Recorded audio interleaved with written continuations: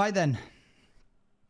Hello everybody, welcome to this very improvised game of Dungeons & Dragons with me, your DM, Dungeon Master, Orange Juice TV. It's good to be here. Thank you for being here.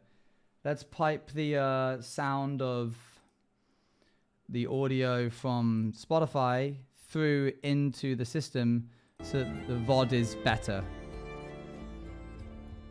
Better watching experience for those that want to. Let me get the right playlist up.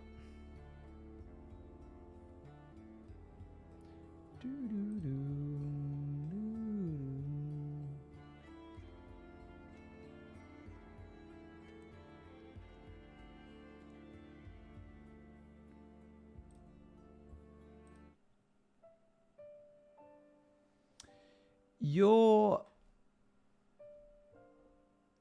first breath is ragged. Most of the village assume you would be dead within the first few years of your life, and in fact it is somewhat of a miracle that you do live to see adolescence.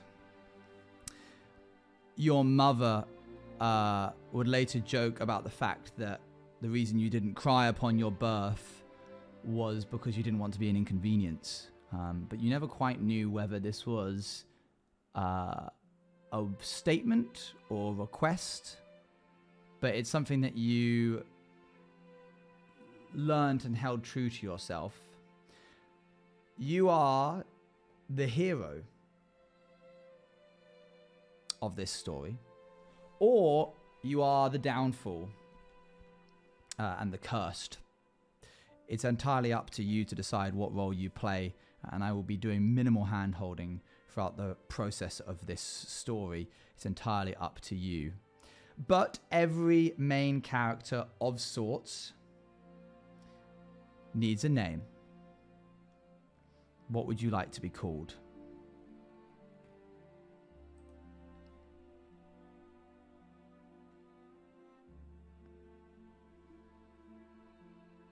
Ellie, Juice, Astro, Toad in a Cup, Hunter, Aquila. If you see ones that you like that other people put, please go ahead and say again. Like parrot what you like the most.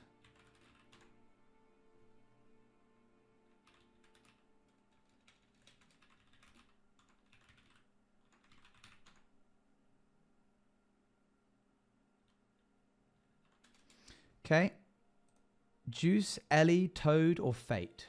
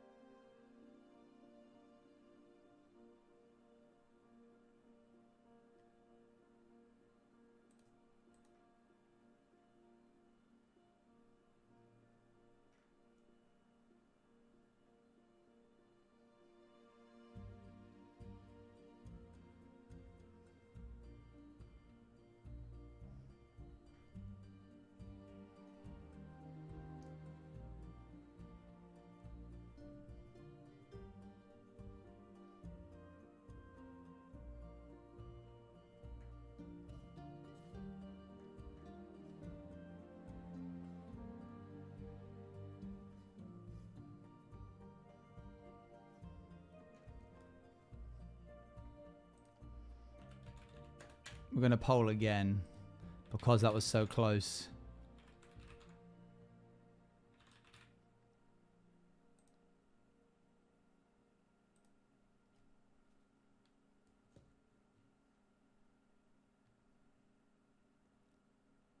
Owen, I misvoted. Please no. Huh?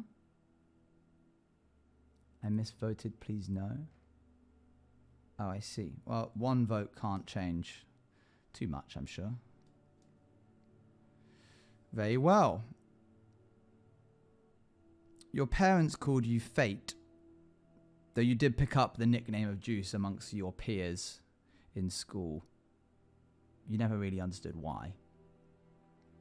When you were 6 years old, you were exploring the woods near your house and trying to see what parts of the stream you would be able to jump across. A babbling brook cut the village in two, and you like to explore the edges of it, as that's where a lot of fauna and flora would grow. One day you slipped and scratched your knee up upon falling into the cold and abrasive water. What did you do?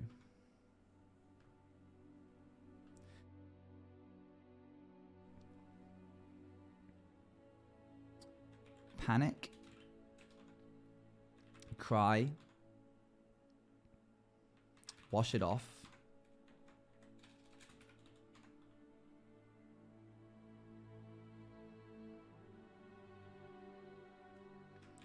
Look to someone else for help. I'll tell you now, the water was only yay high. The only thing that was damaged was your pride. Panic, cry, or wash it off?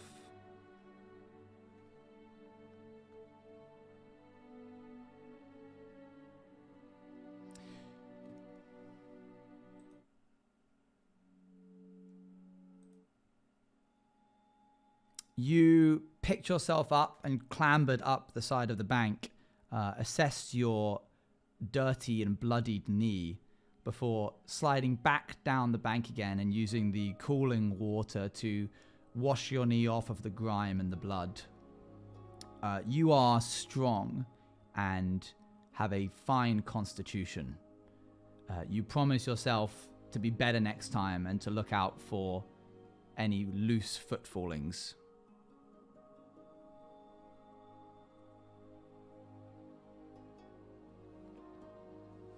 When you were 11 years old, you got into a fight with, well, not a fight per se, an argument with one of the other students of the local school. They accused you of being a goody two-shoes, of tattletaling on them, because they were consistently skipping class, and also going around to other people and stealing the packed lunches that their families had made them. My question to you is, was this true? Are you a snitch? Or were you falsely accused?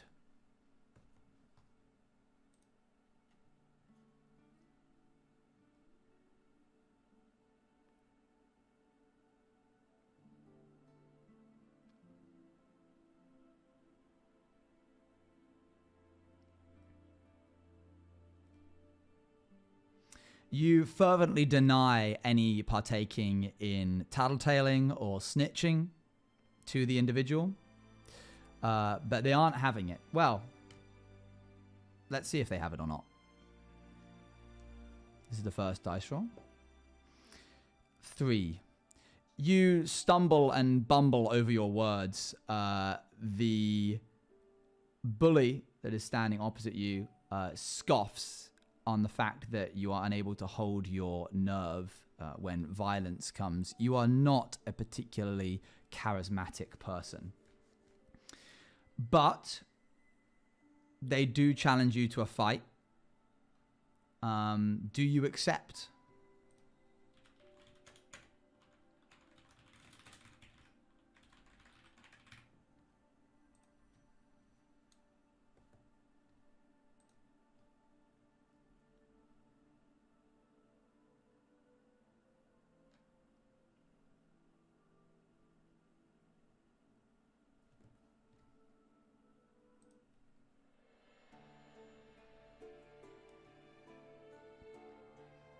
You accept the fight, and the other kids gather around after school in a sort of makeshift ring around you.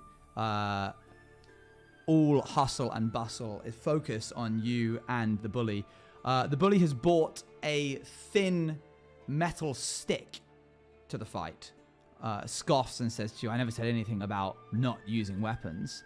You have an opportunity, a few minutes at best, to arm yourself before the circle begin to enclose in on you and force you into the fight. What kind of weapon would you like to look for?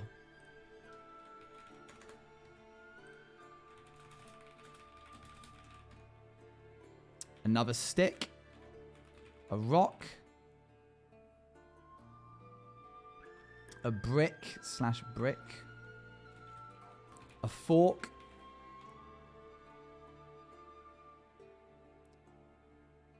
A broom handle. You glance around you. You see a short but sturdy stick lying next to a tree that has fallen off recently. One moment. You see a large brick fallen off from the roof of the school. Somebody hasn't cleaned up after themselves after lunch, and a discarded and dirty fork lies in the dirt by your feet. And the janitor clearly hasn't gotten around to clearing up the equipment of his, as lying against the school is a broom handle, of which you can make use of any of these items. You can also do additional votes for 1,000 citrus points each.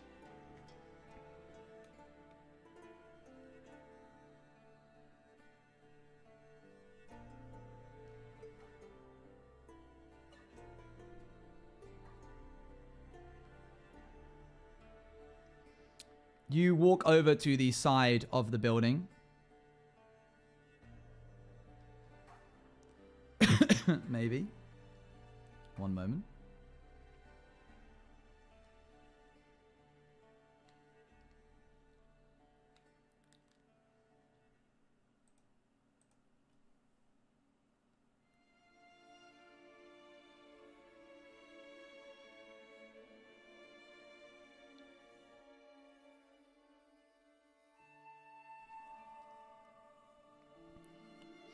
You walk over to the side of the building and hesitate. Your mind initially goes to the broom handle, but eventually you decide that bluntness is your preferred damage of choice. You pick up the brick and prepare to enter into close combat with the bully. Let's see how it goes. The bully will be rolling the black dice. You will be rolling the purple dice. The bully rolls an 11 plus 1. And you roll plus 2, a 10. It is a very close fight. You dodge and weave in between the metal stick, using your fists with the brick as best you can, cutting and jabbing, smacking the brick against the side of the bully. You deal a stupendous number of blows, but unfortunately the bully quickly realizes that what he doesn't have in roughness of weapon and determination, he does have in range. He keeps you far back during the combat and uses the thin metal pipe, cracking it over your back, across your legs, until you are lying in a heap on the ground. You leave that fight battered and bruised, not sure whether your pride or your body hurts more. And you swear to yourself that in the future, if you do end up getting into a fight, you will try and use whatever you have at your disposal and close the range as much as you can. You are proficient in improvised weapons and close quarter combat, although you're not great at it.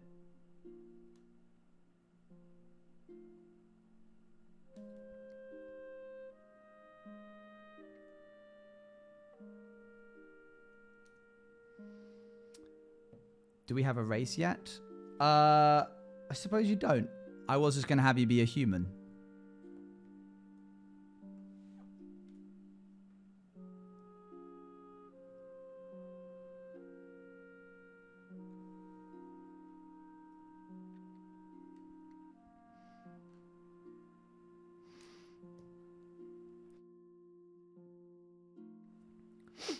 Just a guy. Just a dude. How do you perform in school? Do you find yourself particularly blessed with being able to handle the curriculums? Are you on average, or do you find that you like to question more about why things are rather than what they are?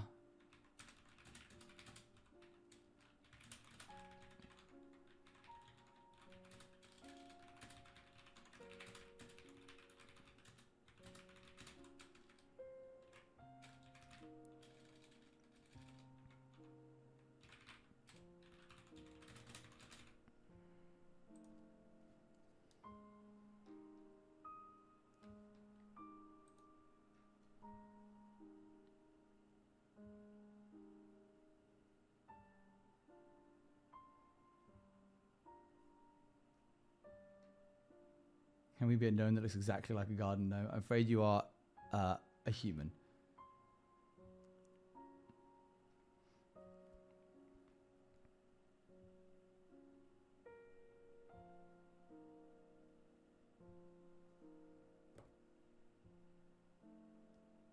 Very well.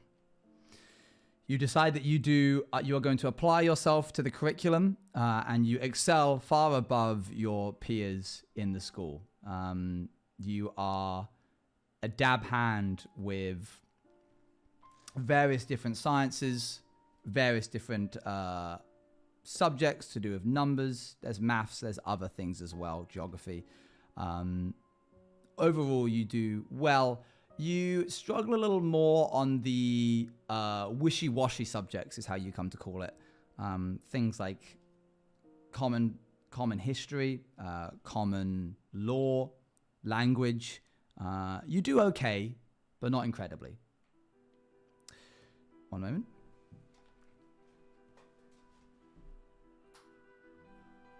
It's starting to hurt my eyes.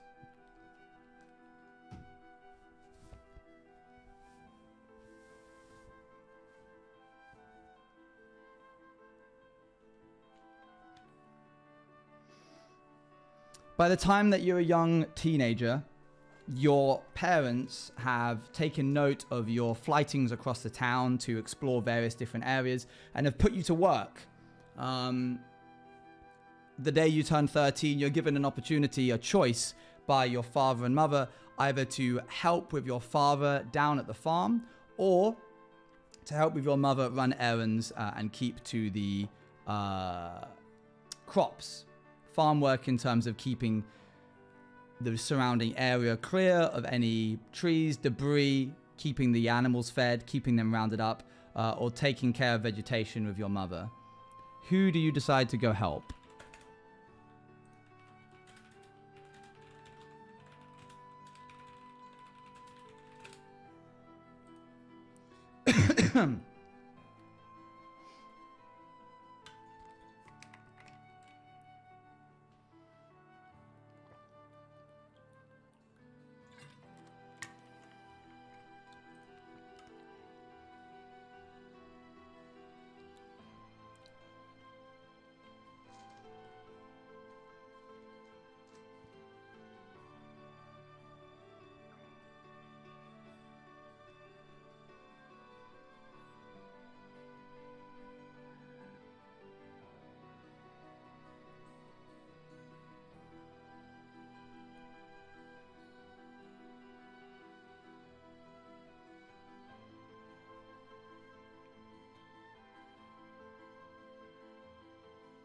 You decide that you'd rather help your mother out. Give me a dice shake. Give me a dice shake.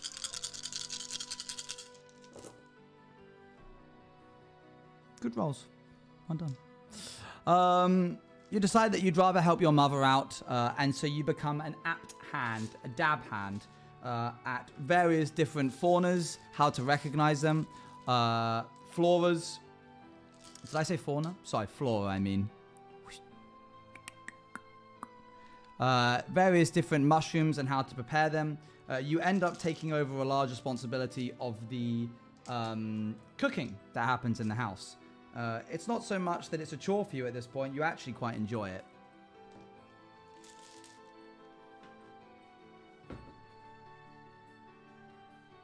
Your father does complain that he does wish he had more help around the farm, but you pay him no mind. You and your mother begin to get closer and closer, and you catch her at times looking at you almost with a mournful expression, a sort of tear in her eye. She holds you close at certain points when you feel closer to her than ever. You're not quite sure why.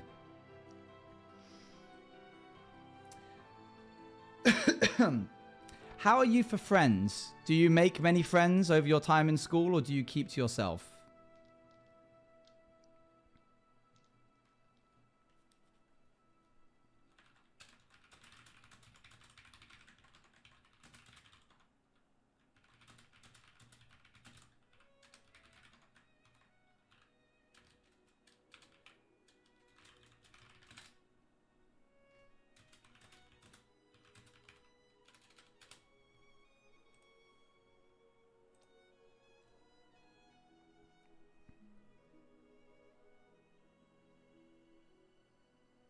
You have one or two good friends that you grew up with in school. Eventually, one of them is sent away from the village in order to go fulfill various different tasks and services that are required. That's all they tell you. The other one decides to leave for themselves and head out to the big city. You both promise on your 16th birthday that you'll meet once again somewhere in Waterdeep. You hope that you'll be able to find them again one day soon. Eventually, it is just you in the village. And on your 18th birthday, your father pulls you aside and tells you that that's my man's, that's where he lives, my husband. This is too much. Sorry. So we lost our friends already. You had them, and they're still out there if you want to go find them. Who's I'm playing D&D with? You.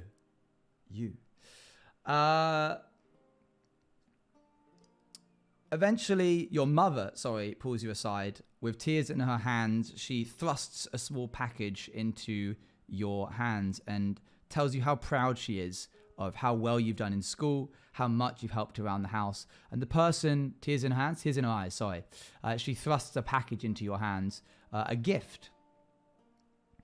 She tells you how proud she is of who you've grown up to be, and is just so pleased to have gotten to know you so well and to be a steadfast part of your life over the past 18 years. You open the package to find one of these 4 things.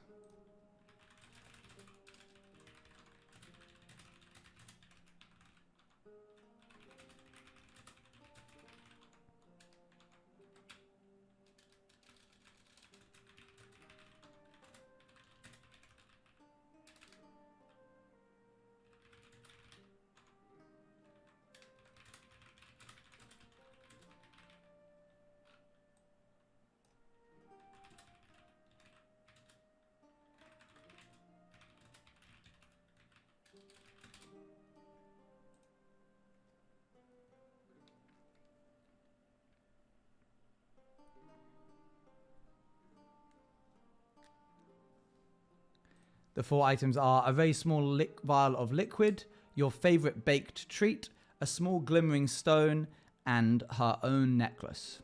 Or her own necklace, not all of those things.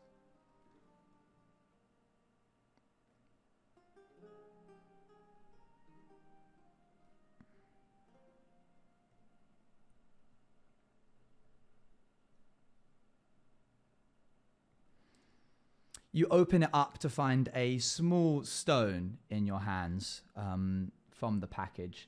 She quickly covers... Wait, this could be turned into a personality quiz. She covers it and presses it into your palm and says, "You're about to go on a very important and very lonely journey. You haven't had a lot of time to experience the joys and luxuries of life. So, when you were born, I put this aside for you to enjoy one day. Don't keep it. It has no sentimental value. You must sell it for gold and then use that gold on yourself to enjoy life. I hope you'll take me seriously with this." And she forces you to put it into your pocket. You are welcome to do whatever you like with the stone. It is yours now. It's in your items. A little confused, you go to bed, content, a little lonely in life, but happy. The next day, you wake up to your father standing over your bed. You've not gotten along with your father, but you've never really been able to enjoy each other's company. He's always revered you almost. You seem to be treated by him as a tool to be used around the house rather than his own child. Where we outright choose our class. I really hope we don't have a vote where we outright choose our class. Do not expect D&D 5e rules. That sort of thing will not be happening. He goes, Fate, get up, will you? You sit on the side of the bed with him, and he takes out a envelope, and he goes, I need you to deliver this to someone very important, to someone who keeps our village safe. I would go and do the journey, but your mother needs me around the house, and the village needs me even more, and so it falls to you. He puts the letter... I cast Eldritch Blast on my phone. He puts the letter into your hand. It has a ornate green wax seal over the front of it, holding it closed. He says, it is of the most importance that you deliver this sometime, well, sooner rather than later, but you have about 10 days. We're just fortunate enough that you've grown of age to the point where I can consider you an adult. I swing my battle axe. Enough where I can consider you an adult to go out into the world and deliver this letter to them. The fate of the village lies in your hands, Fate. What do you do with the letter now that you're holding it?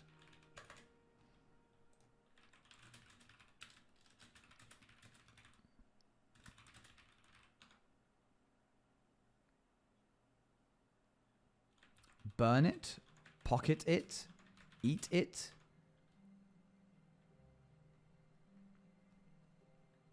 Attempt to open it.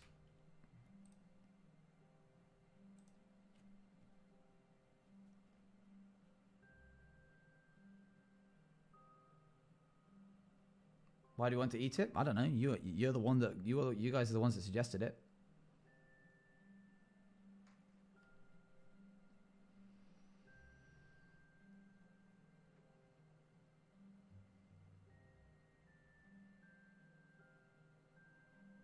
As funny as the other options are, we should probably deliver it. Can I do this? No, I can't. Can I? Hold on. Oh, no, that's not how that works. Is it? Ooh. Long chat? Question mark?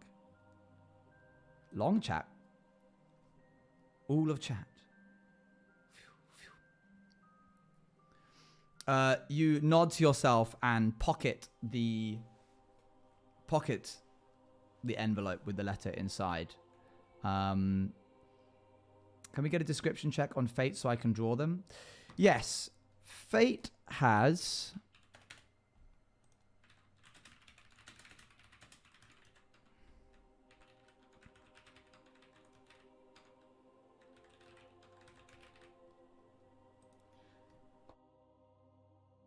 What color hair?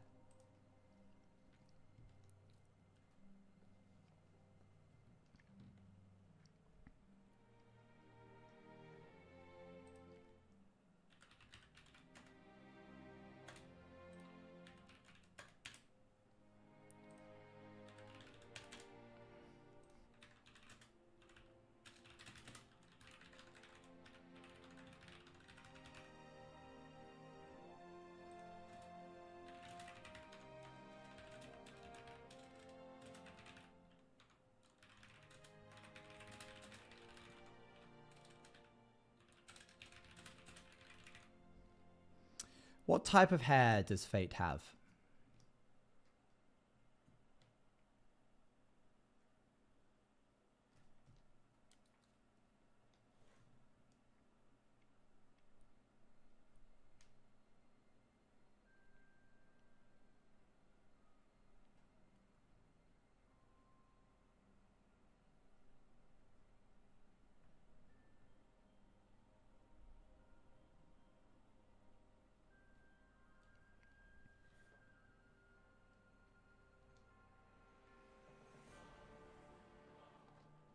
Apologies.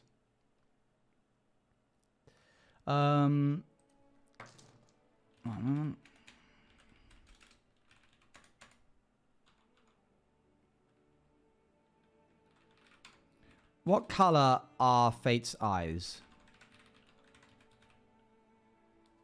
Feel free to give me some suggestions in chat.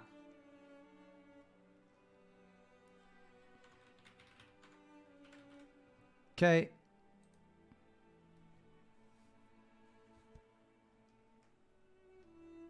No, not their sexuality, Ethan.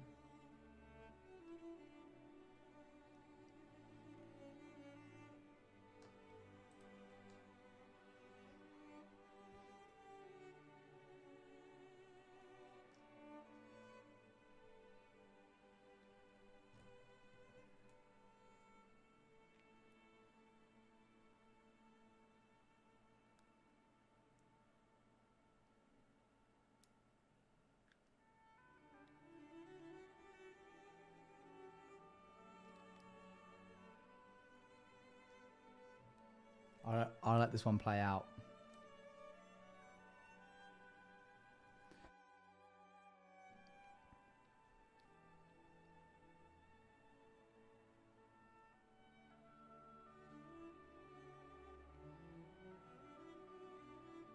Grey eyes.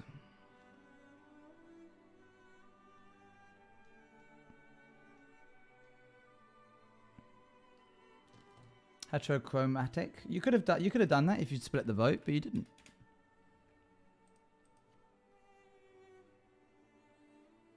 It needs to be 50-50 between the two. That's how biology works, right? Okay. We were one away. You guys have got to work together.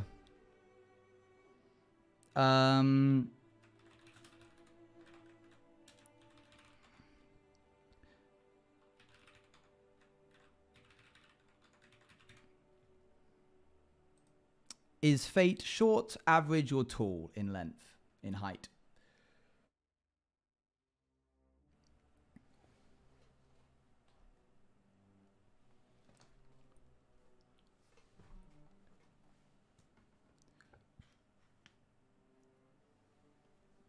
We're not doing biology. We're doing biology.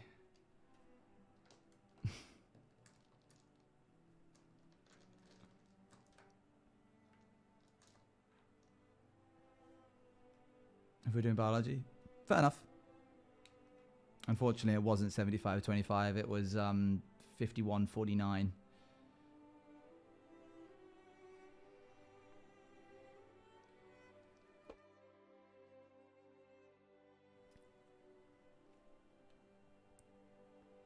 Could we get a volume increase on the music?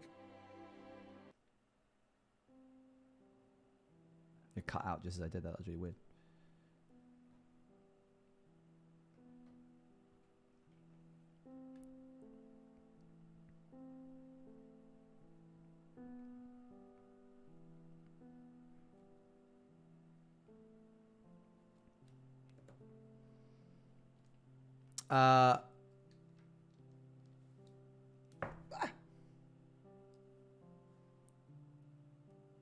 Best TM ever, actually. That's all it took.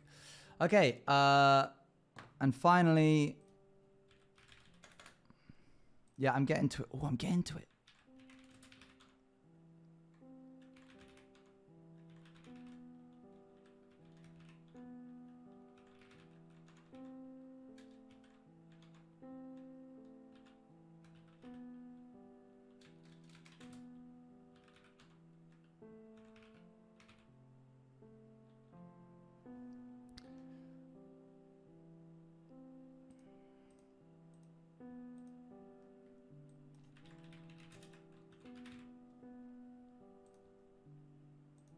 What skin tone does Fate have?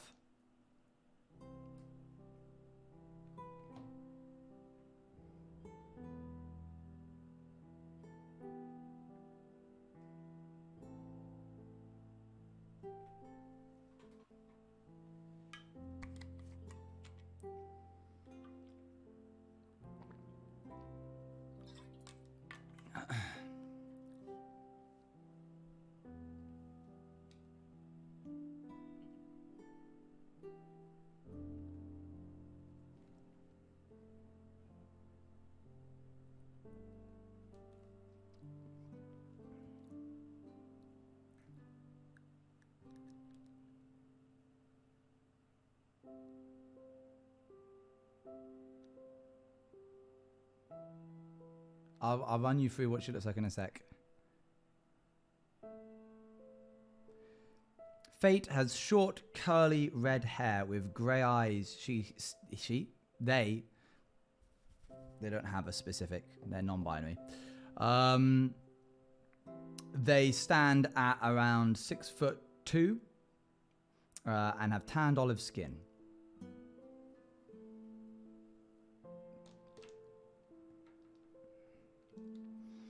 Are we ready to continue? Did we pick a gender? Not today. No pronouns. Well, yes pronouns. They, them. They have no pronouns. They only refer to themselves in the third article. What is it? Fate only refers to themselves in the third... Dang it! Okay. Do you have any questions for your father while he is sat on the edge of the bed?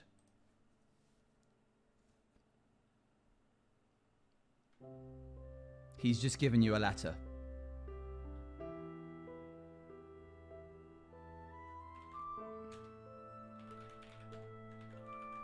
Why?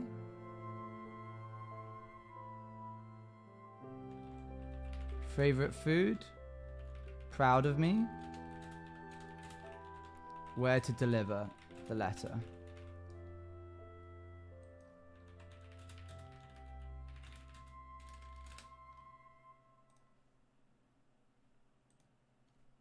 You can ask multiple questions if you feel like it.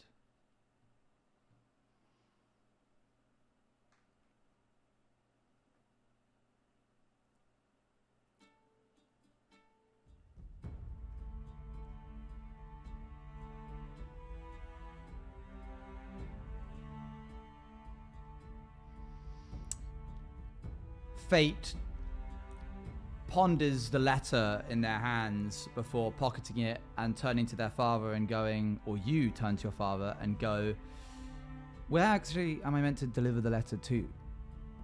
And your father goes, yes, so a day's journey through the woods, the normal path. Do not err off the path. This is important. You will eventually reach a clearing. Take a right on the mountain path and keep going up until you reach the snow caps. From there, you will see a large castle. That's your destination. Do you need me to write that down?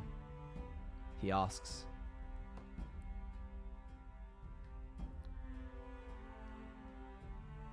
Yes? Well, you'll have to do it yourself. I've got a lot to do today. He stands up. Is there anything else you wanted to ask?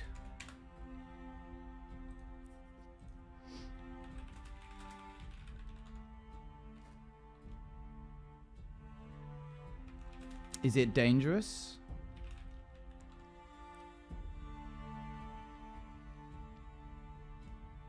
Can we repeat questions? Yep. Are you proud of me?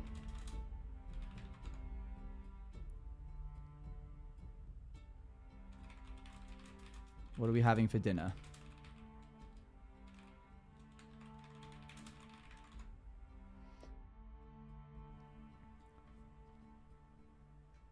And why? That was a goof. I'll take anything that anyone says.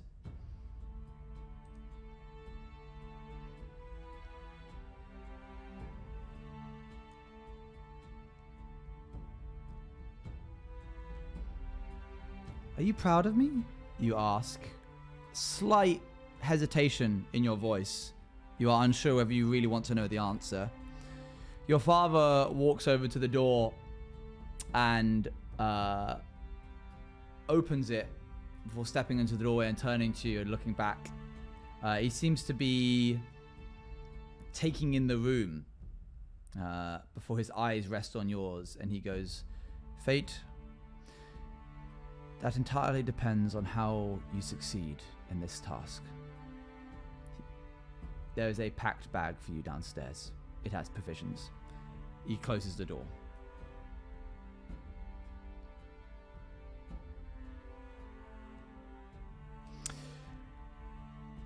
You take a moment to collect your things. I'm not bloody going anymore. You take a moment to collect your things. what would you like to take from your room? You can understand that provisions and other necessary equipment is in a bag downstairs. But what would you like to take with you from your room? Stuffed teddy. You can assume you'll take the stone. A pillow.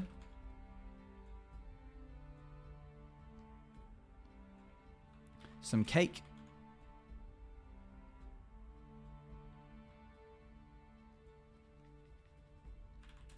A picture of the family.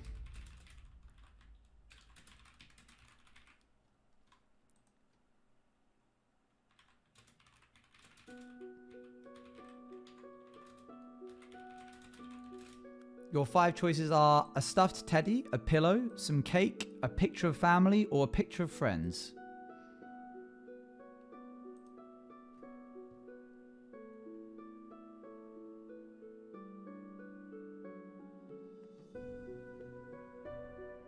The bag downstairs doesn't contain a weapon, but you don't own any weapons. You specialize in close hand-to-hand combat. Punching.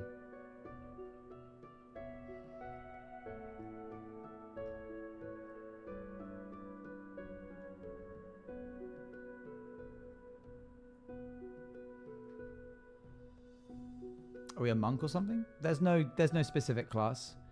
Improvise like a brolly or something. Yeah, anything really. You can make do with pretty much anything that you come across. You would have been better at certain things had you gone down a certain way of like training, such as with like a short sword or something. But you're able to make use of the surrounding area to make good with pretty much anything you see. Okay. You pack your stuffed teddy, whose name is what?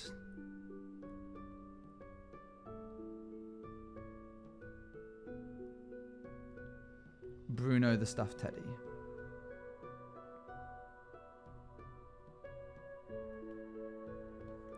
You head downstairs.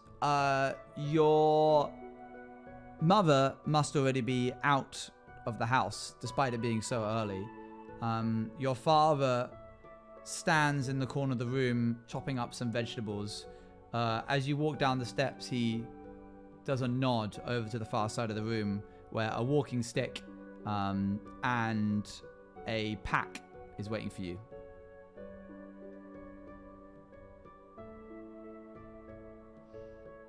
We should have asked what we should have asked what was for dinner. How do we play? You'll pick it up as we go along. Would you like to do anything?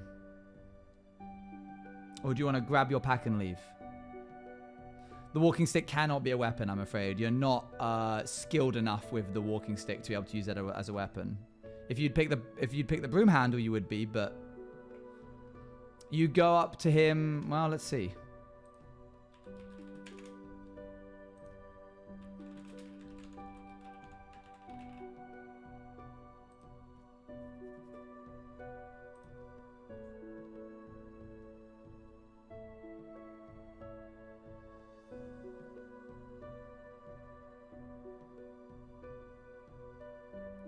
You go up behind your father and wrap your arms around his broad frame.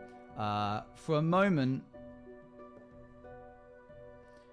it seems like he's waiting for you to let go before he finally seems to soften up. He sighs and you hear him say, with your ear buried against his back, "Good luck, fate. May the gods be with you." You take your pack and you head out of the house. Down the path out of the village of which you have never traveled on. One moment.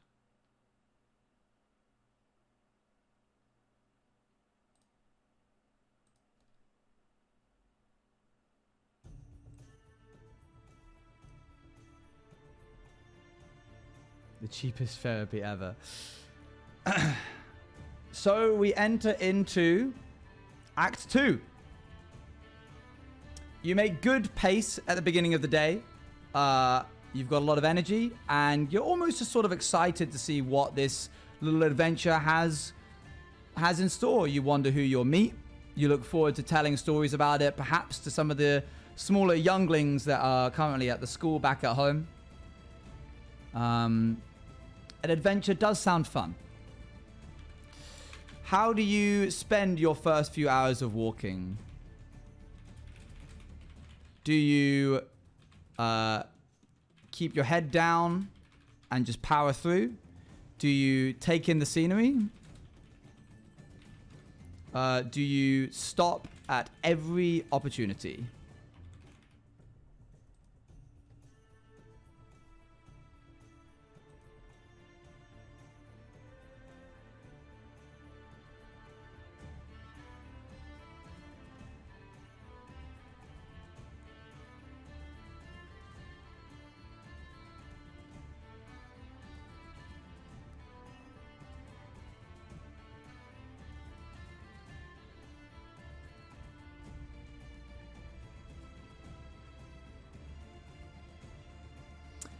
Okay, you take in the scenery, and it doesn't take you long to notice, first of all, what a wonderful day it is, the birds in the sky, the breeze across your face, the scent of the grass and the moss surrounding you as you walk through the forest. You make your way along a thin road, well traveled on by your village, out into the woods. Eventually, you see a upturned caravan shortly off the side of the road. There appears to be no movement from the caravan. There doesn't appear to be any yelling. You can follow where the tracks have burrowed from the dirt track into the side of the bank, how it has flipped and carried itself a short distance into the woods. What would you like to do?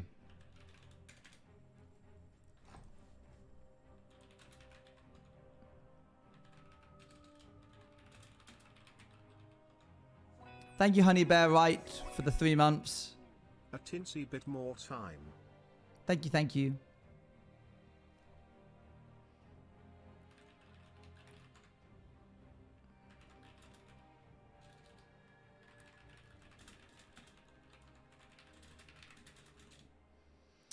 Loot the caravan, investigate the caravan, continue on the path, or throw a rock at it.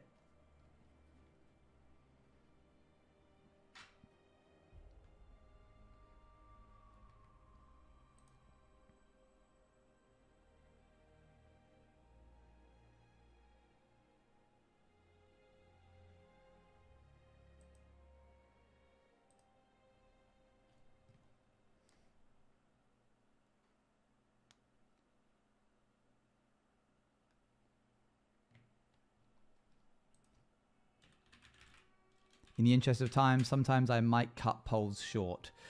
For a moment, you remember the words that your father said not to go off the road, but a voice flickers through your mind, and you think to yourself, what if Mum was left the house and is running errands in a village nearby, and it's overturned, and maybe she's in there and she's hurt? You tentatively walk up to the side of the caravan. How would you like to investigate it? How would you want to go about that?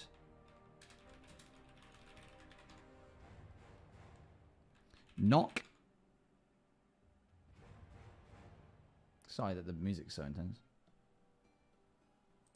Say hello. Peek in. Okay.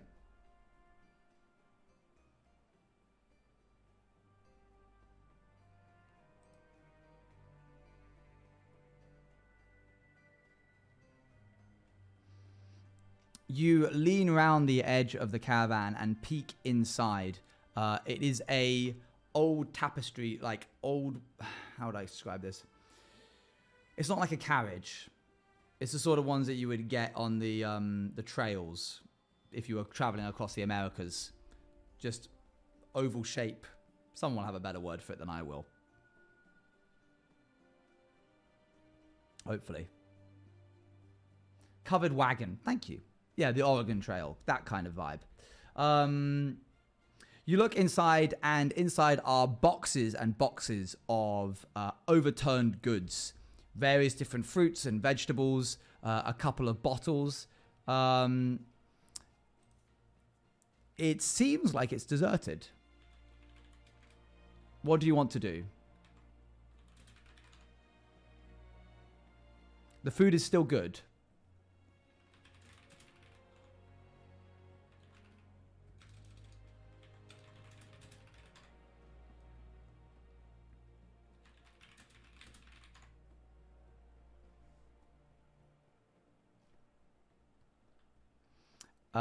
Your options are take the food, eat the food there and then, look around some more, or leave it.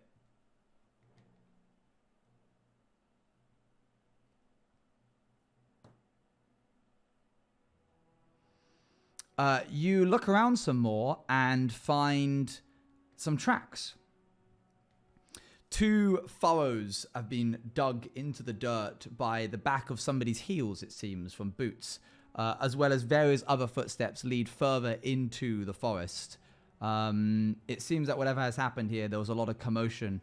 You see spatters of blood around the edges of the caravan, and the furrows lead from where the driver's seat would be.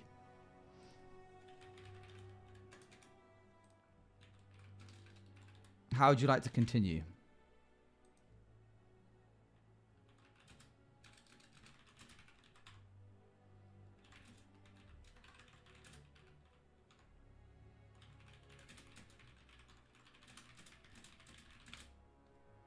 Your 3 options are leave now, follow the tracks further into the forest, or take the food and leave.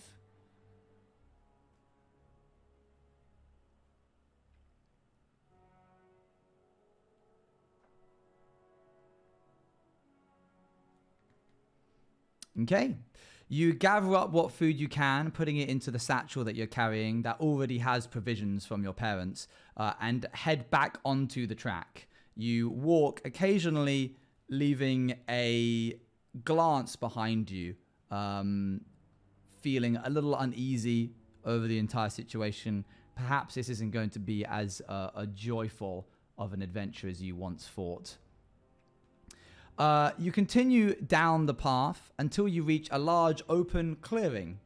The road opens up here into a wide field. It's a lovely spot to sit and take in the various scenery. There are big moss-covered boulders, as well as other small little ponds where you can hear frogs chirping away, and birds fluttering around. What would you like to do?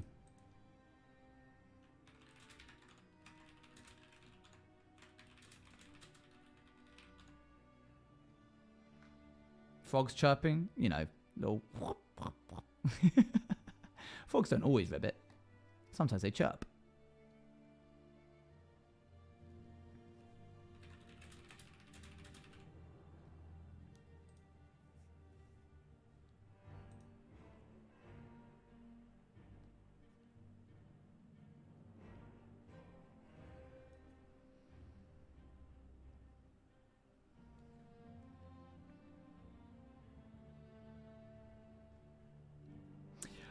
Yeah, you go ahead and dip into your satchel and eventually find the little bundle of food that you left near the top when you were taking from the caravan.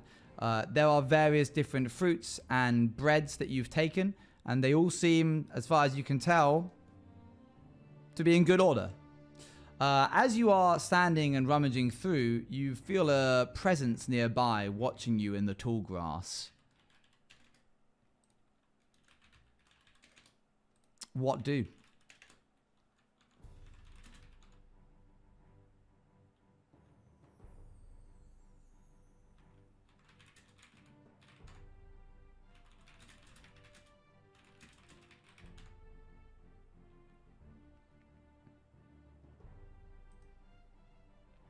That should say into the grass.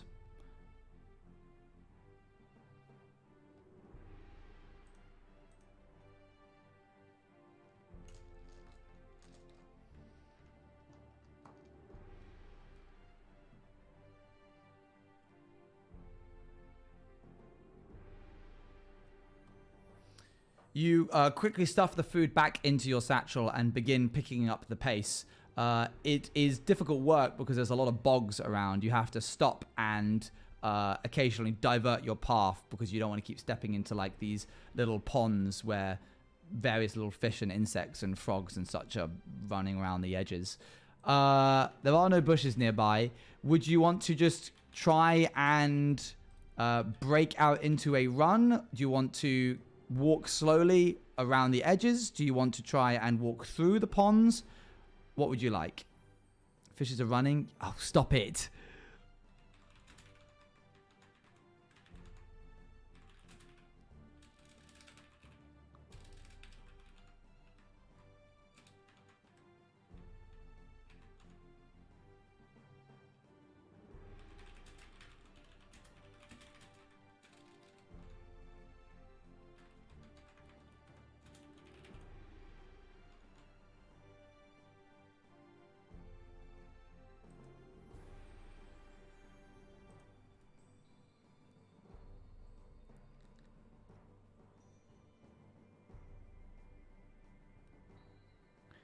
You take your time walking carefully around, trying not to make eye contact with anything, even though there is nothing there, until finally you hear a small voice from the edge as you make your way past a large bush. Hey, what are you doing?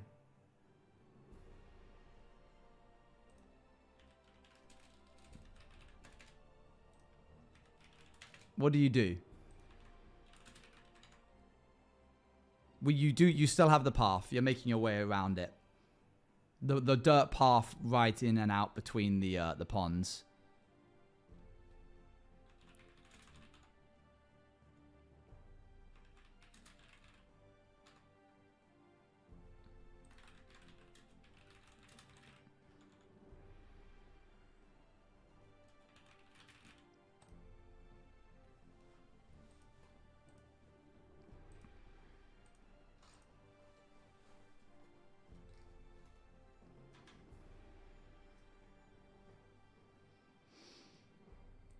You must have... Oh, hang on.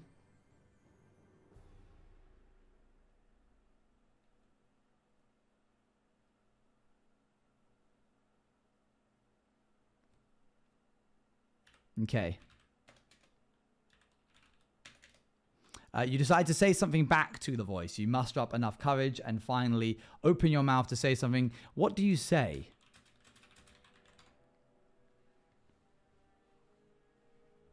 What bandit would lead with, hey, what you doing?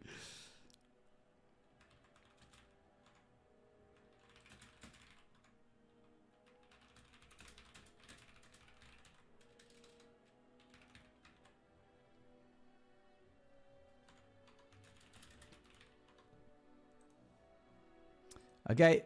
Nuh-uh. Who said that? Nothing. What are you doing? I have a knife.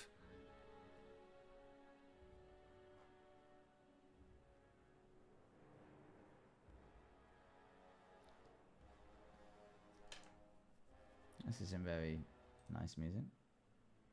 There we go.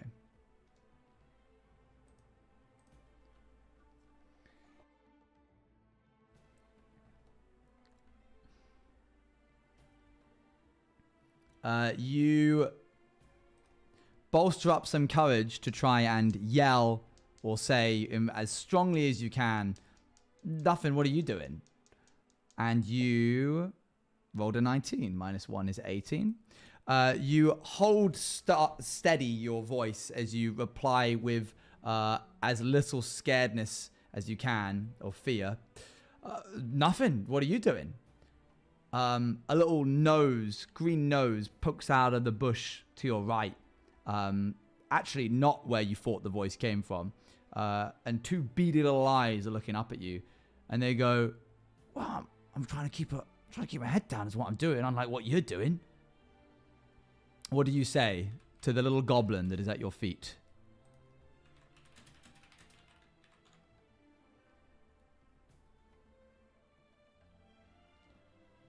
Is it 3 goblins in a trench coat? It is not 3 goblins in a trench coat.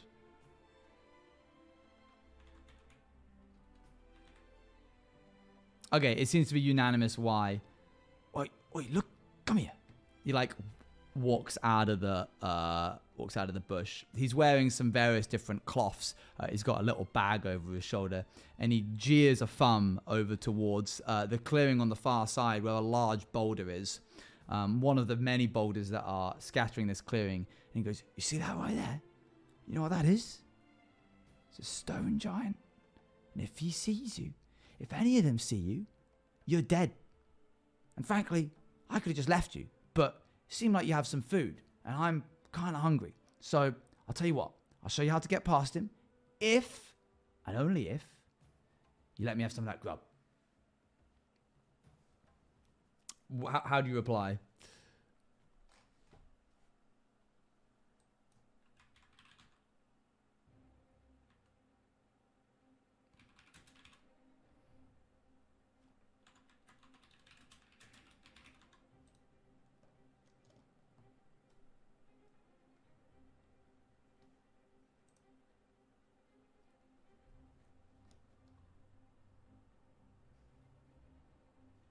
Okay, you agree tentatively to the little goblin's deal.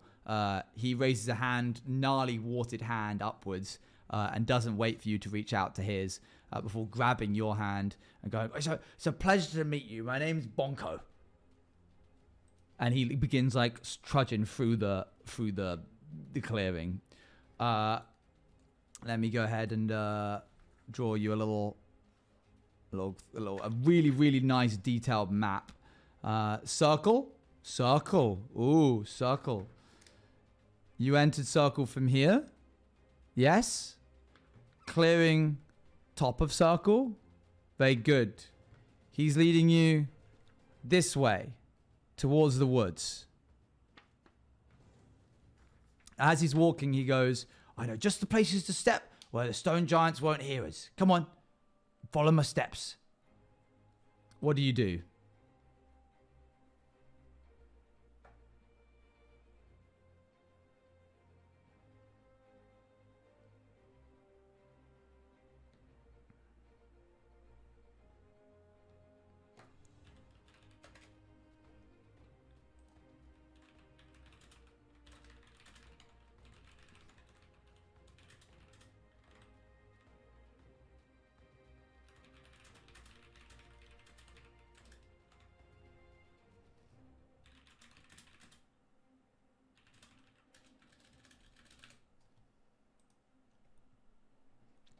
Your three choices are follow him, insist you cannot stray, or leave him.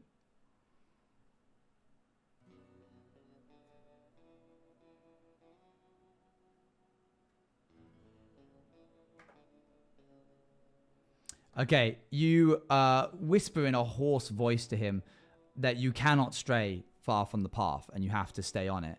He turns to you and with a like dumbfounded expression kind of goes, "Yeah, I kind of get that you're on some kind of grand adventure, but if you go past that rock, you're going to get squished into a pole.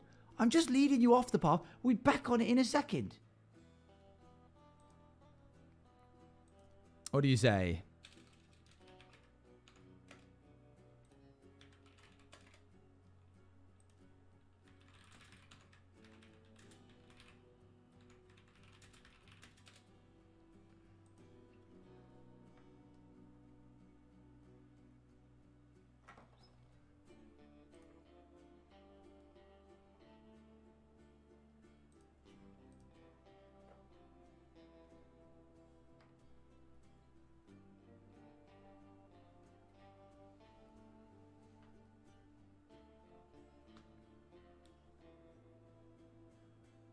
Currently neck and neck.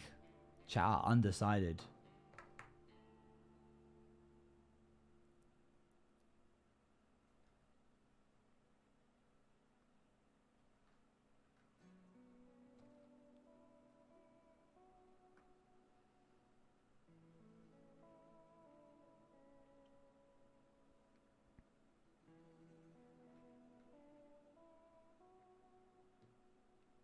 Can we roll insight?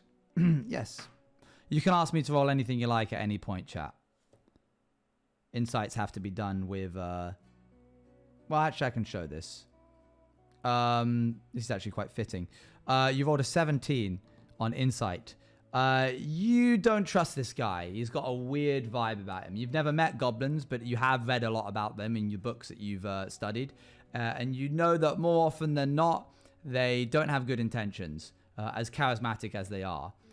You say, no thank you, sorry, and stomp away from the path.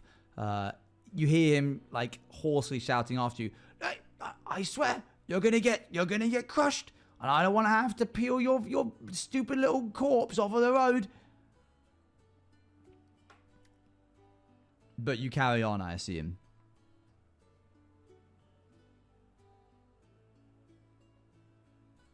Oh, screw him. All right.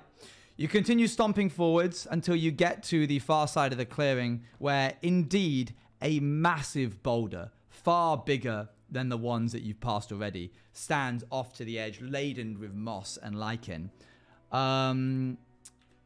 What do?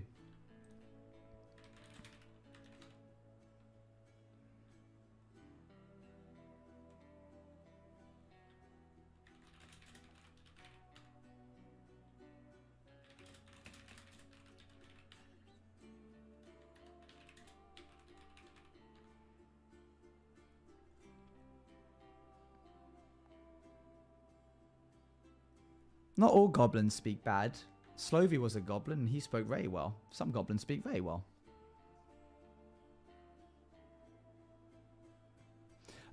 Your choices are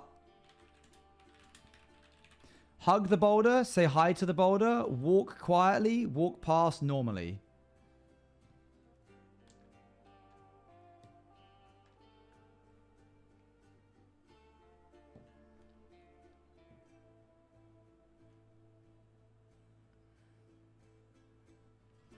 Okay, let's get you to roll a stealth check then.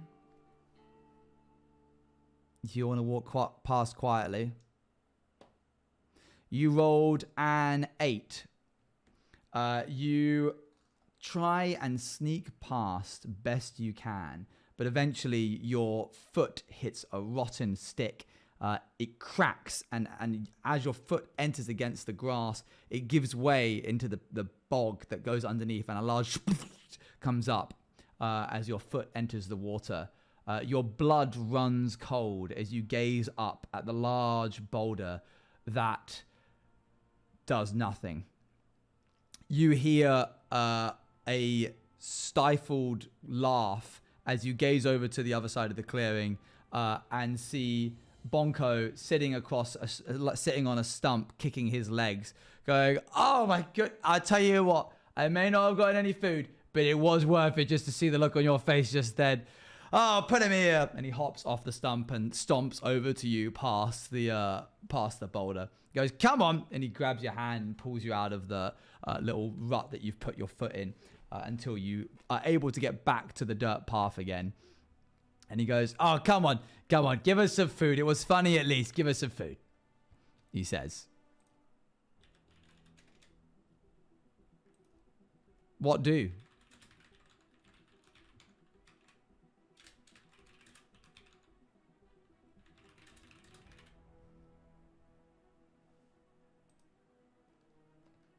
Your 3 choices are refuse, kick him, or give him food.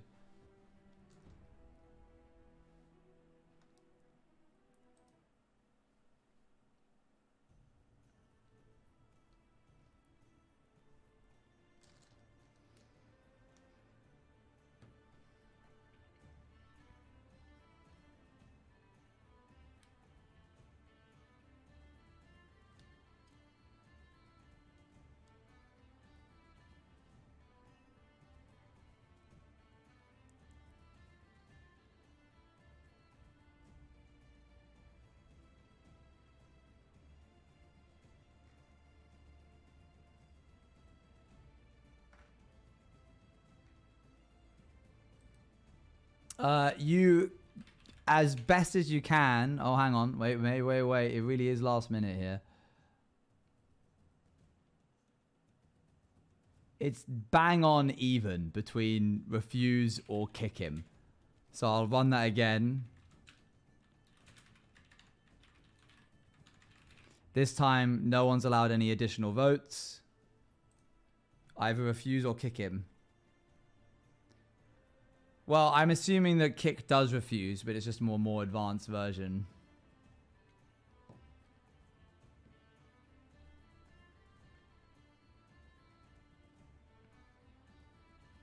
Okay.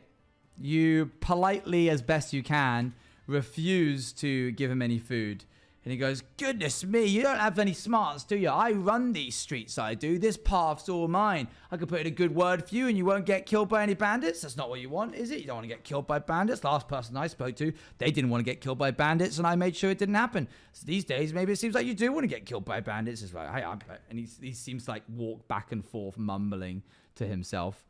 You roll for insight, sure. You rolled a 7. You're unsure, really. He's speaking so fast and mumbling so much that it's difficult to make any real sense of whether or not he certainly gives us the impression that he feels like he's in charge. Whether that or not he actually is another matter. He goes, all right, listen, fine. Sorry about trying to trick you, but Goblin's got to eat, you know? I got stuff to do out here. There's people to meet. There's situations that I've got to situate. He seems quite proud of himself for a moment for having come up with such a big word. He goes, I might start using that more often. I think that's a good word. But listen. There's a man just down the road, see? And he's got a little game that he likes to play. And I can show you a trick or two on how to beat him. Because I've lost every time. He doesn't trust me anymore. He thinks I'm going to cheat. He says I'm a goblin, that I'm a no good cheater, but I'm not. I can show you my little trick on how you can beat him. It's a little game he likes to play. He's a bit of a gambler. All it's cost you? Loaf of bread.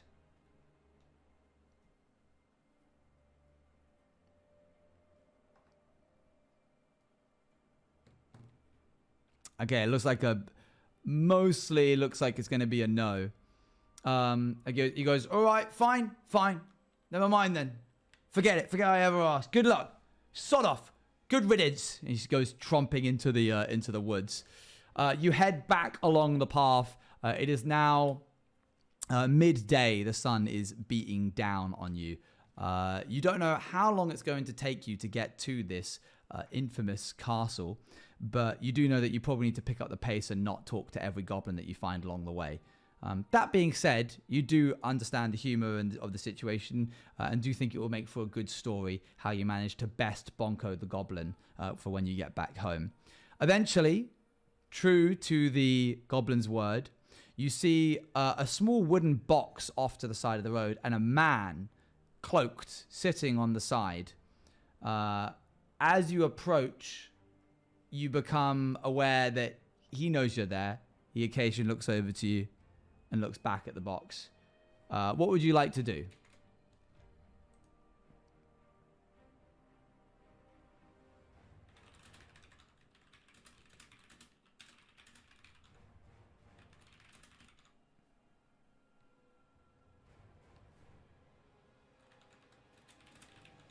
Hold on. It's intense music for no reason. Okay. You can ask him what he's doing, or you can ignore him and walk past. Ooh.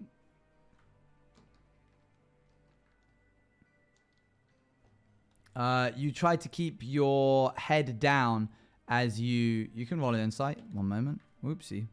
It's got to be on the page. 10. You can't really get a read on him from this far away. You'd need to be closer and actually speak to him to be able to make good of anything. Okay, you decide that you're just going to continue tromping past him. As you approach, he takes his hood off. He is a middle-aged man with greying black hair. And he goes, what's a youngin' like you doing out in a place like this? You continue to ignore him as you walk past, as you didn't stop to talk to him.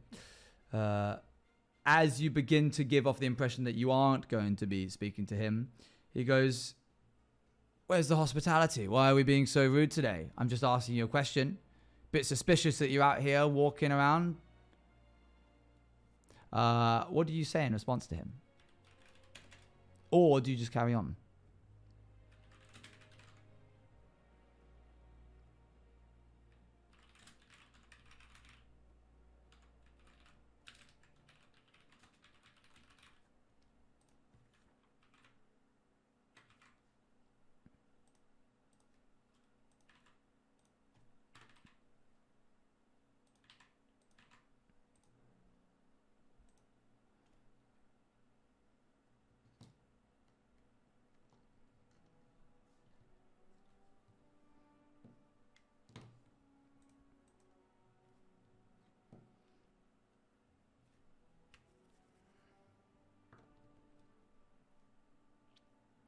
One moment.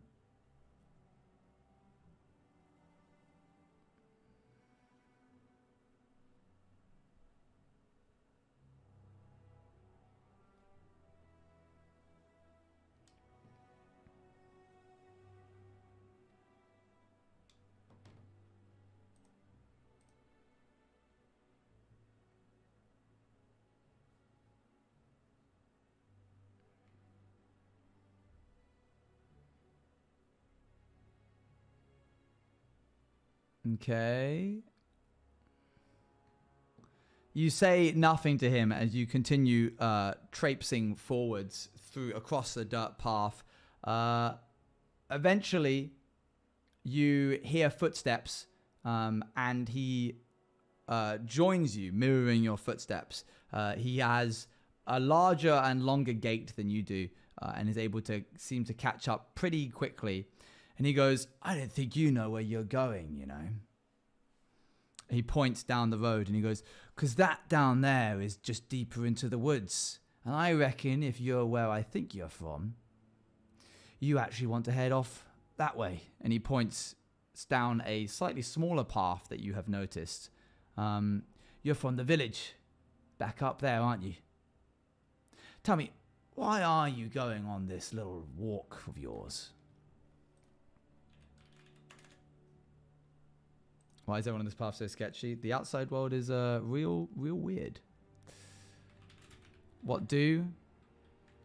Just keep walking.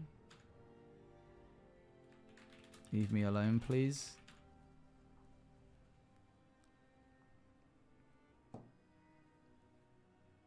You can't roll insight, I'm afraid. Can't roll insight on everything.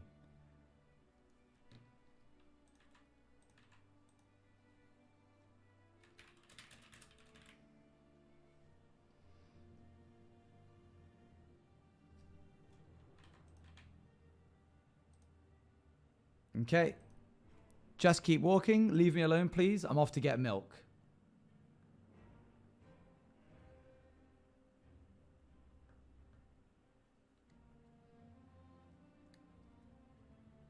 Can we roll insight on ourselves? Not really. Can we roll deception? Yeah, if you lie, I'll make you roll deception. Dang, you guys are stoic.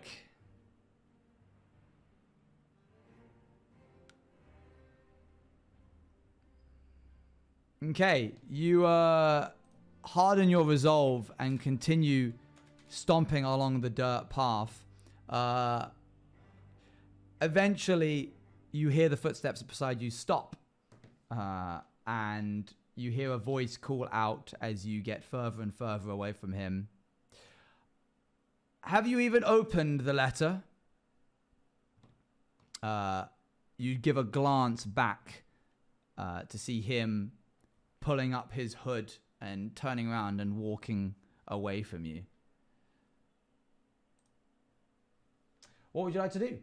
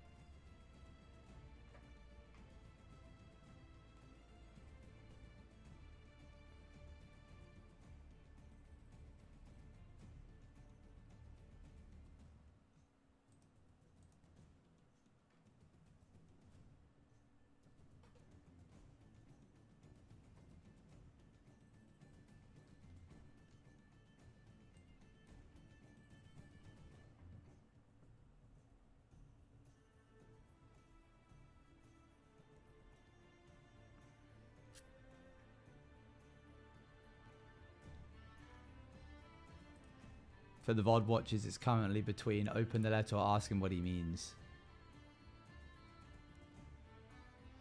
You pause in your tracks and reach your hand into your back pocket as you pull out the ornate, elegantly wax-sealed letter. You try your best to peel the wax seal off so as to not damage the parchment, but you are unable to, and you do open it in the end. And it's clear from the attempt that you've made that it is opened.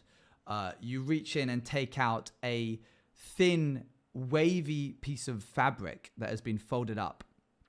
On that fabric is stitched in symbols that you don't recognize. Clearly letters of some kind, but of a language that you don't speak and can't read.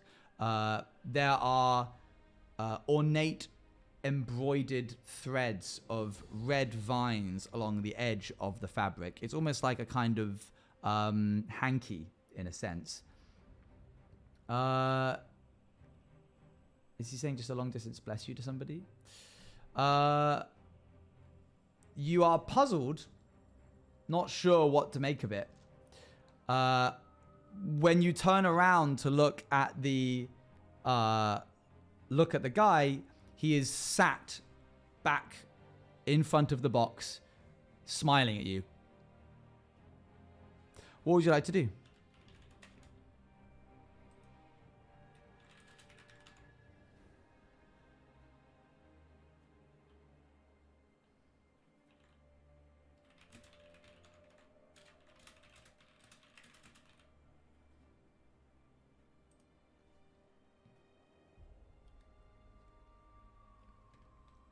You roll insight on the man. He is just sat still. That was an 11. You roll investigation on the letter. You don't recognize anything like this. You've never seen anything like it. And you're not entirely sure why your dad, of all people, would be giving you a letter like this.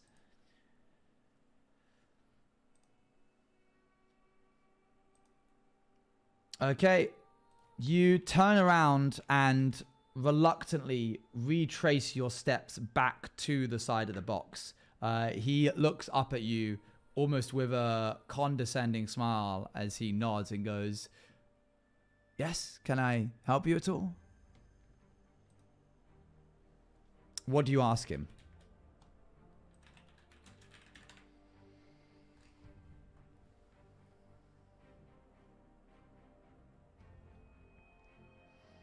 Also, chat, not to sound desperate, but if I order food, it will take me time. Would anyone mind buying me some food?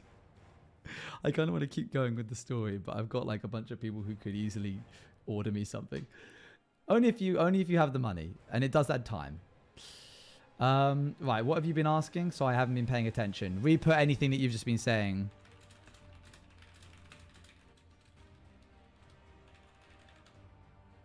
How do you know letter? How are you? What is this letter?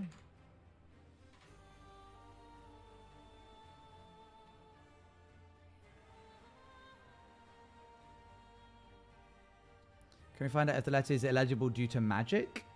I guess you can ask. Do you know my father? Okay. How do you know letter? How did you know letter? How are you? What is this letter? Do you know my father?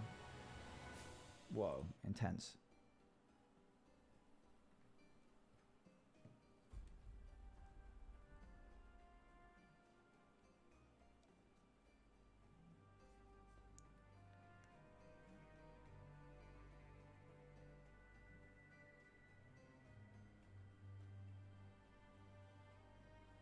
Do you know my father? My father will hear about this.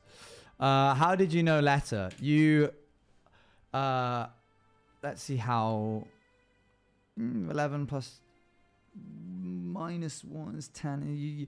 You asked pretty blankly and openly, how did you know about the letter that I have? He nods and goes, yes, I'm sure you have many questions. We'll say, thank you for the 5 gifted. Of course, that's how you say that. Chat. Thanks for the 5 gifted. He goes, I'm sure you have many questions. You are not the first to walk down this path. It is ever changing, ever weaving through the forest. This is not the same path that everyone has always taken, but I sit and wait to make conversations and deals. And many of the people that I've spoken to over the years, thank you Toby is better for the raid. Many of the people that I've spoken to over the years have had a letter just like yours. I'd be willing to decode it if you want to play my game. He gestures out in front of him. In front of him is a set of deep purple dice, each varying in size and shape. One moment, let me find all of them.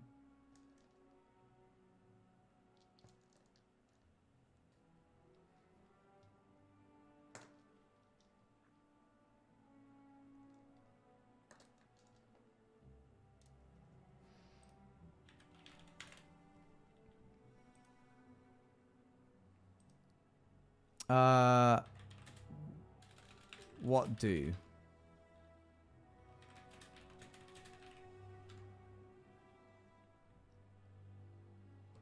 Yep, you can check the dice.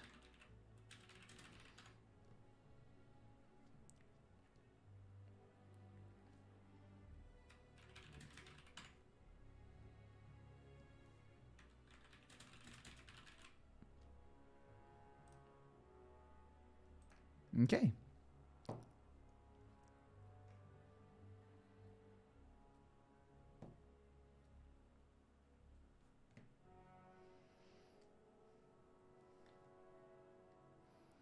You reach forward and take the dice up into your hands.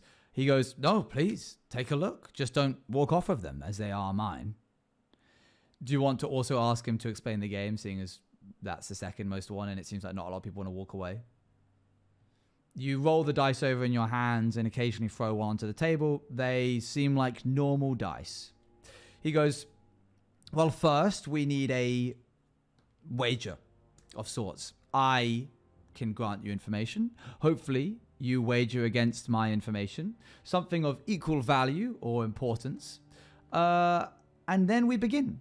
You will begin with the largest dice and work your way down, attempting, wherever possible, to not throw the lowest value that the dice can have, which is 1 across all 7 dice. If you manage to throw all 7 dice without throwing a 1, then I will grant you information. Or you can continue on your journey and find out what your letter means when you get to your destination.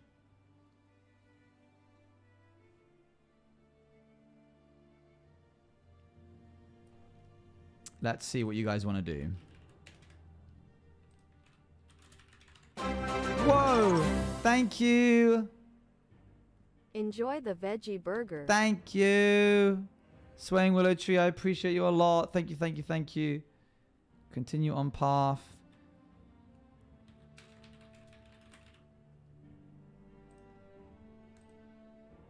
One moment. Let me add 15 minutes to the timer.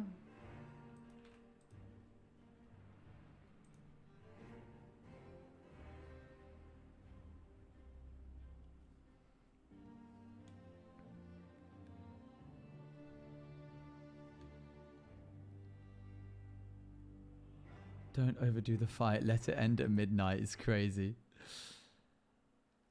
You like to wager something? What would you like to wager? Any ideas?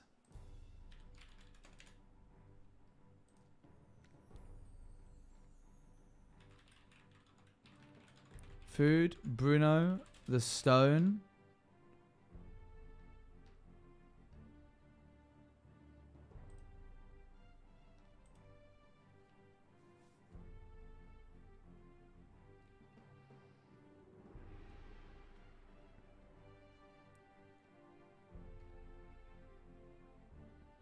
You reach into your bag and take out handfuls of food. And he goes, why would I have any use for food? And he knocks the side of the box and you feel it's not hollow. And he goes, I have all the provisions I need here. Something of value, something of worth. Your second option is to hold out your stuffed teddy, of which he goes, I have no need for a stuffed teddy either. You reach into your pocket and turn over the glimmering stone that your mother gave you. He peeks it in between your fingers and goes, that would do nicely.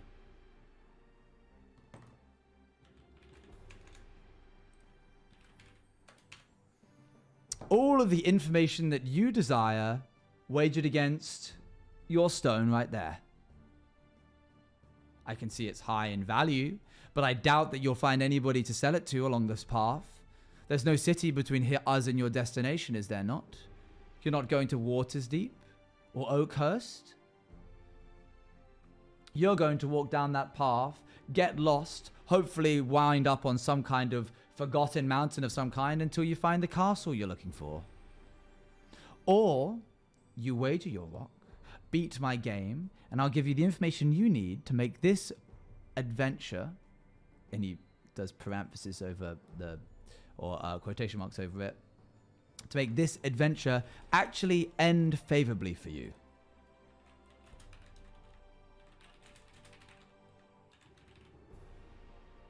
You can do insight on him. It was a 1. You are completely unsure of where this guy stands or if he's telling the truth. That's not to say that he's lying, but you don't know.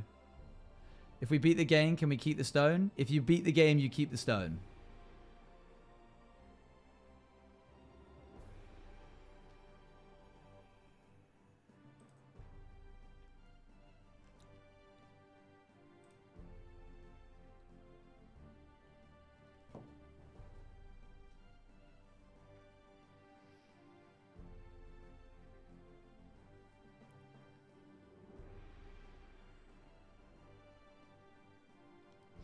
Okay.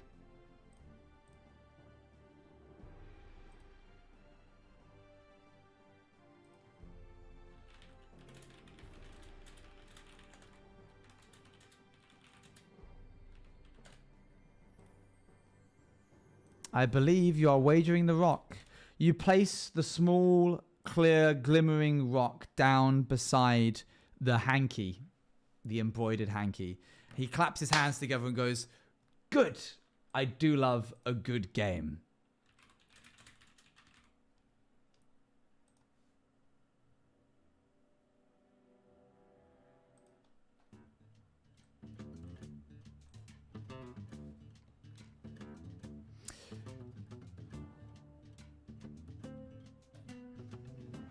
One moment.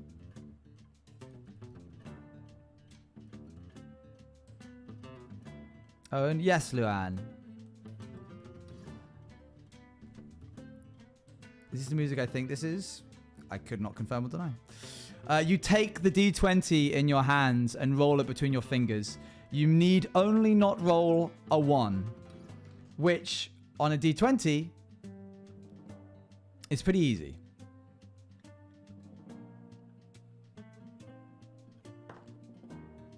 You roll a 19. He smiles at you.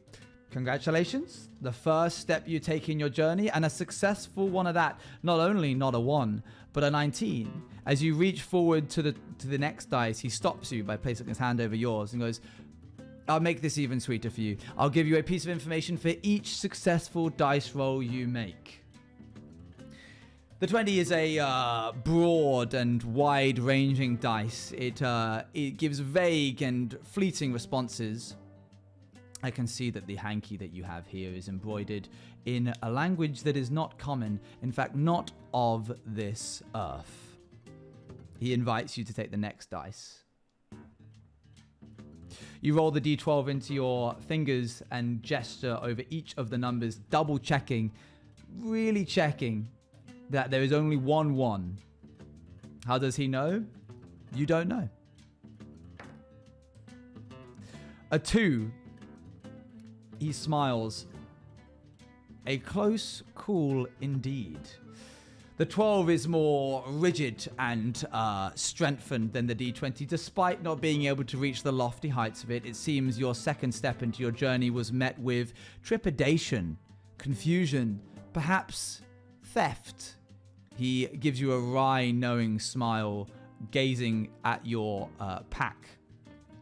No matter, we do all what we must to survive. The hanky is a contract of sorts. He gestures forward to the next dice. The D10 rounded into 100s. Each one of these has 30, 70, 10. What you're trying to not roll is 00, which is actually, no, sorry. What you're trying to not roll is 10. 00 is 100. How does he know this stuff? The letter, the food? You are unsure. You take it in your hands. Oh, hey. No. And cast it onto the dice tray. A 2 again. He smiles. Perhaps your resilience against your first happens on this journey strengthened you into the next one. Or maybe it made you more susceptible to being tricked. Either way, you are clearly here now, and that's all that matters. This is not inscription music. This is from Cult of the Lamb. The hanky promises goods and services from one to another. Your village to an unknown entity. You take the next D10 in your hands. Different to the other one, this one only has singular numbers on it, but it does still have a 0. What you are aiming for is the 1. You are emboldened and strengthened by your success so far. This marks the halfway point in your dice rolling journey. A 4. A middle of the pack row, the diamond-shaped spinning top of the dice world is treating you well, it seems. And on the up and up from your previous close encounters with a failure. Agile, thank you very much for the gifted sub. Agile_Nighthawk has gifted 1 subs to chat. Perhaps the 4 represents your succumbing to questioning. You were pretty resilient against answering any of mine until I made it worth your while, and perhaps this represents that. Nevertheless, the contract is one that asks for protection from various entities which we may or may not get into.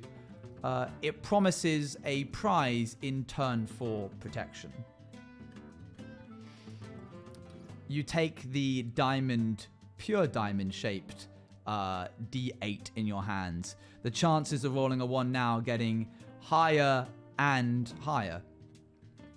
He leans forward with trepidation, particularly interested in this roll.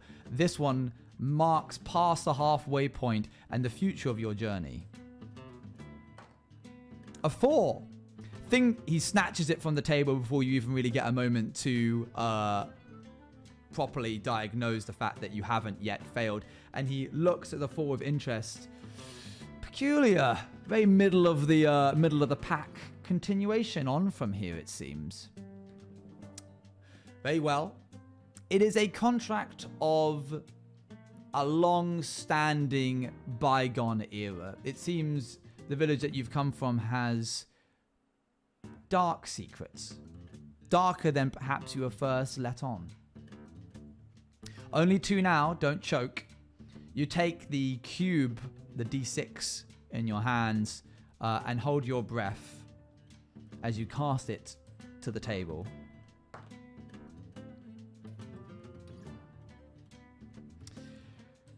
The air grows cold and quiet as a shared understanding of what has just happened connects between the 2 strangers. He reaches a hand forward and gently takes the shining rock. If it's any consolation, not many people do reach the end. And whether you do, though you didn't now, I think you were a great opponent. Had me on bated breath. He takes the stone and puts a foot up on the box before pushing it, and it sinks deeper into the earth until it seems to almost be swallowed by the ground itself. He pulls up his cloak, nods to you, and says, "Best of luck, and keep your wits about you." He turns around and walks into the woods. I don't know why I closed this. It's not like the end. It's not like the campaign's ending.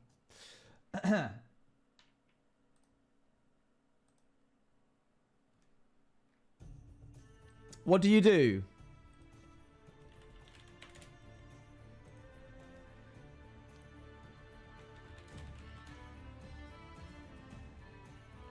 Cry. Keep going. Follow him.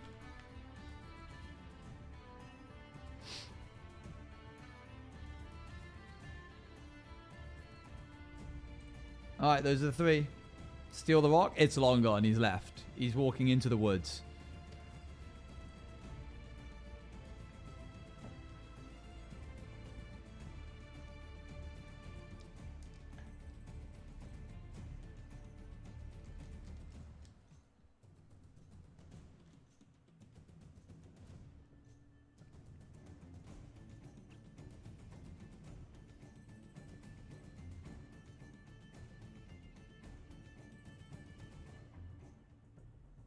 Someone with a lot of channel points just pushed maybe about 13,000 or 14,000 into the most second probable answer for instead of follow him. Someone desperately doesn't want to follow him. Oh, and somebody else is coming back with their own channel points.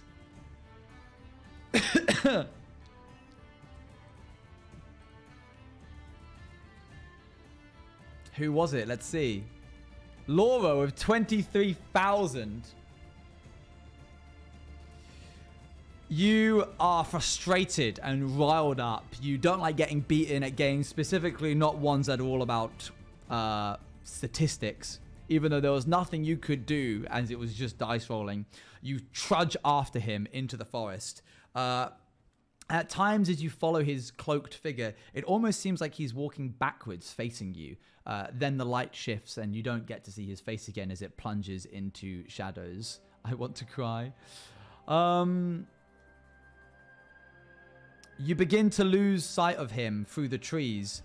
He doesn't at any point stop to seem to turn around or make any impression that he knows you're following him. But it's getting dark as you walk further and further into the canopy. Let's roll a wisdom check to see if you can find your way back or whether or not you want to push on. 18. You feel pretty confident that you could find your way back from here. Do you want to continue traipsing after him or do you want to head back to the path?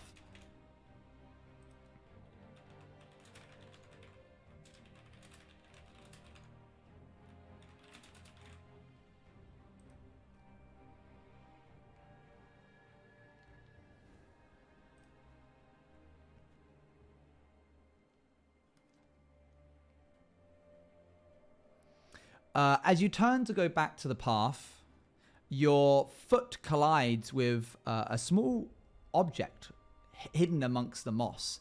It goes clattering and rests against a tree stump. You go over and pick it up. It is a small glass vial. Inside of it is a shadowy, wispy, smoky liquid. Rock? Did I say rock? No, not rock. Oh, you thought rock because on the side of it is a small label written in a fine glittering purple ink with cursive writing. The label on the side of the bottle says, "Give them hell." What do you want to do?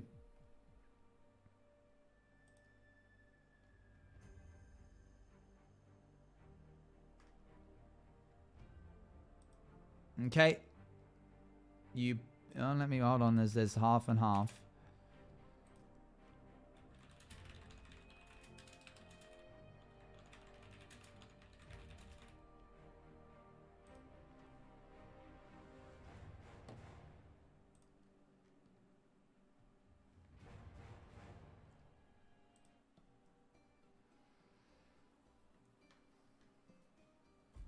Okay, you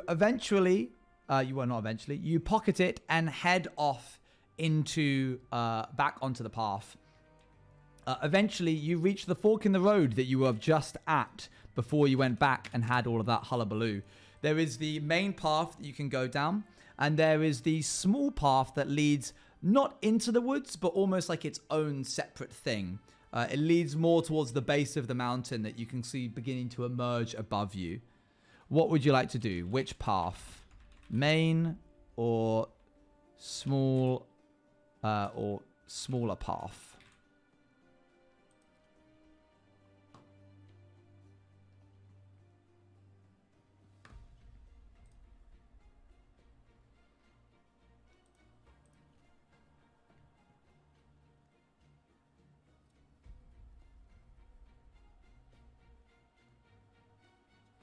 I was up at 5:50 a.m. Oof. See you later, Stupid Mercury.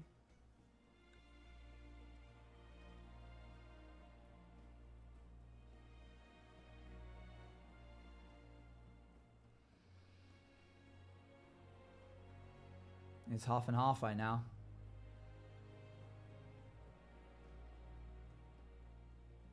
Oh, Sleepy Mercury, I'm so sorry. Good night, sleep well.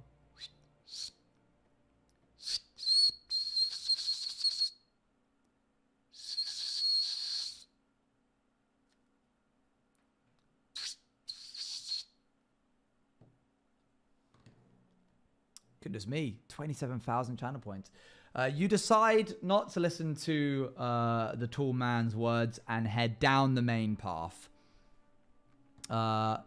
You continue traipsing along until the woods become more barren. I spent that much, you did. The woods become more barren and it opens up into a large open field.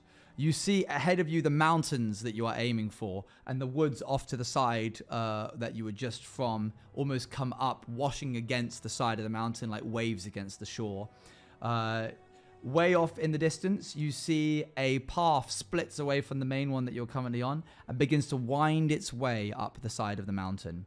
It is getting dark now, and you decide that maybe it might be best to set up camp, but the question remains, where would you like to do that? Any ideas?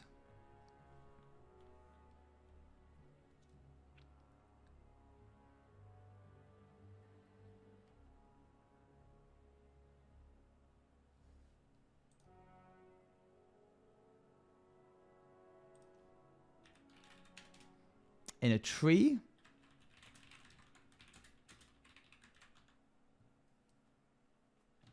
Against the cliff.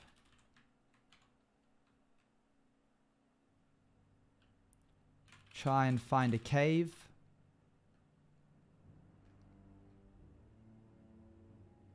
Is it hard to DM? It can be. Sometimes, sometimes not.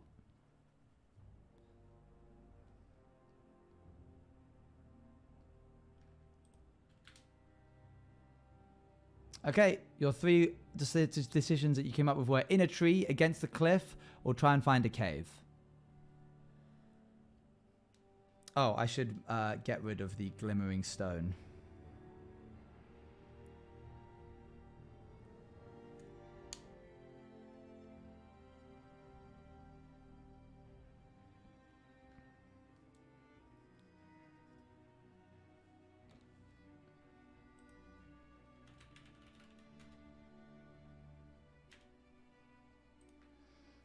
You decide that you want to head over to the side of the mountain and see if you can find a cave of sorts. Let's see how well you do.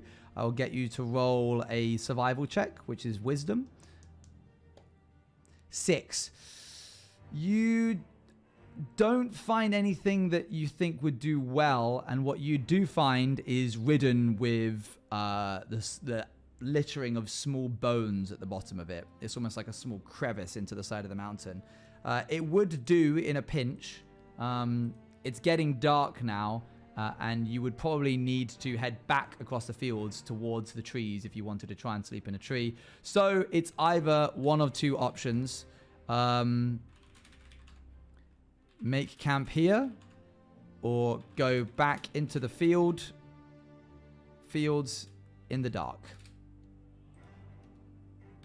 Check Puda DMs. Why did that stop my thing? That was weird. What the heck? What? Why did I mute that? That was weird. Sorry about that. Yo! Do you want me to show this to chat? This is sick. I was wondering why you weren't talking much in chat. Guys, I've got a treat for you.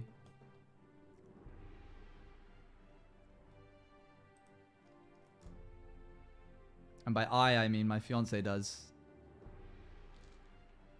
That's sick.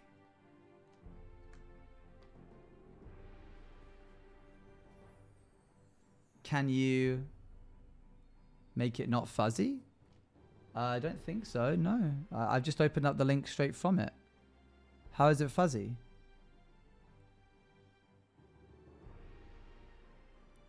That was very quick.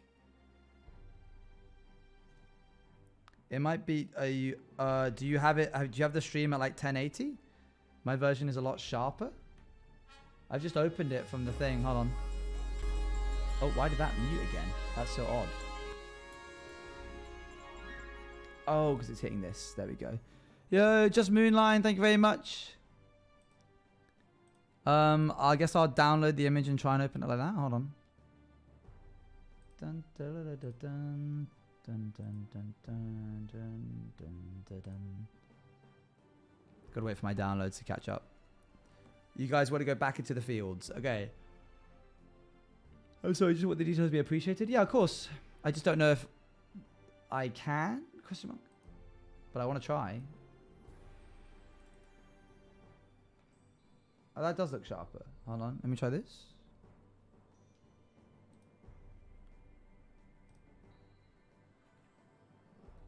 I can't unzoom anymore. So I need to go to display and do this.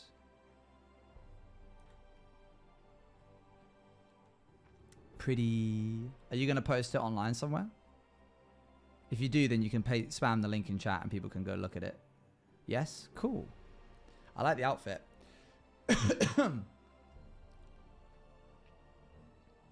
Chat is weird on screen. You guys are tool. My ult after this probably. Nice. Well, let's see what happens to Fate, shall we? So you decide to trudge back across the fields in search of what, might I ask?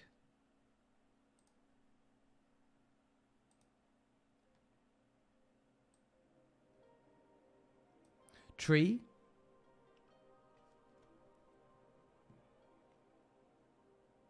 Tree. You're heading back towards the trees. Okay. As you walk, you begin to feel eyes on you once again. What would you like to do?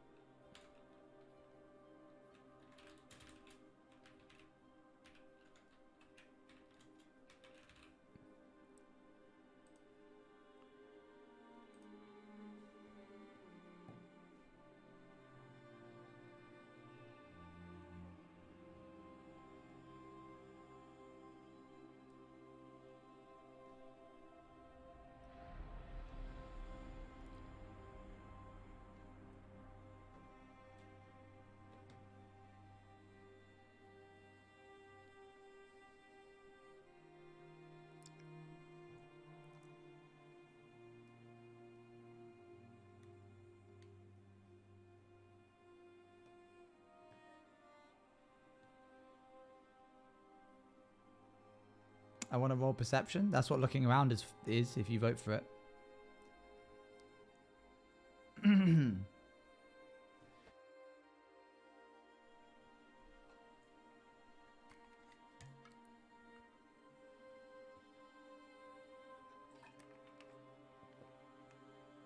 Whoa, that was a real last minute snatch. That's crazy.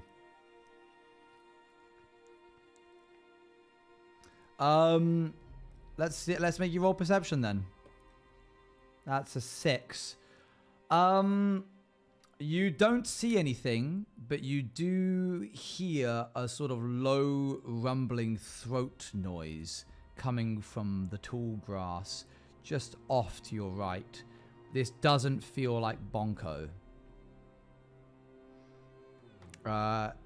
You feel pressure and the hairs on the back of your neck begin to stand up. What do?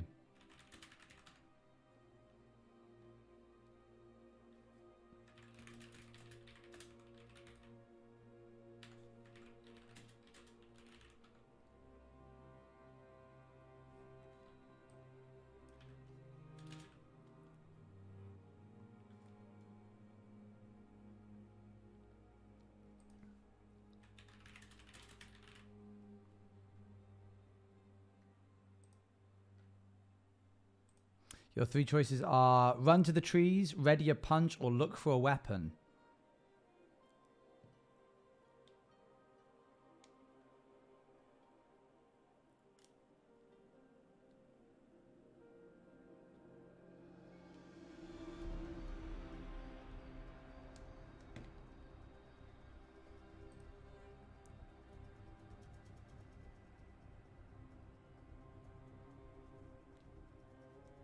Can we see around us? You can see around you, yeah.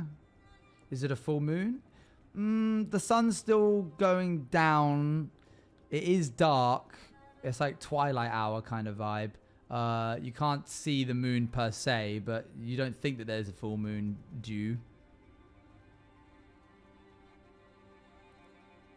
You begin to hold your ground before a wave of panic rushes over you, and you give in to your animalistic tendencies and sprint for the trees.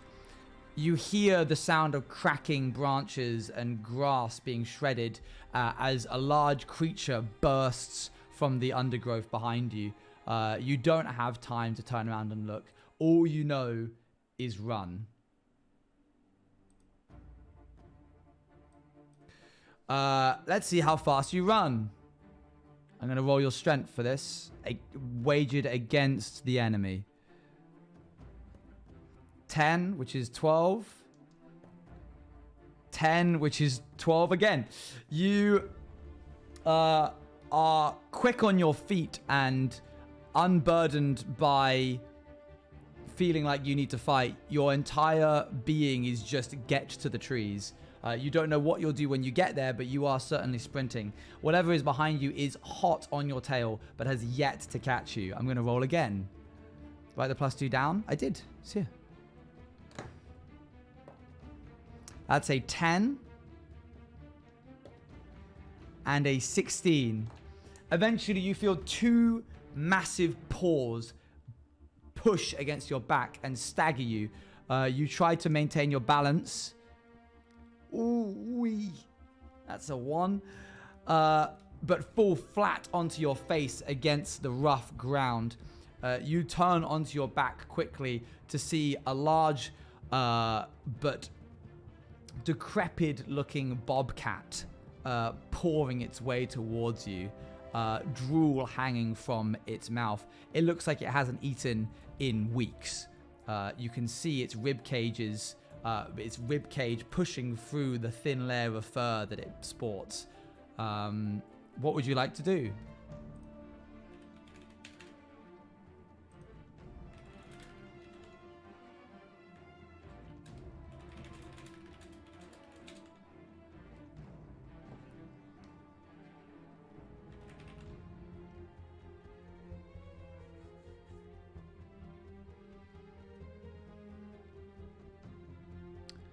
Okay.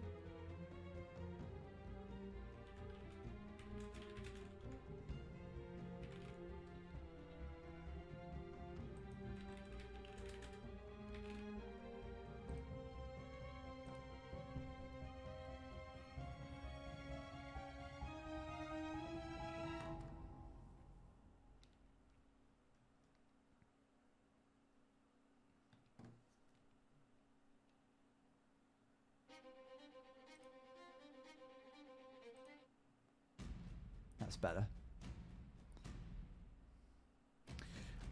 You take your pack off your shoulder as slowly as you can, trying not to make any sudden movements.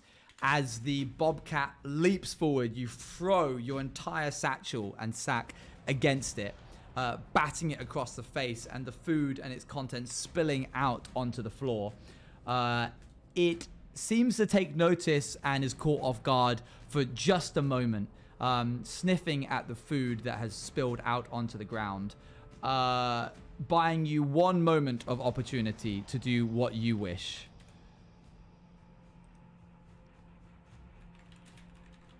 You can either run or stay put.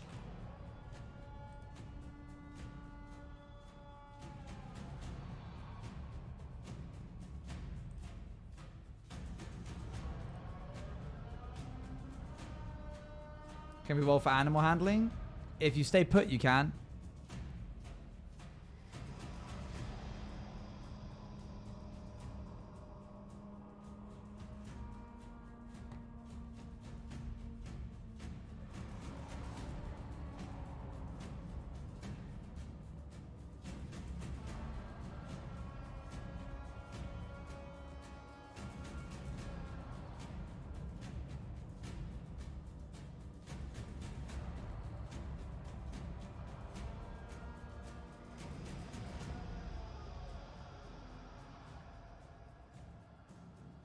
You stay put.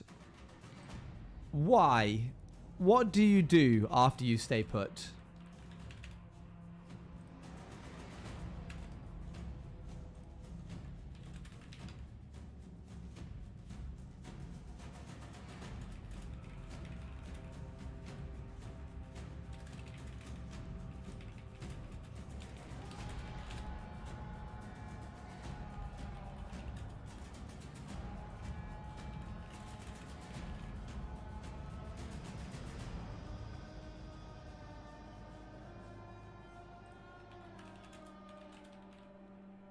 Your three options are try to befriend the cat, look for a weapon, or slowly back away.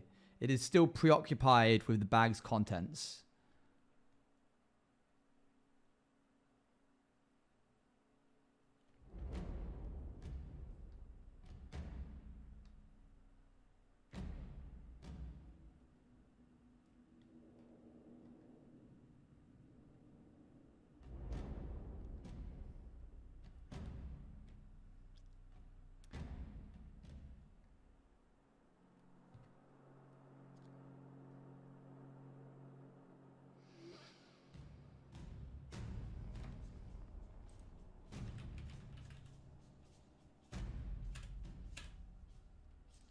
You raise your hands forward and whisper sweet nothings towards the bobcat.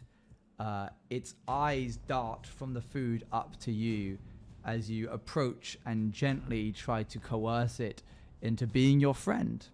We're going to roll an animal handling check now, and it needs to be real high. And I'm going to do it in secret so that I will do it in secret and then show you what was rolled afterwards, just to keep the tension a little bit higher.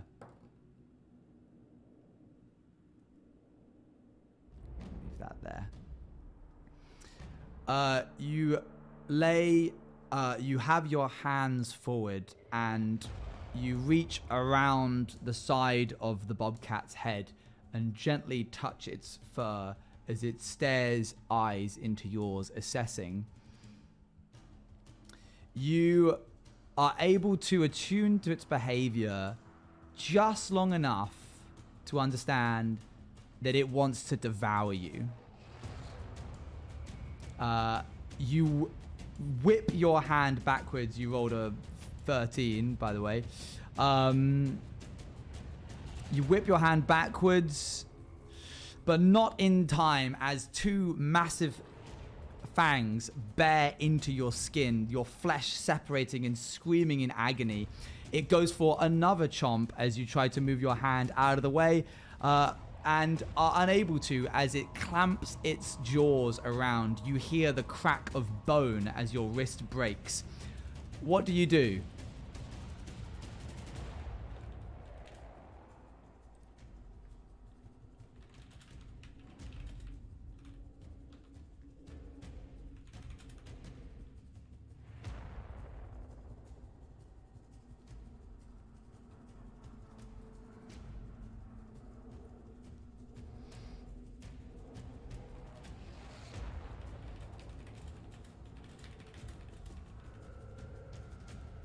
Okay.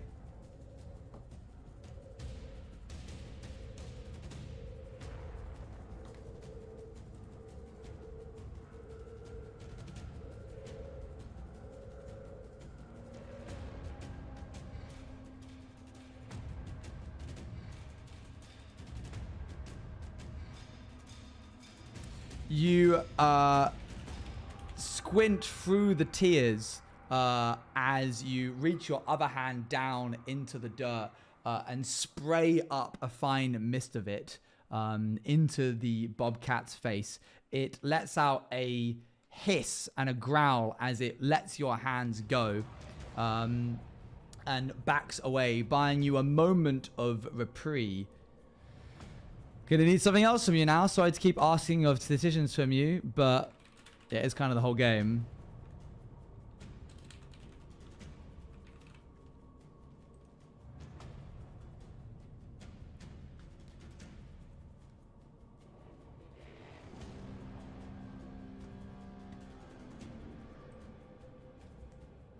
For the people that are saying the vial, throw the vial, grab the vial, that was in the sack that you just threw at its face.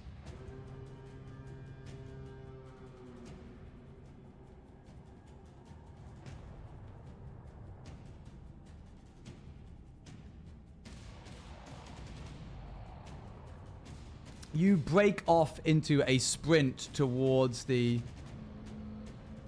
I got all of those messages that just got snapped by the auto mod. Sorry. Owen, hey Luann, you okay? Everything all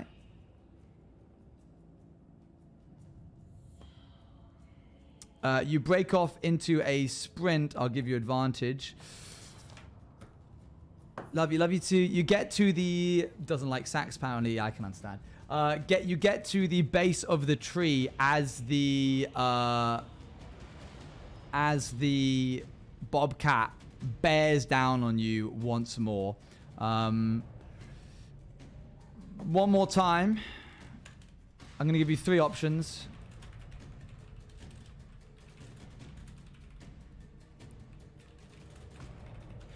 You've reached the edge of the woods.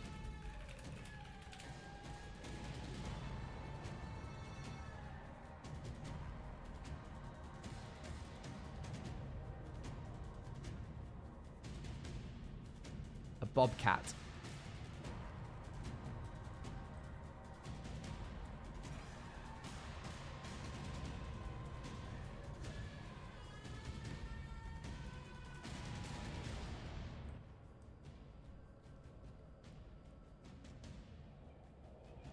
Typo, no worries. You sprint off into the woods. You know this land better than the bobcat does, and so are able to put some distance between you. That doesn't count, needs to be on the book. It continues to follow you as you sprint and trip and hit every branch along the way. Leaves and bushes smack into you. Thorns grip at your clothes and rip them. They dig into your skin, leaving small trickles of blood as you attempt to try and push further into the woods as the bobcat is hot on your heels, until suddenly it grinds to a halt and you feel the earth spray behind you as it plants 2 feet into the ground in front of it. You have crossed a small stream that you hadn't taken notice of. My food is here. One moment.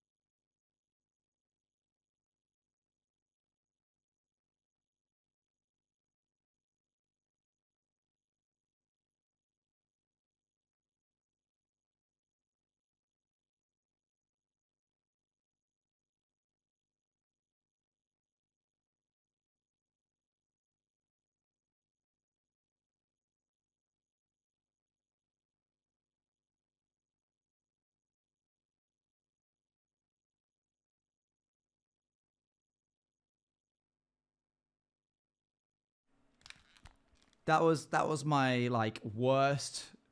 That's like the worst interaction I've ever had. He was nice. Oh god, let me explain what just happened. So he goes like, hey, delivery, yeah? And I go, yeah. And he goes, yeah? And I'm like, yeah, from Just Eat. And he's like, yep, from XYZ pizza place. And I go, yep. Because I don't know what it is, but it is for me. And so he goes, okay. And then he walks back to the car and brings the food out. And he's like, can I see the confirmation so I can know that it's yours?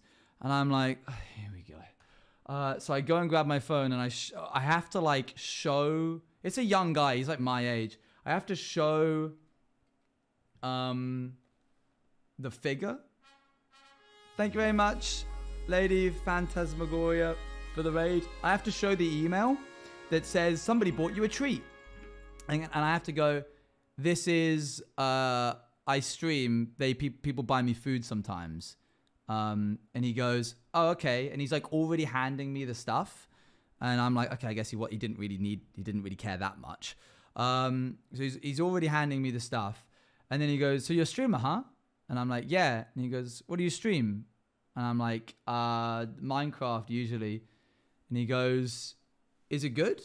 I'm like, yeah, I have fun with it. And he's like, and people buy you food? And I'm like, yeah, sometimes they do. Like today they did. And he goes, how much do they pay you an hour? And I'm like, I don't know, man. But like, it's like a full-time gig. Like it's enough for the house. It's enough for rent. And he goes, oh, is it? So probably like XYZK a month? And I'm like, yeah, that's pretty much it. To be honest, you pretty much got it bang on. And he goes, that's easy money, yeah? And I'm like, yeah, easy money. And he's like, you're talking like it's not a lot, but that's a lot, brother. And I'm like, I guess it is, man. It's good. I'm happy. And he goes, all right, well, see ya. And I'm like, yeah. Okay, bye. Fucking, oh, leave me alone. You seem very nice, but please, I just want my food. I felt bad, bro. Like he was giving off the impression that I thought I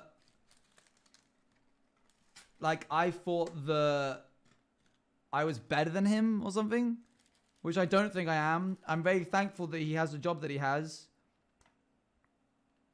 Thank you, sir, for bringing me my food. I appreciate you a lot.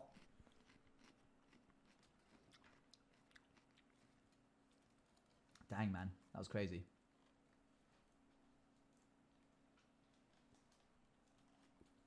You can small talk the guy you're delivering food to, but don't start talking about my annual income to me. Don't start being like, oh, you earn like this much a month. I'm like, why do you care? Leave me alone. Odd. Thank you for the burger. We're going to have a little break because I need energy. Is that okay? I mean, it has to be okay. Sorry, chat. It has to be okay. It simply must.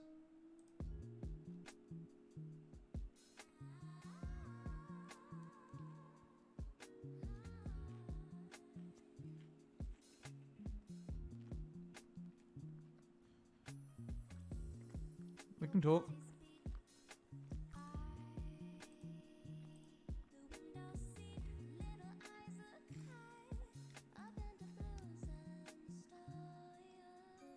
Hello. Hi. Hi, how you doing? Good. I'm eating too. Oh, wow. I had Swain Willow Tree, don't Right. worry. You didn't cause any awkwardness. Sorry, carry on. I had rice with chili oil and like rice seasoning, and then with tuna mixed in, and then I ate a bit of a salad. Nice. That sounds good. Hi chat. Are you guys liking the story? The D&D game Hopefully. so far? They're like, nah. You're on a big cliffhanger. Bobcat, huh? Why? They're kind of itty bitty. Yeah. Mountain lion would have been like. Let's see you go This next is a hand to fight. hand with a bobcat. I'm not saying that I could be a bobcat. I'm just saying that out of all the wildlife creatures. Consider I didn't want them to die. Hey, that's okay. I understand. I could have thrown like an eldritch horror at them if I really wanted to. This is Why not? This is a softball. Why not? Why not what? Why 'Cause- not? Just go for it. Because Fate's totally not ready for that. Faye is just a little guy. Yeah. Wait, how old is Faye? 18. Older than 18, right? Just turned 18. Because that's when. Just Oh, okay. 18 on the dot. Okay, I'm glad looking now at the art, I'm like, okay, that looks like an 18-year-old. That makes sense. I think personally I'm really bad at drawing age. Like showing age through character design. That is quite tricky. Yeah. So I was like looking at this and it's like, I don't know if this looks like an older person, if this, or a younger person. Oh, true. Isn't this then a birthday? A birthday day? No. Oh, well. It'll be on my Twitter, my alt red mask. Trying to remember what I said. Does anyone know?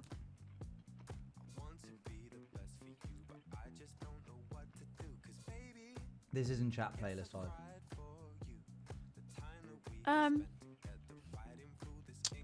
Do you think it's gonna end today?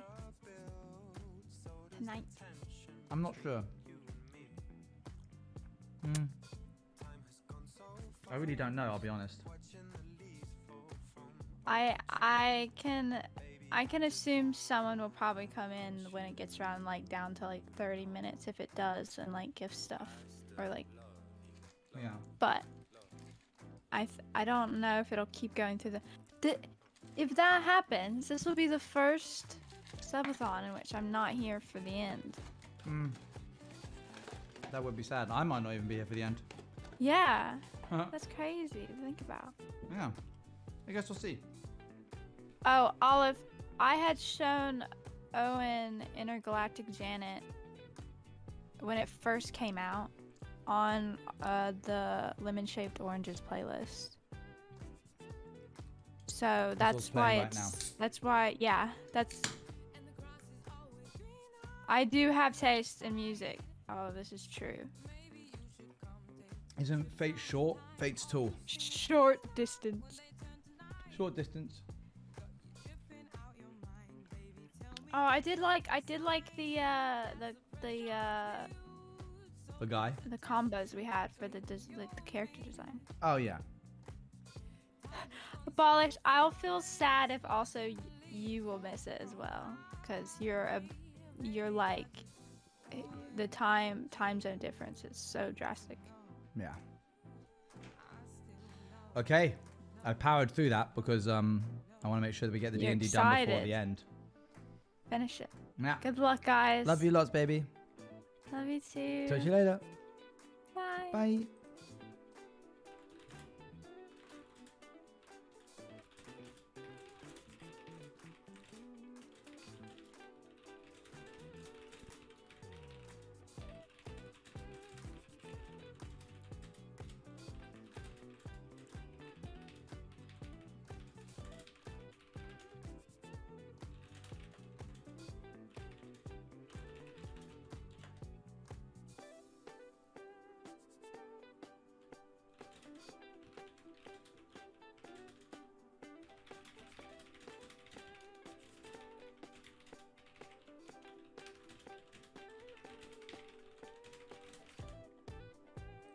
Okay.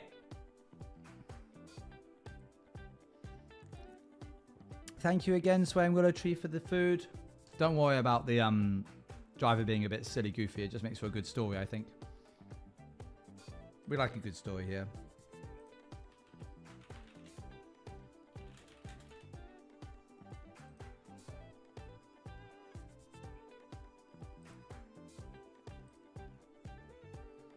I need something sweet. And then we will begin.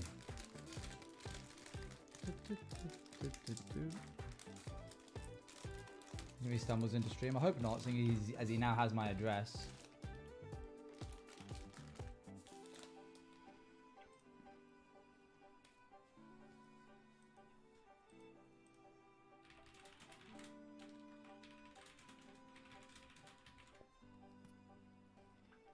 Chat, I'll be right back. Everyone's good. Everyone, thank you.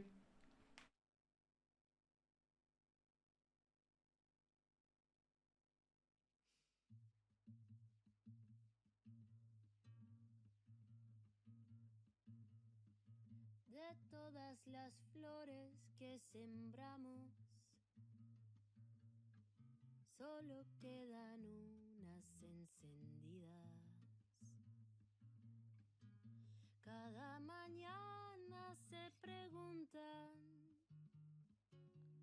cuándo llegará para cantar. De todas las que miramos, solo quedan algunas memorias. Cuando nos reímos, cuando nos tuvimos, en las calles de Madrid borrachos fuimos sin un rumbo fijo. Cuando nos bailamos, cuando nos perdimos en esa canción que nuestro antiguo mundo juntos comprendimos. En ese jardín de rosas bugambilias donde compartimos.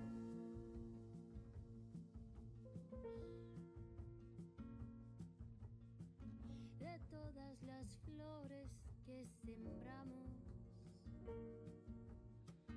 solo quedan unas encendidas. Cada mañana se pregunta cuándo llegarás para cantarles. Las lunas menguantes que nos observaron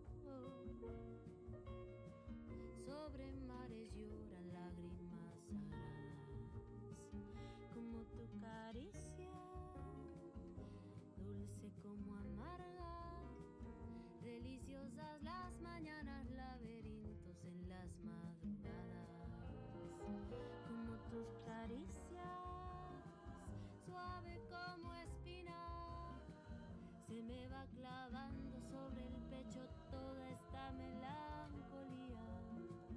En este jardín de rosas bugambilias sin tu compañía.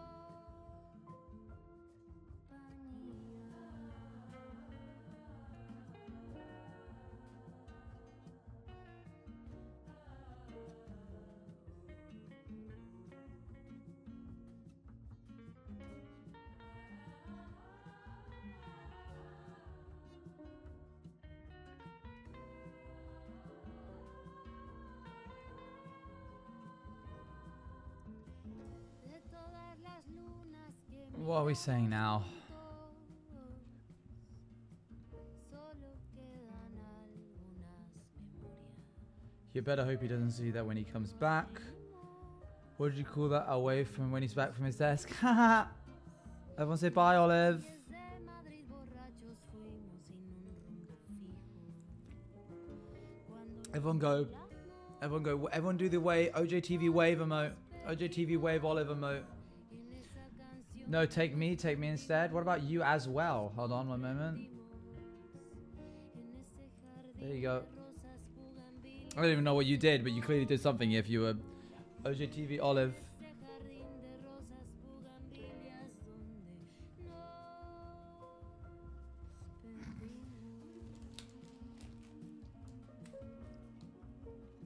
Alright, bring him back, bring him back.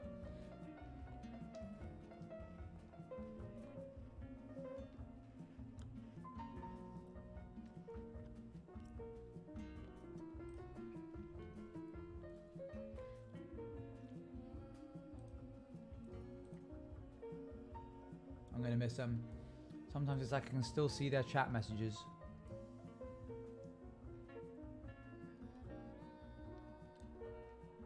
I don't actually know their usernames off by heart and the spelling and everything, so someone's gonna have to, one of the mods is gonna have to do that for me.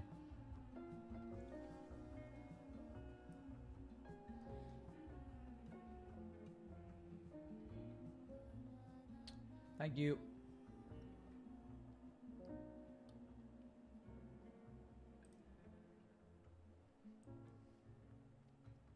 Hello, Dali. I wish there was a way to mute someone or not mute, time out somebody for 5 minutes rather than 10 minutes with the button. Like, I wish I could change the button to not do 10 minutes. I could just type it, but it's easier clicking the button.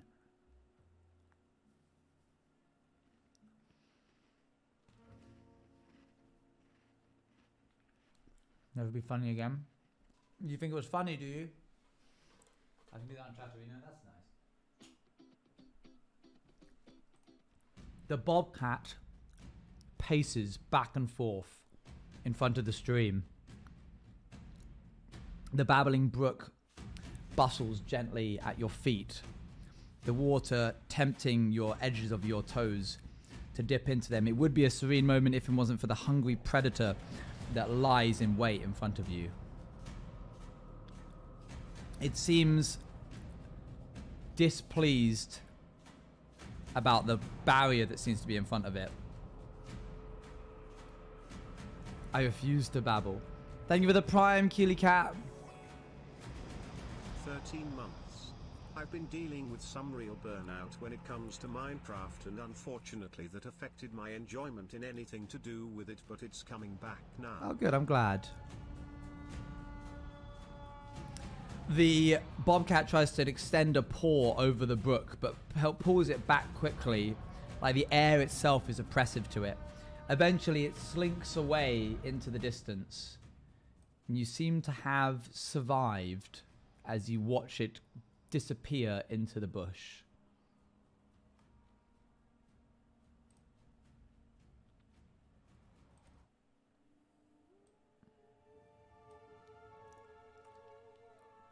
You stand up and try to navigate your way through the trees and the bushes, but they seem different now. The flora that surrounded you and the familiar outcrops of different bush types that you had come to know from your time with your mother seem to almost have changed in appearance to be a slightly bluer tint. At times, flowers seem to move quicker than you would expect them to. Their petals almost reaching out towards you. It seems you are in a new place entirely. You try to find your way back to your bag, but you are unable to find the clearing once again. You have strayed off the path into a land that you do not recognize and you do not know. You are out of food. You are out of supplies. Not all is lost, as when you reach into your pocket, you feel a small clinking against your nails as you pull out a small glass vial full of wispy, smoky liquid with a small wrapped letter against it written in purple cursive ink that says, "Give them hell," with an exclamation mark this time. You could have sworn you put it in the bag, but here it is suddenly in your pocket.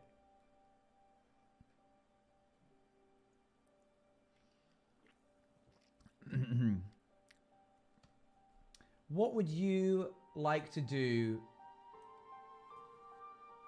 now that you are seemingly lost in the woods?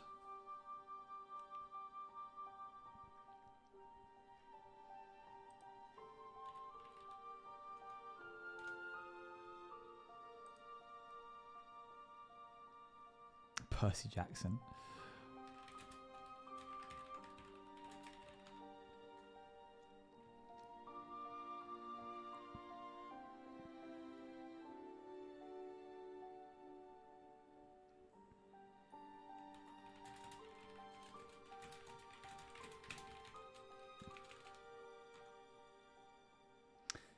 The vial is like that big.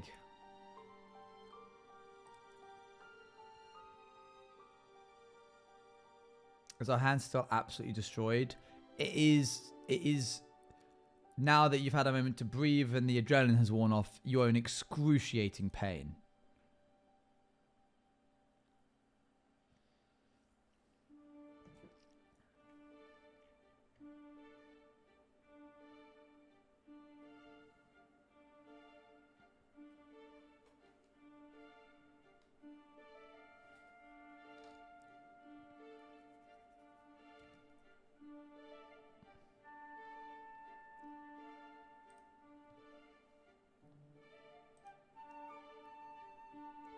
One moment, chat.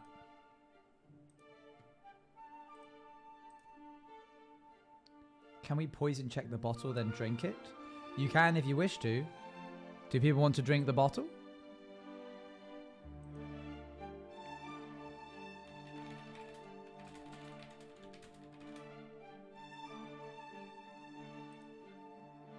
No. You can't really poison check it until you, like, open it.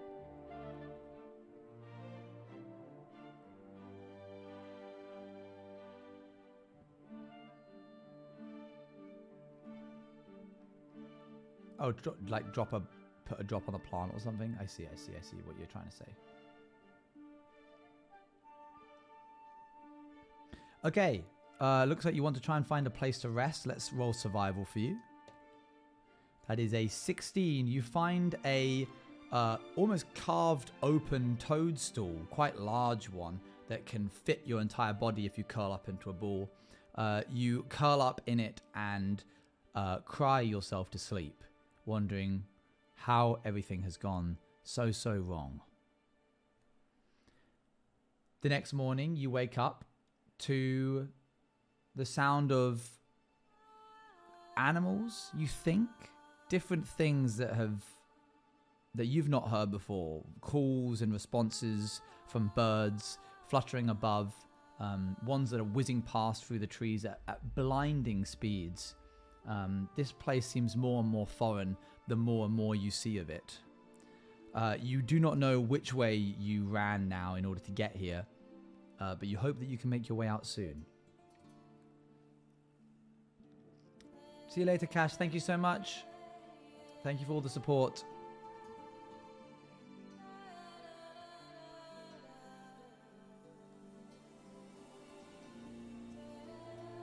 Can we please clean our wound? Sure, I say that's a relatively normal thing that I think most people would want to do, so I won't even ask for it. Is Owen's voice low just for me?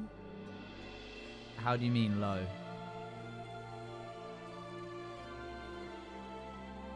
Is that any better? Okay, you try to clean your wound. Oh, that's a 20. Pow. Is that going to focus?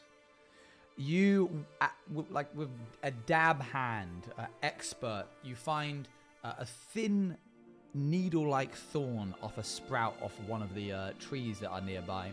You pluck it and you don't lick your wounds, and use it to sew with whatever little bits of fragments of like thread you're able to pull from your clothes that were torn from the bobcat, your stitched wound clothes. Your wrist is still badly broken, but at least it isn't an opened wound anymore. Warrior Cat's D&D game when. You begin trudging through what seems like it is the woods, though not one that you've ever seen before, until finally you come to an upside down like spot where you look up and water droplets are falling from a pool that has collected in the foliage above you. You see your reflection in the water from above. Little creatures are like swinging from some of the vines that are hanging off of this pool and sticking their hands in and drinking the water up and then swinging away again. Lots of strange little creatures about this big. Do you want to just keep walking and see what else the woods have to offer? Or do you want to stay put and investigate this?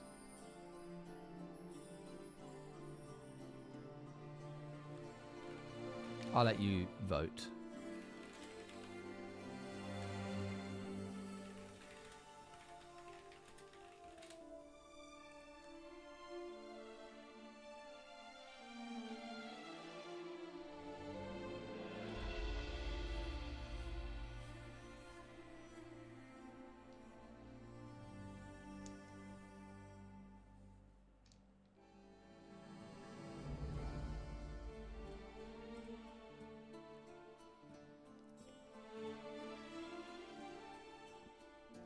How do you want to investigate it? What do you want to do?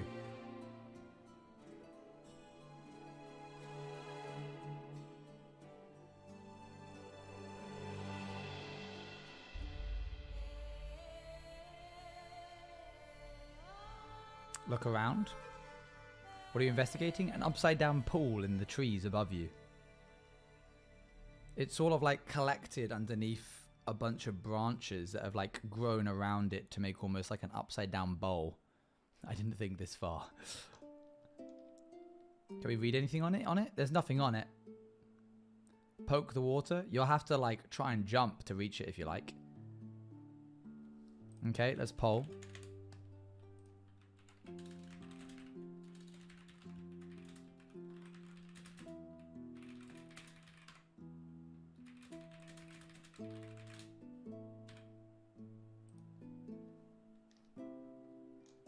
Can we see our reflection in it? You can. You look dreadful.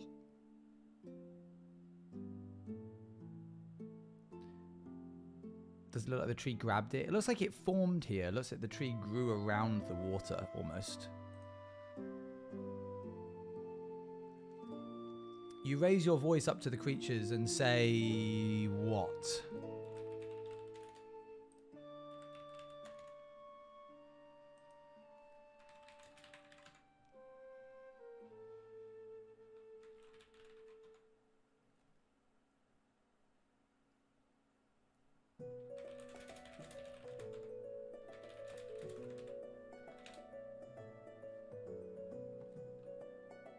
Okay, two of the main things seem to be around hello or what is this place?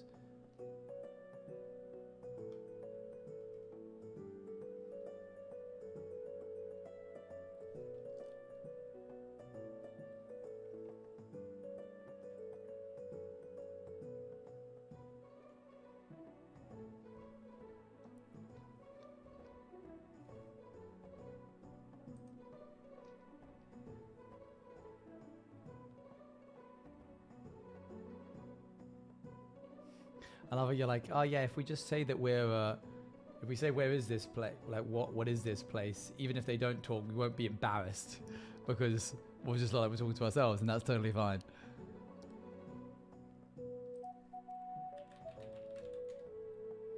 Okay, you say out loud in not a way that definitely doesn't seem like you're talking to the weird little creatures, and go, whoa, what is this place? They all kind of stop and stare down at you and go, what a weird little thing.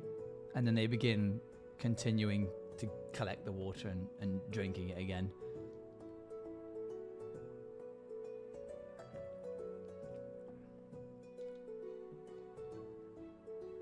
Can you ask them for help? Do you want to? Okay, so they do talk. Yes. You go, please, can you help me in any way? And they stop and look down at you once again and go, you're unable to move water, so I don't see why we should help you. And they begin again to start collecting the water in their hands, drinking it, and then swinging off again down into the branches.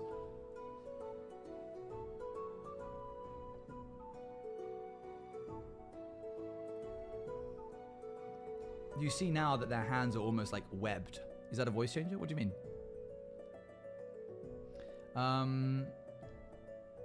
The worm from the lab.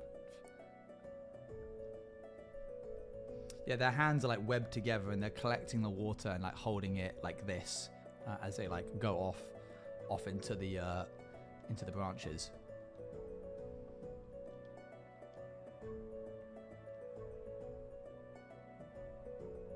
Roll persuasion to say what? Ask why they're collecting water. One of the little ones stops. Pardon me. One of the little ones stops collecting water. One of the shorter and smaller ones, and turns to you and goes. Well, we need it for the water rise. And off they go again. The other ones all kind of like groan in unison. And they go, Fliff, please stop talking to them. Stop it. They all seem to be like chastising the little one, who like sadly kind of like hangs its head and continues swinging off.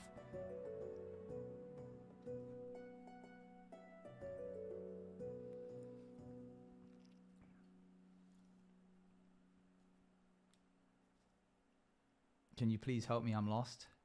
They all kind of stop and go, Yes, of course you're lost. Everybody who comes through here is lost.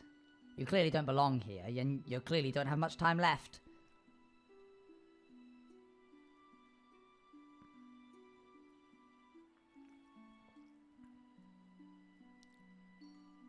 can you point us in some direction? We could point you in every direction, but the only direction that matters is up, which is where we're going. And then they begin swinging off down again. It's sort of like a conveyor belt of sorts. As more and more come along and leave, they kind of like swing in, grab water, leave again, swinging down the forest trail. And they all seem to sort of like understand, like they've been talking to each other as they've like been passing. They've been talking about you, because the new ones that come in sort of like look at you and go like, ugh, and then like scoop water and then leave again.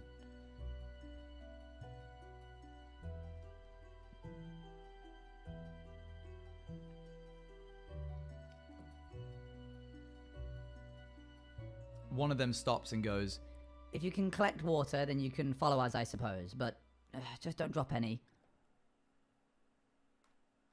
why is up so important? Up is the only direction that matters.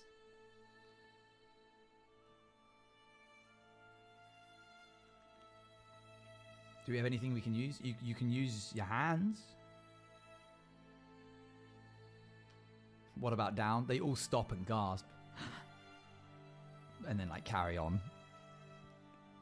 Hold water in mouth. All right, let's do some poles.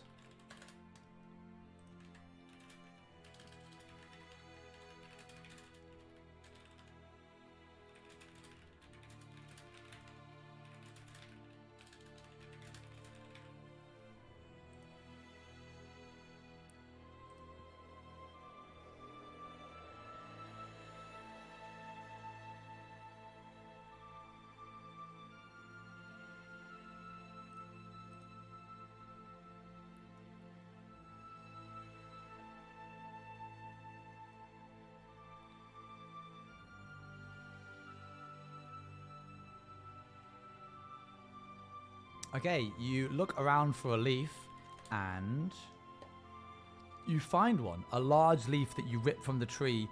You climb a nearby tree, slipping and falling, seeing as you can only use one hand to do it. But eventually you are able to sort of lean from a tree and try and scoop some water, upside down mind you, into the leaf. As you move it away from the tree, it sort of like pushes up like a helium balloon, and you're having to like close the leaf like this to try and like keep it like intact in the leaf. You do a pretty good job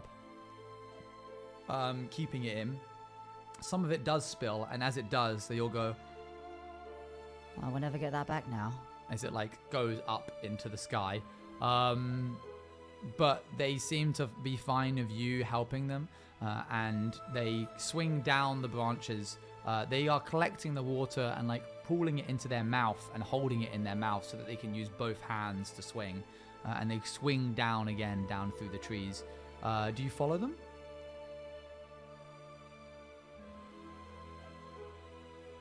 gravity's flipped of sorts, but only for the water, it seems. It feels weird as you hold on to it, that you can like hold it like a balloon almost. You follow them down the path until you begin to see more and more off to the left and the right as they swing through the branches, all making strange chirping noises, but like muffled ones because their mouths are full of water, until eventually you break through into a clearing against a large mountain, and at the base of it are hundreds of these things, all surrounding a large open pool, and they're taking the water and spitting it out of their hands and casting it into the open air, and all hundreds of them pooling out from the nearby brush and all of the nearby bushes, all of them together, repeatedly throwing water from their hands and mouths into the air, creating this sort of like waterfall, but upwards, a torrent of water that cascades up the side of the mountain, and then as it reaches the top, almost like dips out of sight over the top of it. It seems to be what they are doing all the time. All they are doing. They don't stop to talk to each other. They come out of the trees, they land on the ground, they spit their water into the air, and then they turn around and go back into the bushes once again. That's a boring life. It's not boring for us. One of them says as they like walk past you back into the brush again. They all, a few of them are stopping and like eyeing you and like looking at the leaf that you have, which is full of water.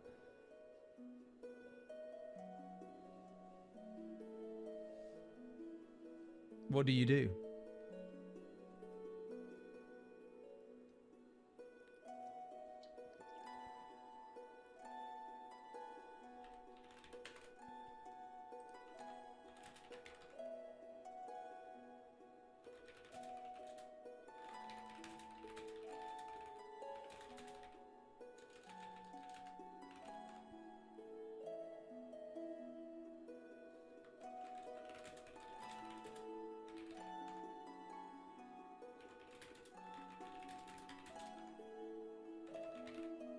Okay.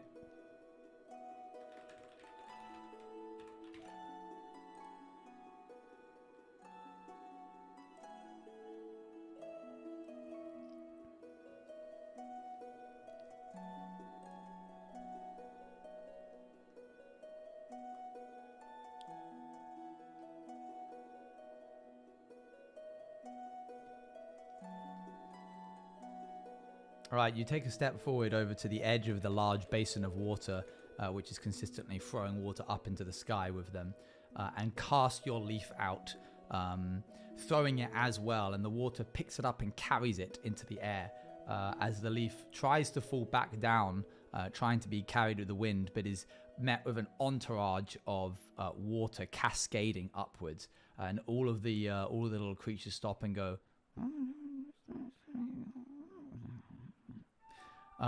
as you throw the water out. A couple of them like stop and stare and nod, before continuing to go like back to what they were doing again.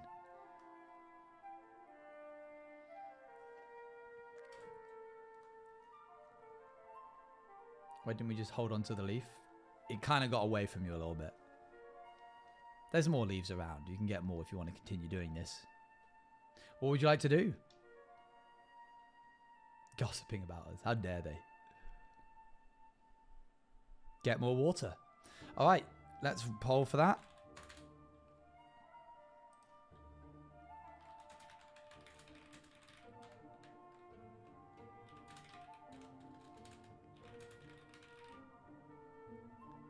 Guess what? I just came from a Warhammer 40k campaign. Oh, sick.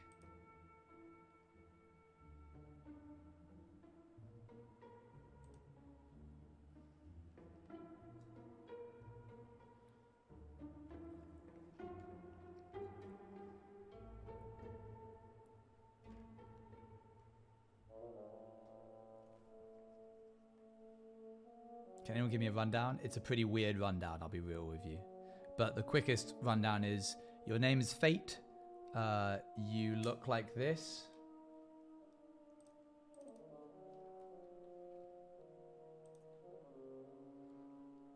You've received a letter from your dad. He's given you like an envelope of sorts. You opened it on the way to where you were meant to be delivering it to, and discovered that it is like in a language that you can't understand and don't know, like embroidered nicely onto a handkerchief. And then you got chased by a bobcat into a place that you do not recognize. And now you're going to go and get more water. And that's what you do. You go back and forth, collecting more and more water, throwing it up into the sky. Every time you do, the little creatures seem to take less and less notice of you, find you less and less weird. Let's roll a perception check, please. You're enjoying life. Things are fine. You're just making your way through, throwing more and more water. You go and get another leaf. You scoop the water up. You walk over. You throw it out. You continue. So we're just vibing? You're just vibing.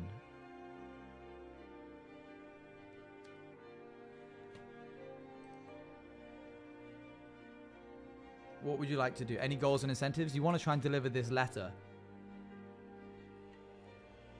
Or for insight? Weird small creatures, maybe like this tall, all varying sizes, all with pointy ears, all with like pale grey skin. Can we ask about them in the language and the letter? I'll poll, hold on.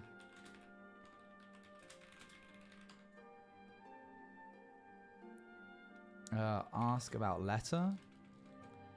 Go up the water rise. You can picture them as Pikmin, that's pretty accurate. Ask why moving water.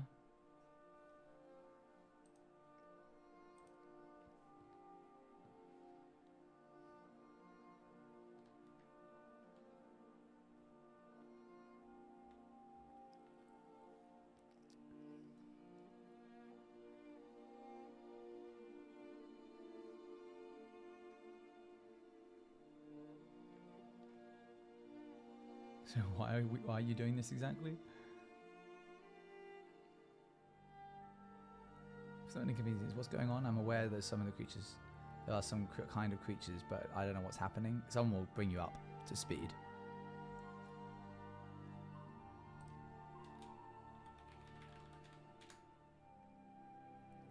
You go up to one of the, as you walk back, you sort of like throw some more water out, and as you turn around, you try to show some of the little creatures the little handkerchief that you have with the embroidered thread. And you go like, can you tell me anything about this? Like, what is this? And they kind of squint to look at it and go, and then they continue walking away.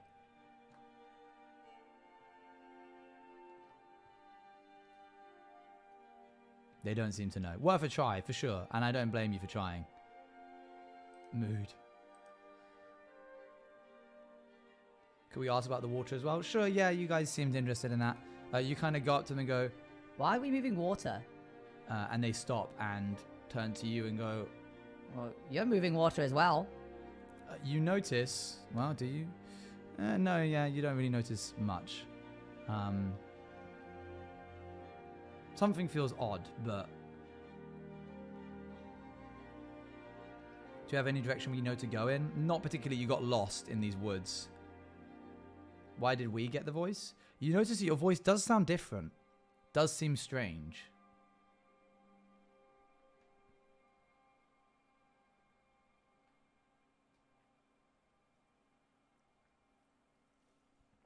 Maybe let's stop.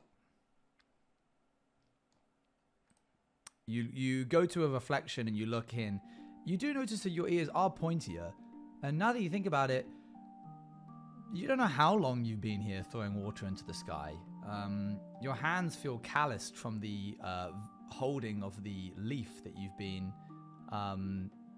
throwing again and again and again. The world seems grander and bigger, but you do seem excited because you know that in the woods, there's this like hanging tree and there's like water in the tree. And you know that you can go and get some of that water.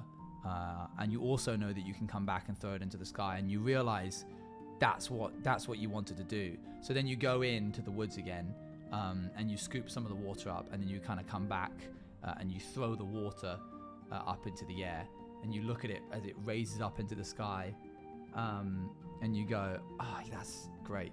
And then you remember that there is some water in a tree back in the woods, and you could use the leaf that you're holding in your hands to scoop some of the water up.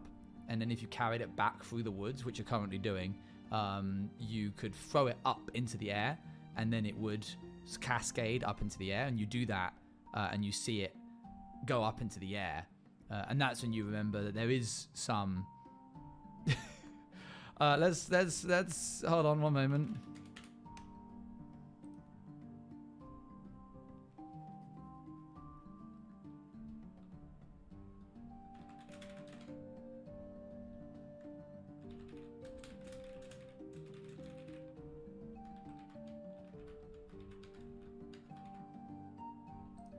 Okay, you can vote.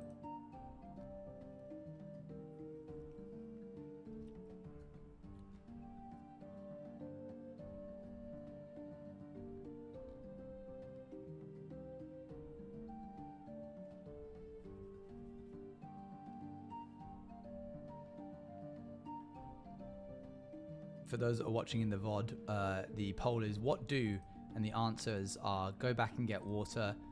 The second option is go back and get water. The third option is go back and get water. The fourth option, which is currently winning, is go back and get water. And then the fifth one is go back and get water, which is currently, I don't think, winning.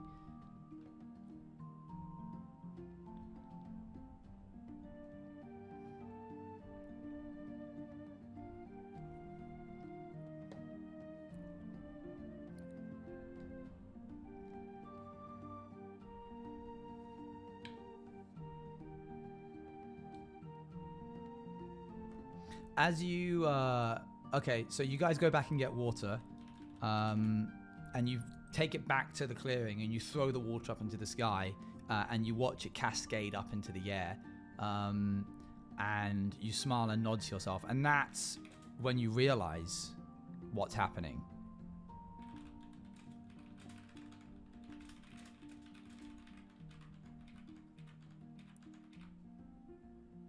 You realize that everybody is going and getting water, and you aren't.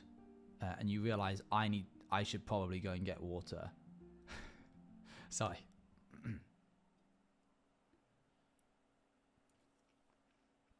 Have we been healed at all? Yeah, your arm is feeling a lot better.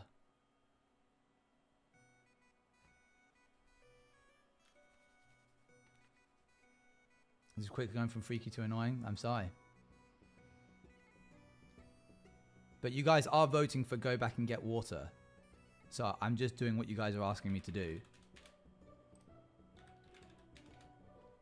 So you go and get water and you scoop it up in the leaf, and then you throw it up into the air.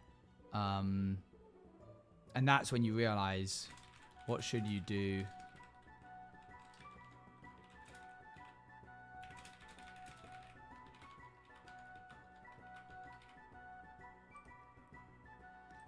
And you realize that people are going back and getting water right now.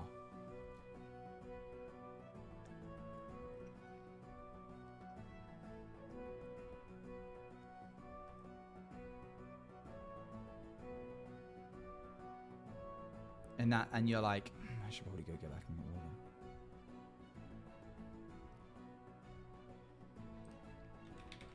So you guys vote all together, and about 25 people or so have decided that they should probably go back and get some water. So you go back and get some water, and you scoop it up into this leaf that you have, and you throw out the leaf, and you hold on to the leaf this time, and the water cascades up. And that's when you realize that people are getting water.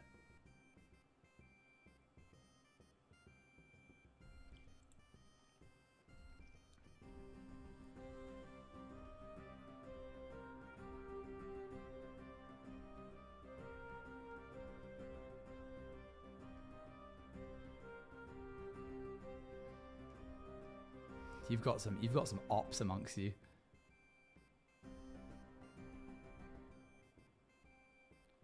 Oh, 7 1 hour, by the way.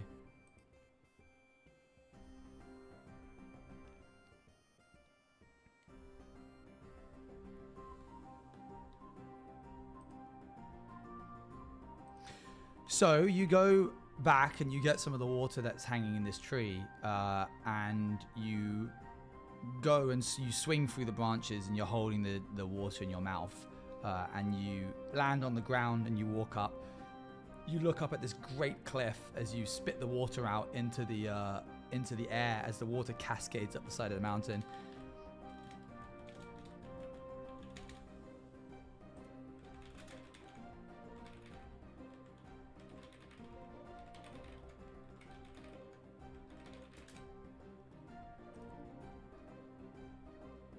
And you realize that you can decide what you need to do next.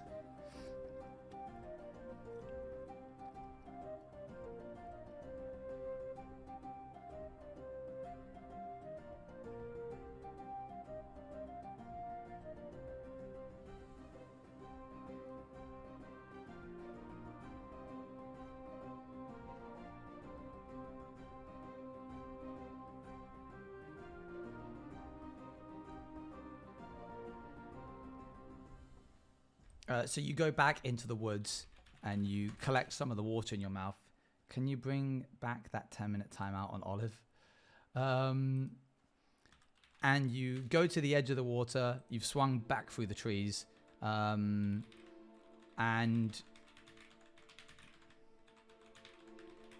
you spit the water out into the air and it cascades up the side of the mountain. And you realize that people are getting water.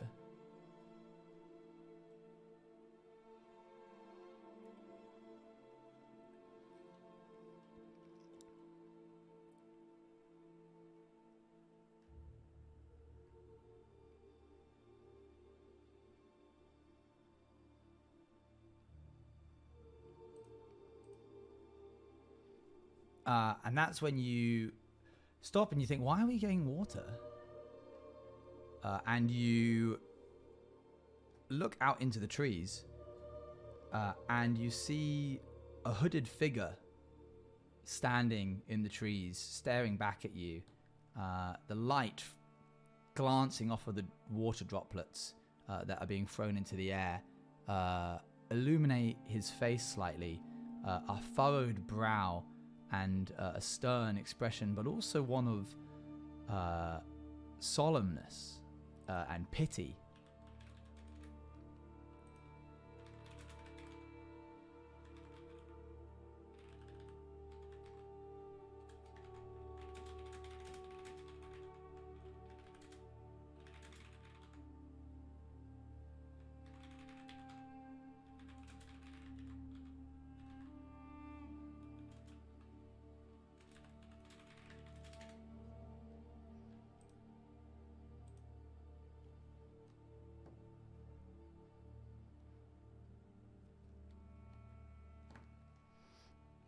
You stop and think, why am I getting water? What good is there? You stare up at the water that's cascading up the side of the mountain and around at all your other friends and family. You look down at your hands, these like webbed fingers, and wonder what is at the top of the waterfall. You look back to where the water rise, sorry. You look back to where the hooded figure was, and they're gone. You aren't sure why you want water, but I will let you choose what you want to do next.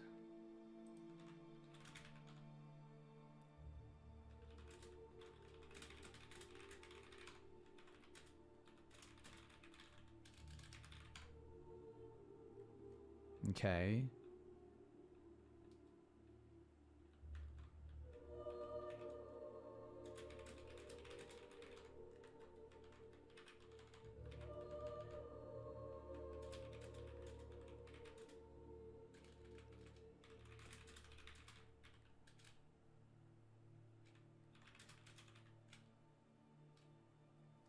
Should go get water to celebrate. Okay, I've seen a couple of requests.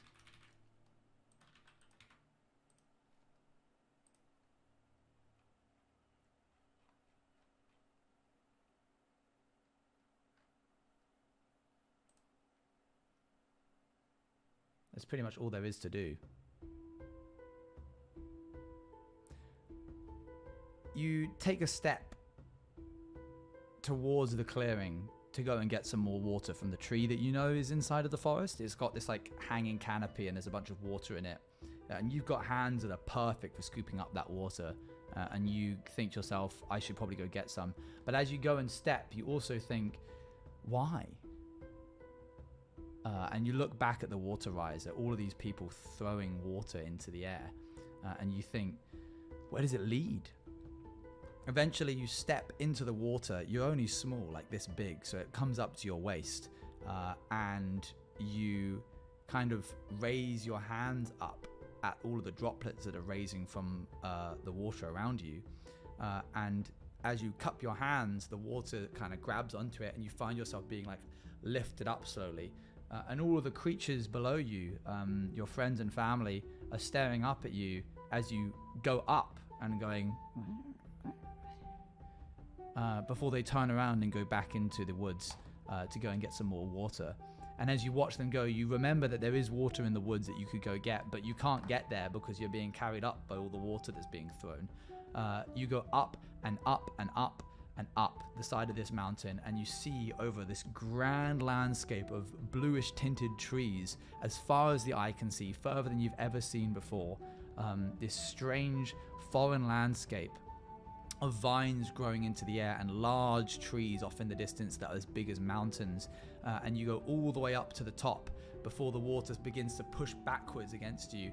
And there's so much of it that it almost envelops your entire mouth and face, and you begin to breathe in the water. You are coughing and spluttering, but there is no air, only rising. Your feet can't make any purchase against anything. You're only little, and the water droplets are so big, until finally you pass out.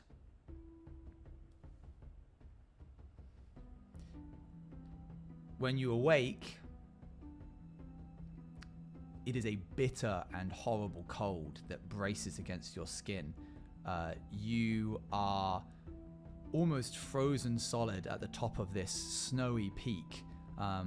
Icicles hang around you everywhere. You are in the mouth of a cave. And it is a frozen landscape around you. You are curled up in a fetal position in this cave, and you can take in your surroundings if you wish. What would you like to do?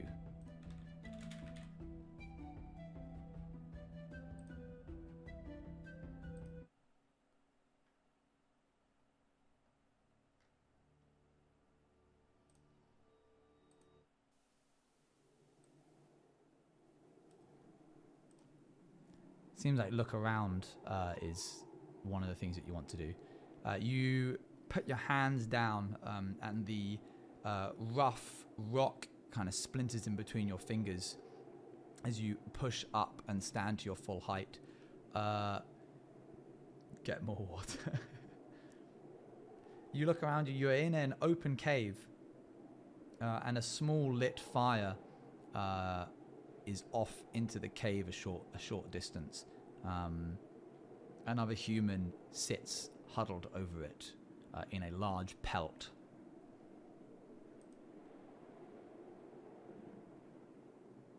But can we get a stick though? There's no sticks nearby, I'm afraid. Are we human again? You look down at yourself. You've always been human.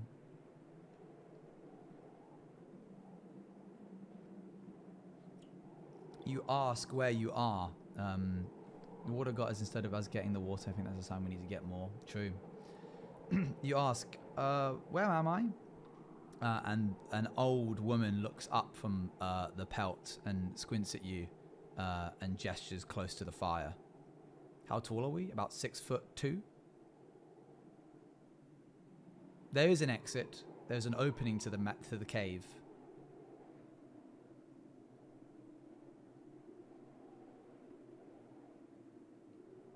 Go over to the fire. You get to the fire, and it's for like the first time you've ever felt warmth. You can't remember something feeling this good against your fingertips as you raise your open hands and mark the fact that there is empty space in between them.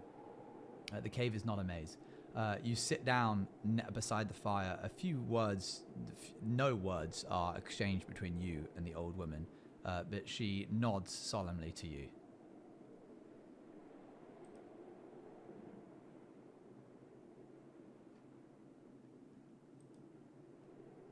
Did you save us? She nods, takes out a long stick from inside of her pelt, and scratches out some crude drawings of like a horizontal. Here, I can actually draw them for you.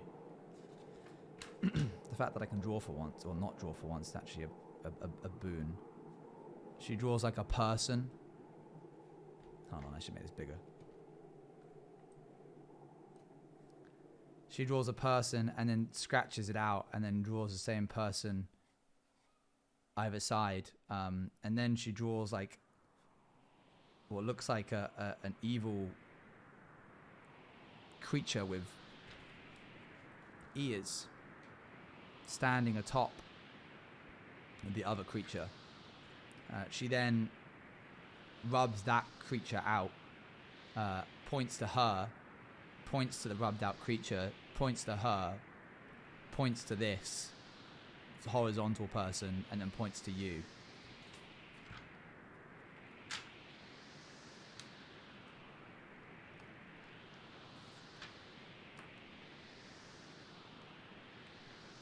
You go, "You're the cat?"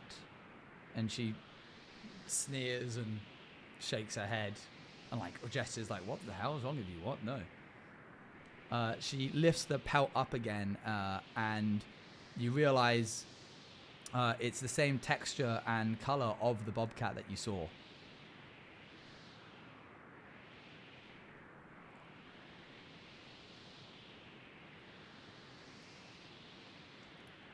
You ask her for the stick and she tosses it to you.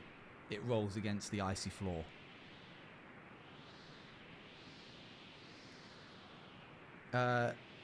She takes out of her pocket the hanky. You have a stick now. She takes out the pocket the hanky that you had and places it down in front of you, and then reaches into her pocket again and pulls out the small vial, which she also places on top of the hanky near you.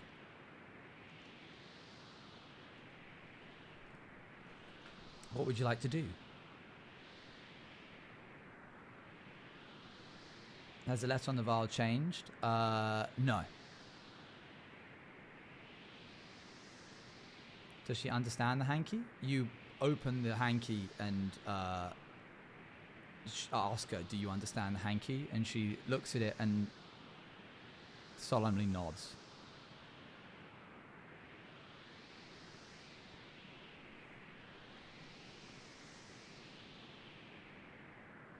You ask, "What does it mean?"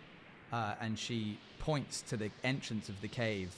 She doesn't have a stick anymore. So she gestures to the entrance of the cave and then like makes like a cutting right motion.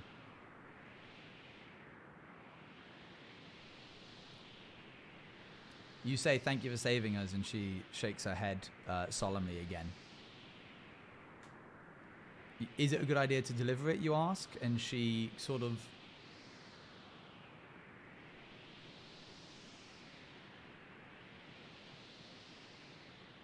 Why solemnly? Insight check. You roll a 1. It's very difficult to understand her. "Why don't you speak?" She opens her mouth and she has no tongue.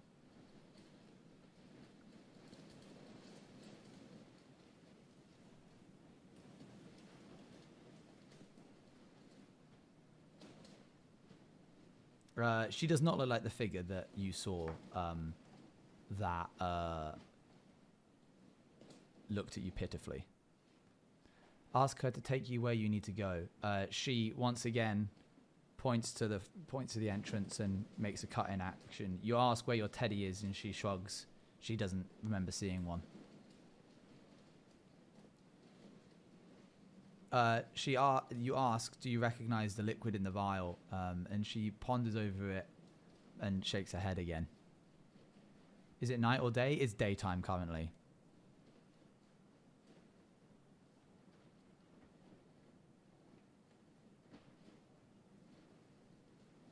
You say thank you for saving us. She solemnly nods again.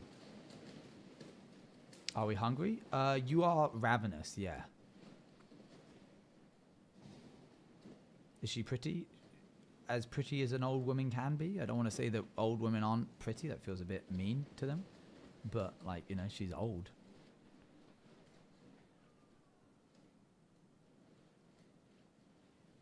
Can we ask for a coat? She takes the pelt off and, like, drops it beside you. Oh, she's old? She's an old woman. Are you from this place or somewhere else? She gestures out into, like, the open air past the open mouth of the cave.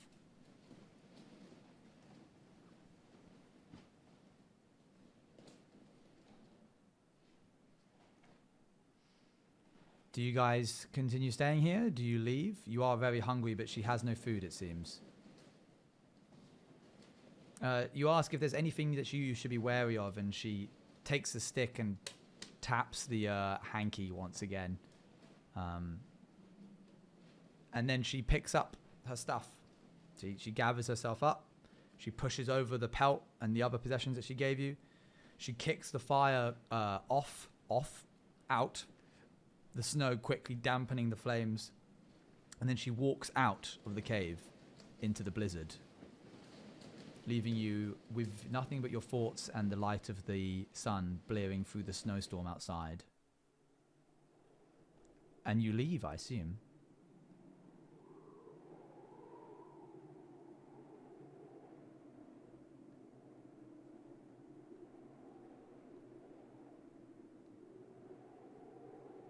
Okay, you gather up your stuff and you head out. She's already gone, lost in the snowstorm. But towering above you is a large, formidable-looking black-stoned castle, high atop a mountain that is just to your right.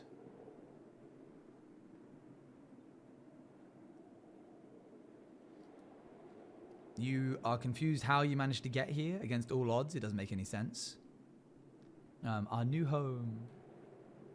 But it's the only shelter that you've got, and it's either that or walk into the blistering winds. Is there any sign of life in the castle? You can definitely see some flickering torchlight in between the windows and such, the crenellations and other such things. Go to the castle. You head up to the castle. And walk around the side until you're finally able to get to a large drawbridge, which is lowered. The drawbridge, unlike conventionally what you've read in books, usually made of wood, this one is made of almost entirely marble. Even the chains themselves seem to be chiseled out of rock. Such a feat of engineering, something this heavy to be winched shut, feels like it should be impossible. But you came here with a mission, and if it's to protect your village, then, well, I ask you. One moment.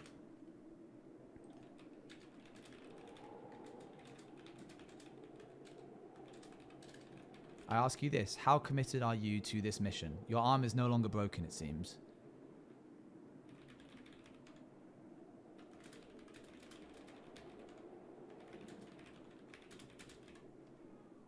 The four options are endlessly, I am to an extent, not very, or not at all.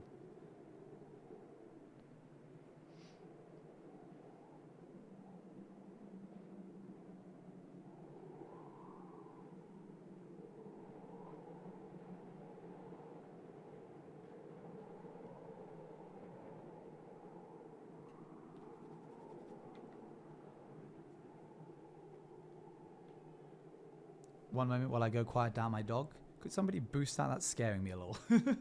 I don't want it to end while the campaign's happening.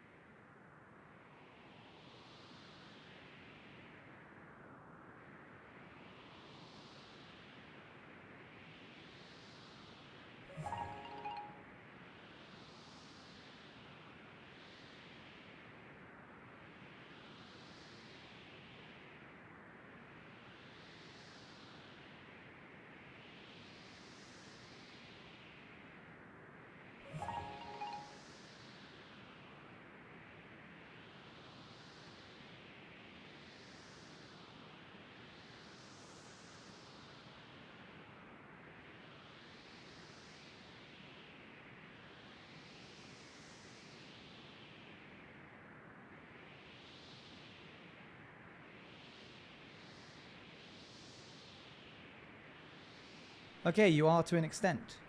You walk past the castle walls, past the drawbridge, into a large open corridor. In front of you is 2 massive double doors. Thank you, DJ Artemis, for the 5 gifted.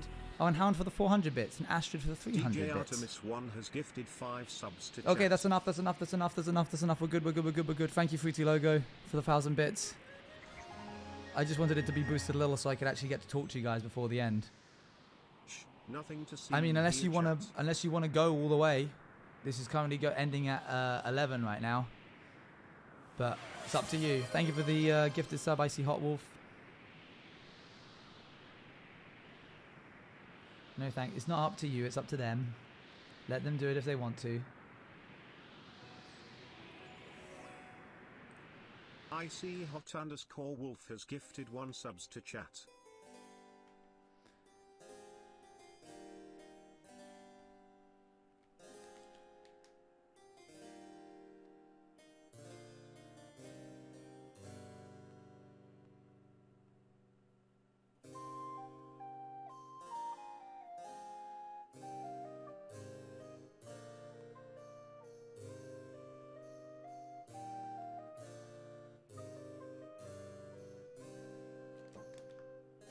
Okay. It's about to go 12 already. Swatch on the desk. I don't know why everyone's like going crazy for the swatch here. It's like literally never been mentioned up until today, where it's been mentioned like 3 or 4 times. Like everyone, this has been here since like day 6 and no one has mentioned it. And then today everyone's like, Sriracha on the desk? What's up with this guy? Okay. You step into this large, cold, foreboding castle. It is uninviting and almost insidious, but you can't quite place your finger on why.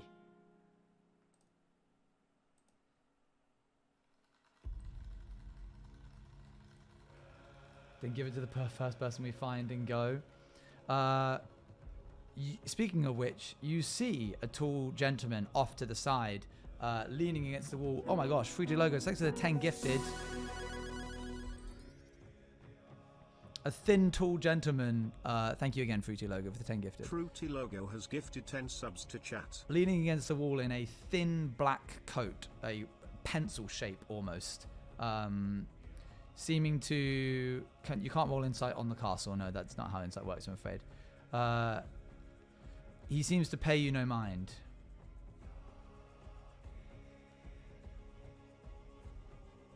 What would you like to do?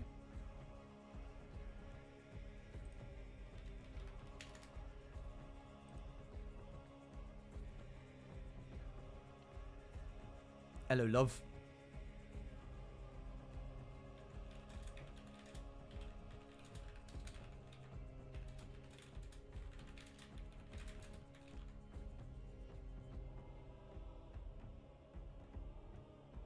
Alright, Crow, stop it.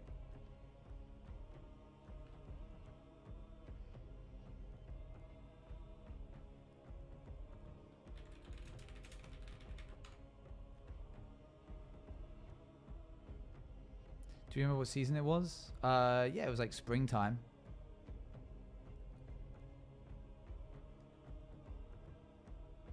Okay, I haven't received that many responses. So this is all you got. It's been like 6 months? No. The top of the mountain has always been cold. Go and get more water.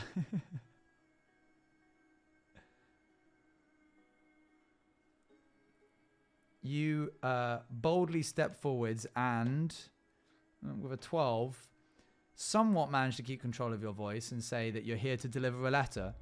He nods and gestures to the 2 large closed doors that sit in front of you.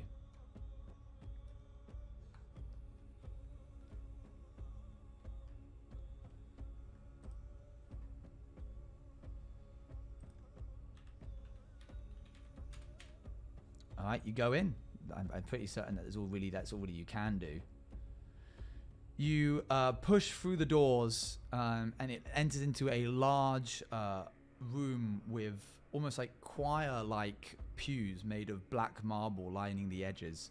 A tall man, another tall one, is at the far end of the room, who turns to you and smiles and waves and goes, "Hello, yes, can I help you?"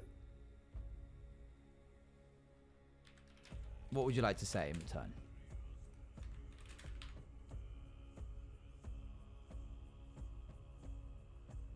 Is he hot? I'm not having that ruin this moment. Stop it. No, he's gnarly and gross. Whatever you're into, he isn't. If that helps, there you go. Okay, we have a letter.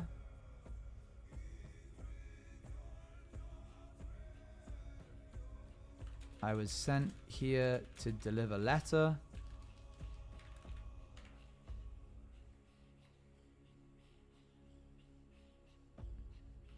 Hi. Okay, those are your 3 things.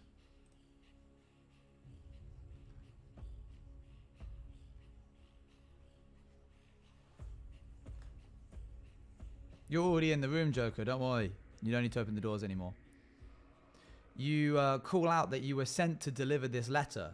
And he goes, "Oh, you're almost a little bit early, really. It usually takes people longer. Please, please. Come forward."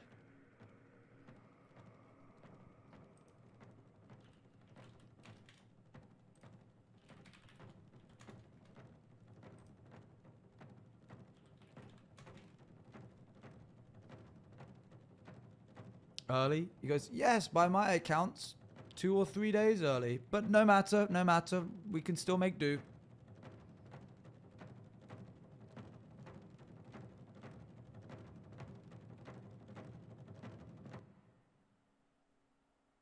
You go forwards and give him the letter? Or hand in the letter, give him the letter?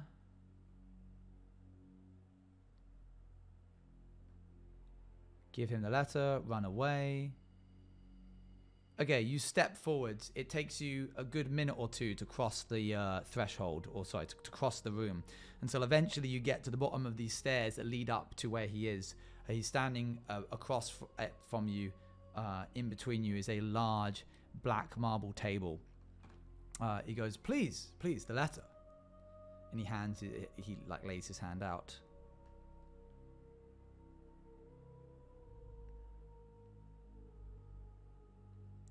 You take the embroidered hanky out of your... Or don't? Okay, I'll poll, I guess. Hold on. What do... Give him... Don't give him. That's really the only 2. I do need to give you guys some agency. I don't want to just railroad you.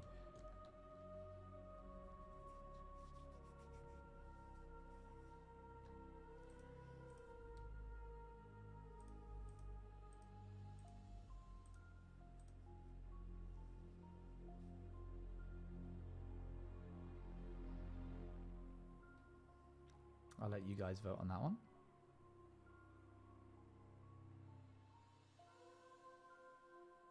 Dangle it in front of him. Did we get told who to give it to? Just to deliver it to the castle.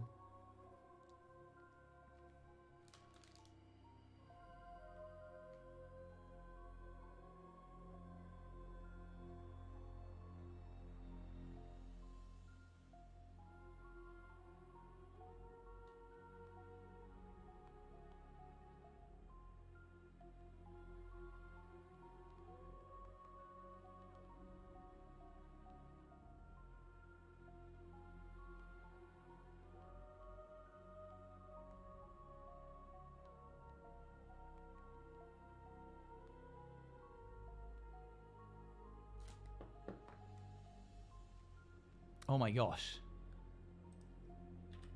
Alright, hold on. We do it again, but this time you don't get to vote. Oh, you didn't get to vote anyway.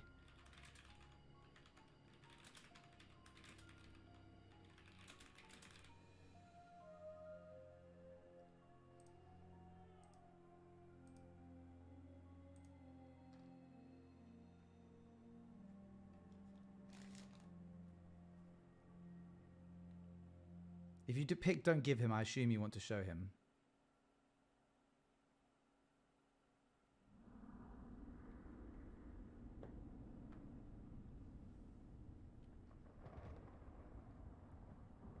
Okay, you decide not to give him the letter. Does that mean you want to show it to him, or do you just want to like not even show that you have it?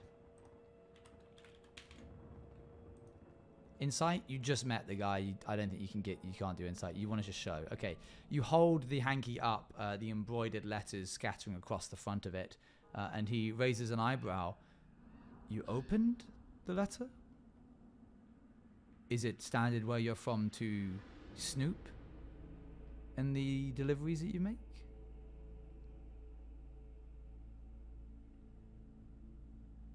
Ah, so sorry. What do you want to say to him?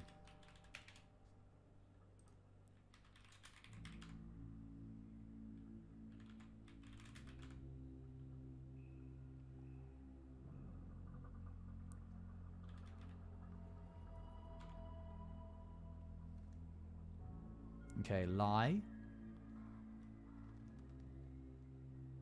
Explain the situation.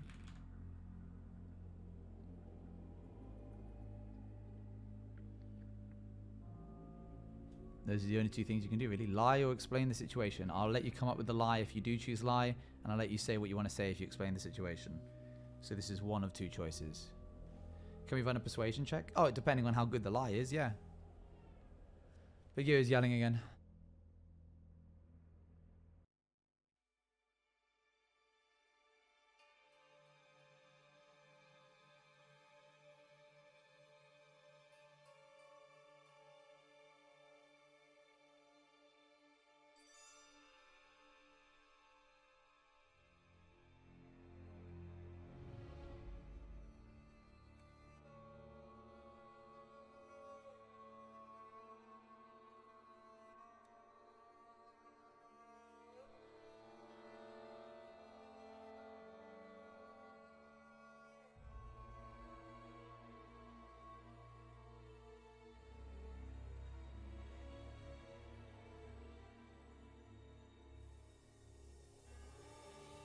You stop and explain the situation about the guy with the box and the fact that he mentioned something to do with the letter.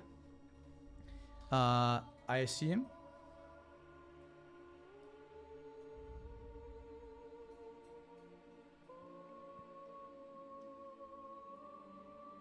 Yes. He nods and goes, "How callous of you. But fair enough, I suppose. It is human to err. The letter then, please." And he hands his hand, he lays his hand out.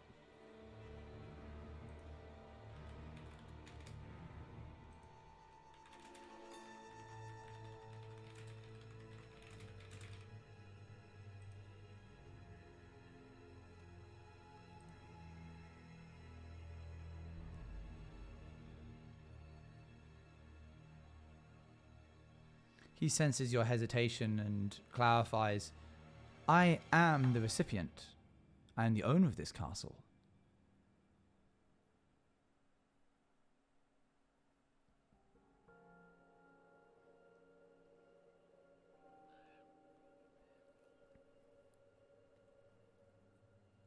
Ask him about what the seal color is.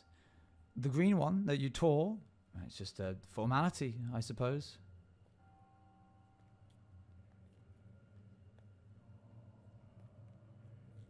Ask him who it's for. It is for myself. It is a contract between your village and mine.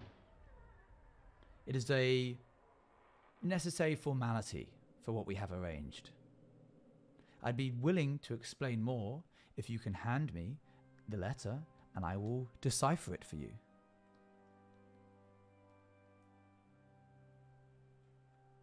It was a red seal, it was a green seal.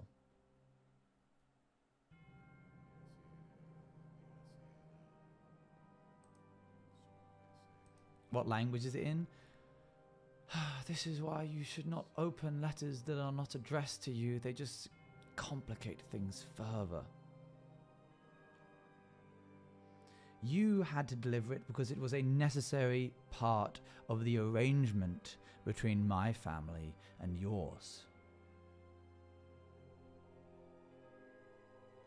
What arrangement? One that far outdoes your lifetime and yours before, and the fathers of you and the fathers' fathers of you. Back through the ages, we have arranged this formality that you are now jeopardizing. You may leave. Go now. The door is open. I will not stop you. But in order to keep your family safe, the village that you've come to know and love, I require the letter.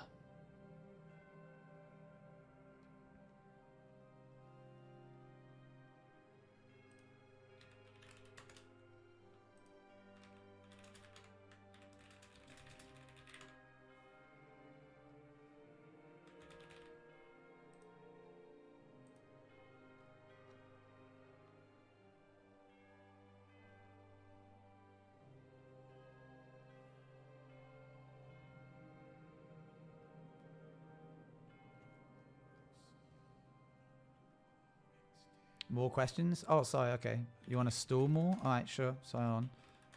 I thought you guys had made your mind up. What do? Give letter, leave, ask more questions.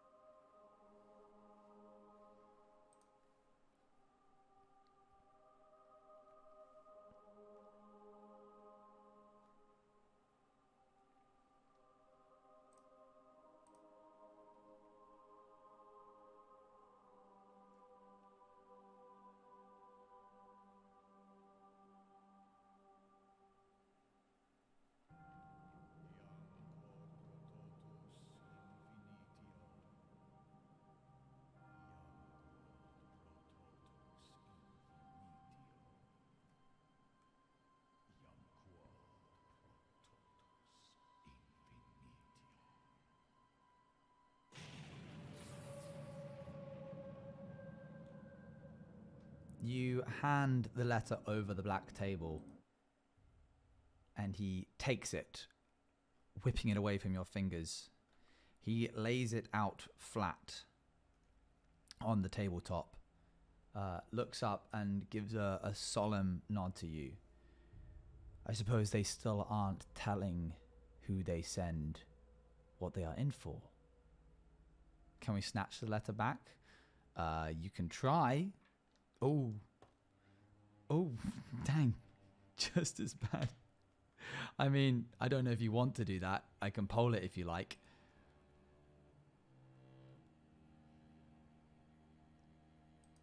It even does not speak. It's a resounding no. He waves his hand over the handkerchief, and the letters seem to sprawl and twist into recognizable shapes and words. This is a contract describing the arrangement of otherworldly protection for you and your little village from those that want them dead in the outside world. Seclusion in an enchanted forest, one surrounded and protected by the Feywild. In return, my benefactors, my employers, if you will, give outright protection to you and your family for the small price of one newly aged offspring once a year. Your mind rushes back to your best friends, who, many of which you have seen, have left the village in search of newer adventures or missions of their own, gone days after their birthday. Two of the best friends that you've had, both older than you, that you've had since childhood. The bully that you had seemed to one day vanish and was no longer a problem for you, despite being older and stronger. And now you find yourself here. shadows begin to twist out of the contract. And he continues, of course, one must willingly hand over this contract, and that is in of itself the signing. And that seems to be you. The shadows twist around your ankles. Vial? Hold on.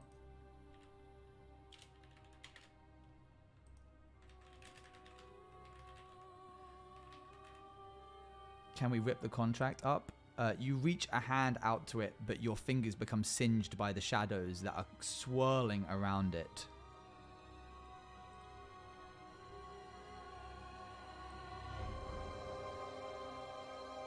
Ow.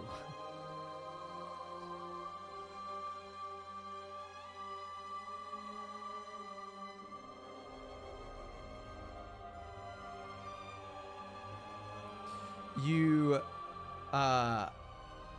reach into your pocket and rip out the vial. The person standing in front of you, whose features have almost dissolved, his skin almost looks like it's hanging off of him in ragged patches. The smell of rotting and sulfur appears and wafting over the black table. You begin to see the room for what it truly is, a macabre demonstration of body parts hanging from the rafters. This sense of foreboding that deepened inside of you, becoming more and more clear as the shadows rip away the illusion of blood-splattered pools across the choir stages, at the seats and the pews. You reach into your pocket and rip out the vial. The man standing across from you, eyes narrow, whatever you could be holding. What do you want to do with the vial? Do you want to drink it or throw it or...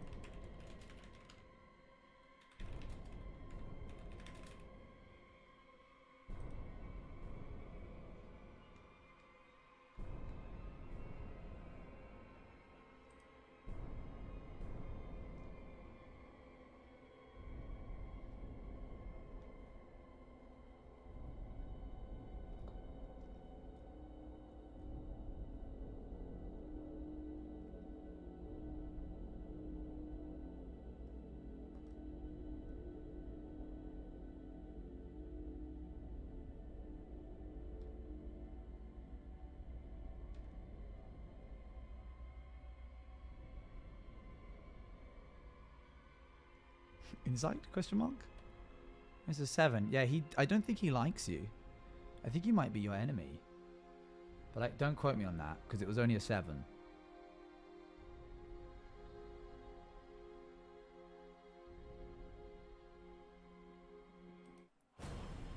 You rip open the cork and the cork and quickly chug down the wispy black liquid. Your eyes glaze over with this mist as it fills your mind and your body. The shadows that were wrapping themselves around your ankles seem to be combated by new and different shadows. You see the world around you in a different light, a chorus of different gods and deities, all standing watch on the precipice, waiting, and amongst them, behind him directly, a much larger and greater and more evil god than all of the others, waiting with anticipated breath, almost like it wants to pluck you out of the world specifically. Branches and leaves almost seem to be devouring your insides from where any part of the liquid touches you. You begin to sprout branches and twigs and more foliage off of you that seeps into the ground around you as you grow in size, dominating and towering over this man. You begin to grow larger and larger, unsure of what is happening, but the man almost seemingly betrayed, a sense of desperation filling his eyes, as he quickly readies himself to attack. One moment. What do you do?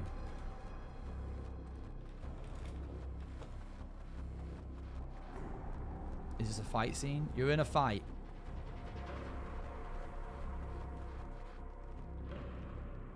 Your health is increased by 20 points. Your armor class to not be hit is currently 17.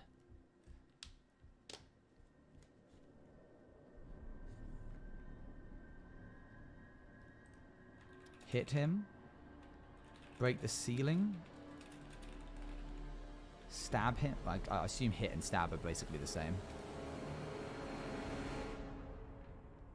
You have the initiative, don't worry. Spin around really fast and shoot leaves at him.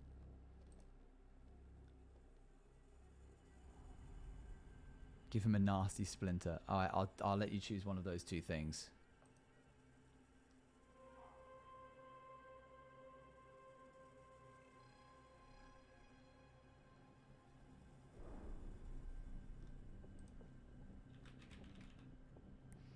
Ever a master in hand-to-hand combat, you reach forwards and try to strike at the man.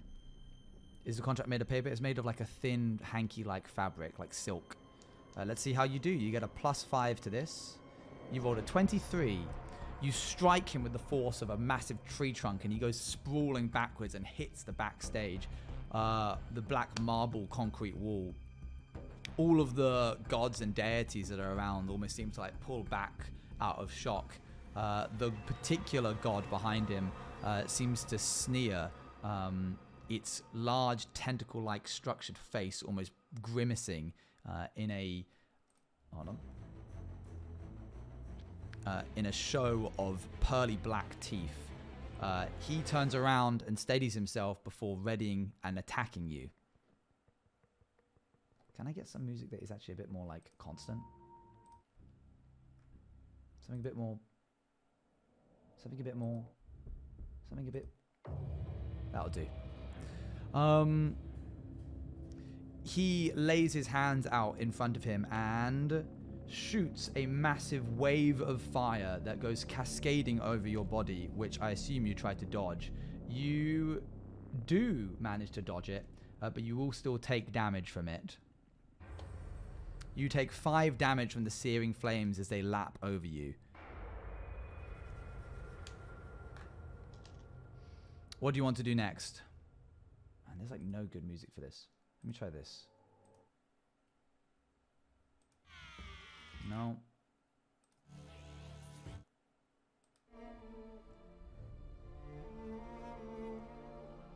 Okay, fine. I'll just do this. No, that's not. There you go.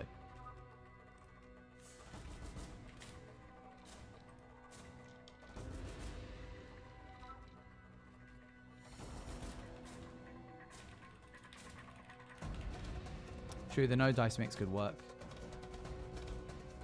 But keep reaching out further towards the god behind him and strangle the god with branches and vines.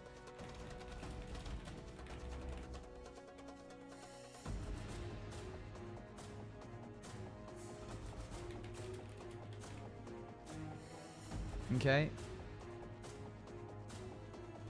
Reach for contract, attack the god directly, or attack him again.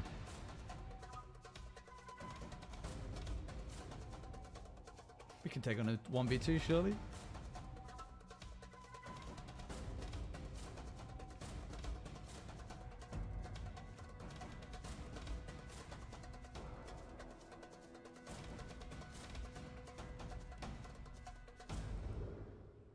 You reach for the contract. We're going to make a dex check. You versus him. The black dice is him. The blue dice is you. He rolled a 10. You rolled a 7. He reaches out and whips the handkerchief away from the table as your tendrils reach out. Your hand extends and vines and twigs reach out over the table trying to grab at it, kind of making waves across of it. He snatches it and holds it close and he goes, "You have no idea what this means for your family. You'll kill them all." What do you do?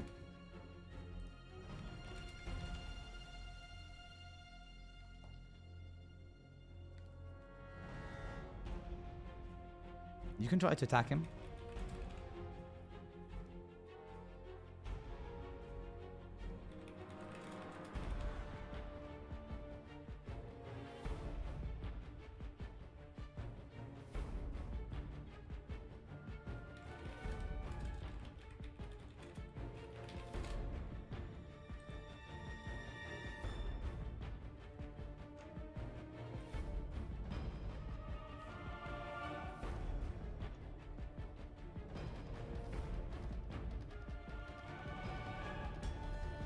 Okay.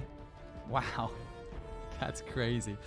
You turn your attention away from the man and up at the spectacle of gods. You reach forwards in between time and space itself into the astral plane and grab and scratch at this massive tentacle deity shrouded in shadow and mist. Let's see what you do attack-wise. You struggle to properly gain a hold on him, but given more time, you could further pry apart the gap between, or the material between the planes to reach this god.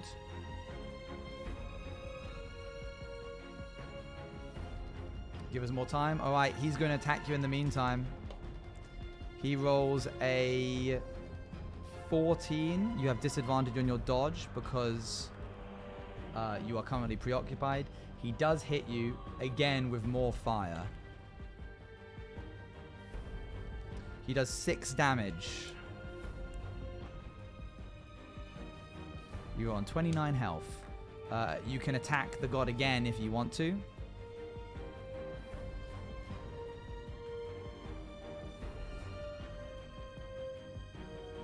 Yes, please. Okay. You do better this time, dealing minimal damage to what is a god, but you do damage all the same. Pardon me. You do damage all of the same. The god shrouds back in confusion and anger of your ability to be able to reach into the astral plane, and the other gods stop and turn to face what is this entertaining but harrowing spectacle.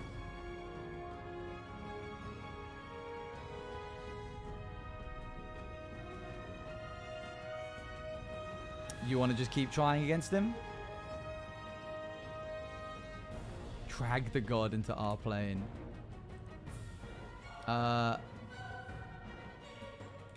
What do? Attack the man. Attack the god. Again. Or try grapple the god.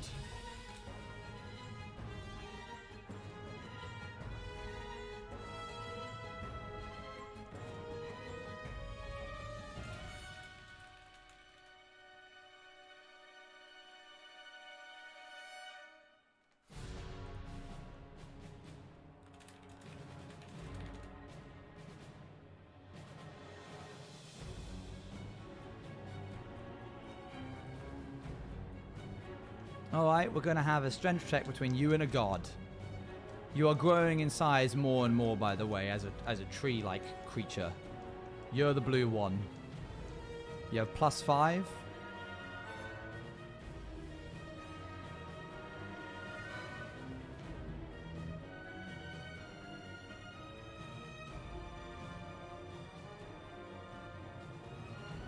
I can't. Let's see what he rolls.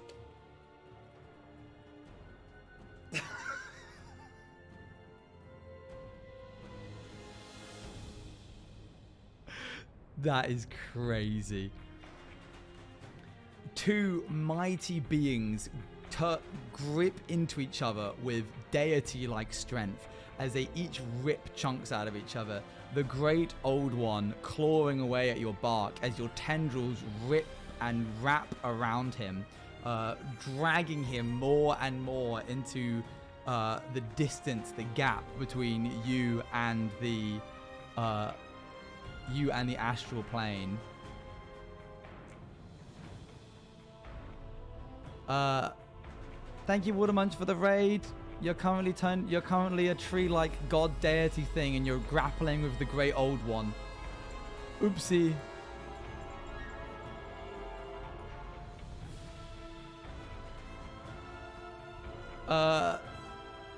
He's gonna continue. The guy's gonna continue attacking you. I'm pretty certain misses. That doesn't even come close to your armor class. Thank you, Icy Hot Wolf, for the 2 gifted sub. Icy Hot _ Wolf has gifted All we can 1 do really is sub to keep chat. throwing, I guess. Keep seeing what you get. 4 and 3. Oh my gosh.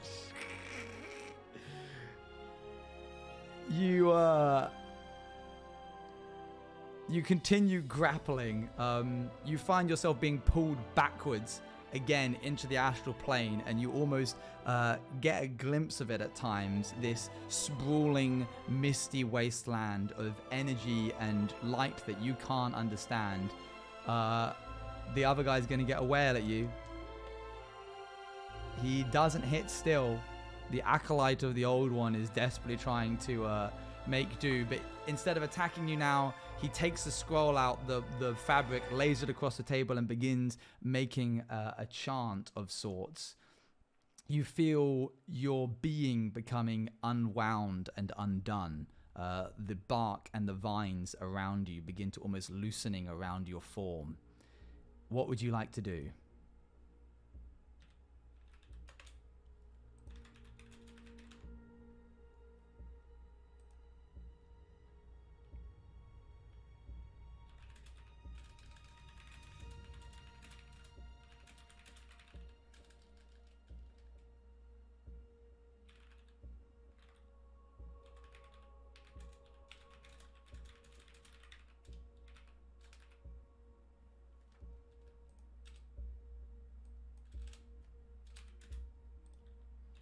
You won't be able to attack him and the god, so it's one or the other.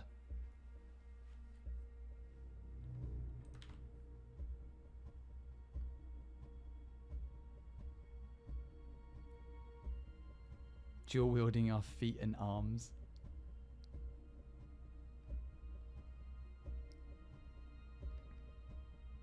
Are you the DM? Yes. Okay, go for the god. Go for the scroll. I know I'm calling it scroll, but you know what I mean, the contract. There doesn't appear to be anything explosive around.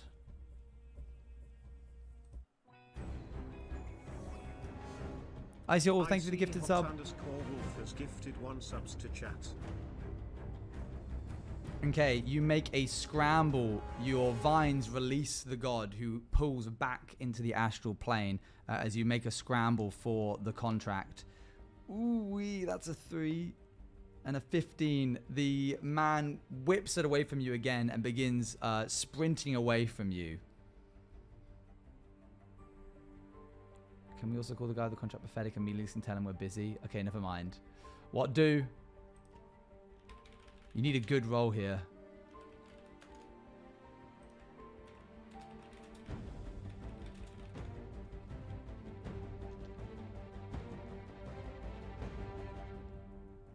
Chase him. Seems to be unanimous. Chase him while hurling insults. Hold on.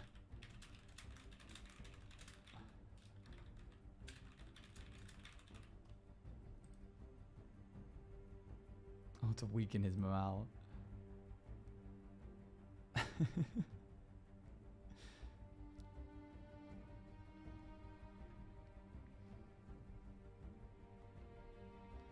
All right, let's make a speed check. His speed versus yours. 18. Wow. Oh, guys, you rolled a 1. Oh no. He reads out the contract as he backs away from you quicker and quicker. We're literally a tree.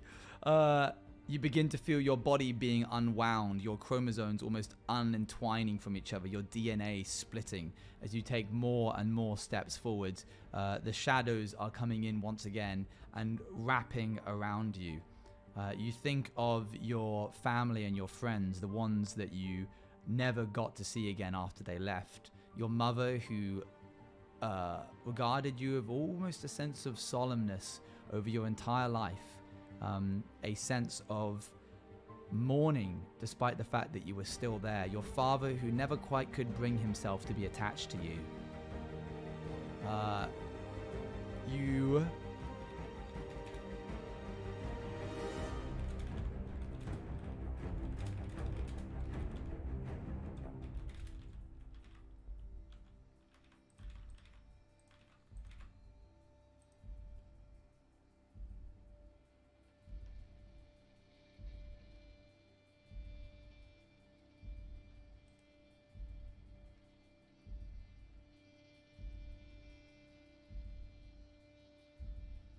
can use our knowledge of biology and say no and pull ourselves together.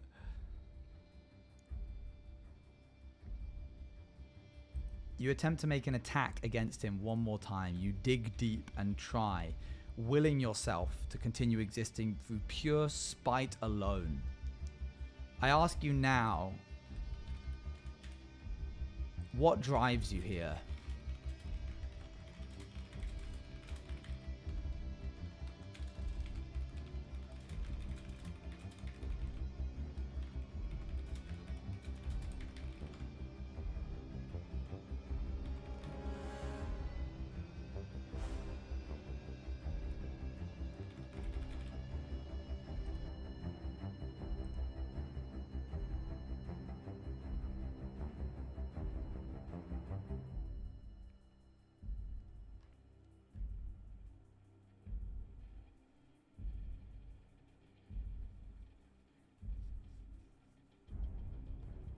You harden your resolve once more and lash out at the man, driven purely by spite and the need to prove others wrong, that you cannot be walked over, that you cannot be offered up so quickly.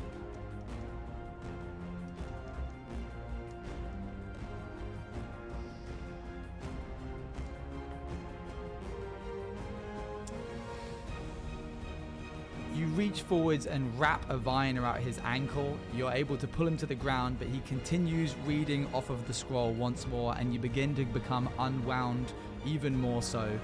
The tree being that you were almost seems to leave you like a barrier of a bark shielding. You step out of it onto the hardwood floor. It is just you and him now. Keep going. All right, we'll keep pushing. The gods are gone.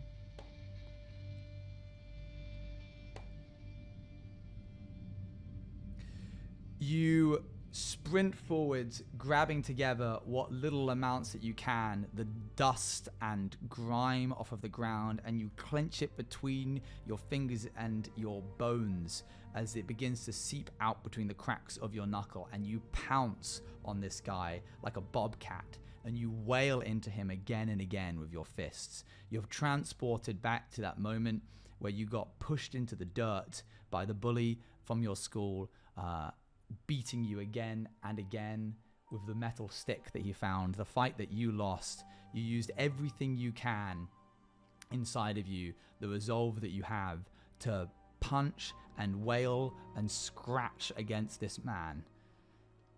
All the while, he dodges and weaves each of your blows as they connect. He reads out faster and faster this contract in a language that you can't understand, a sort of infernal tongue that whips around in his skull, ushering in your very demise.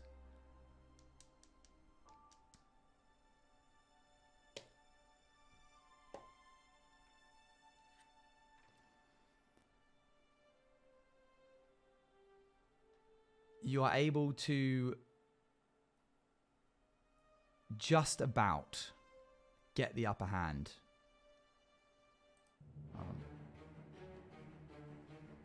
You did beat that dice roll, but by 1, and it was low. You're just about to be able to get the upper hand. You grip your fingers around the fabric of the contract, and you are ready to try your best to tear it. As you do so, you look up, and the man you met in the forest is standing off in the distance, savoring a... He has a remorseful expression, and he speaks.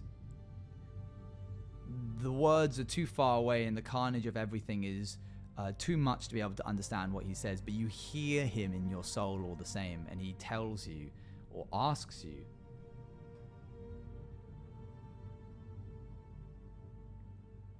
you know what this means, don't you? To break the contract. It dooms all you've known.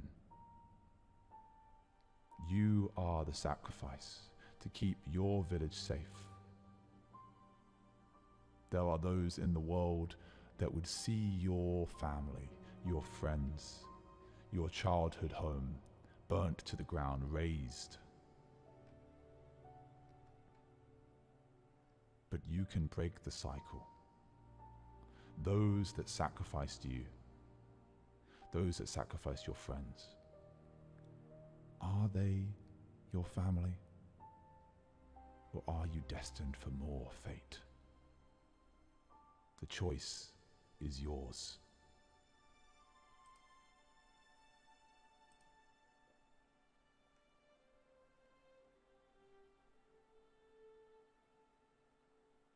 Hi, Mill.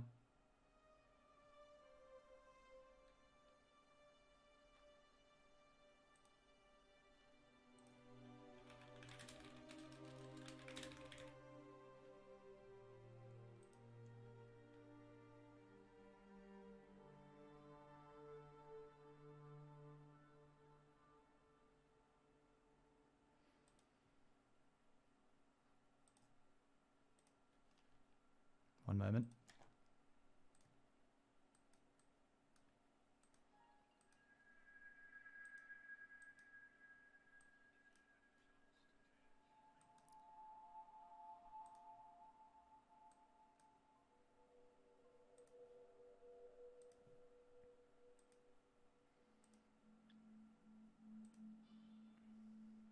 You grip the fabric of the contract between your fingers and begin to tear with all of your might. You undo the stitching, channeling as much of the animalistic tendencies and pure spite that has driven you to the place where you are now.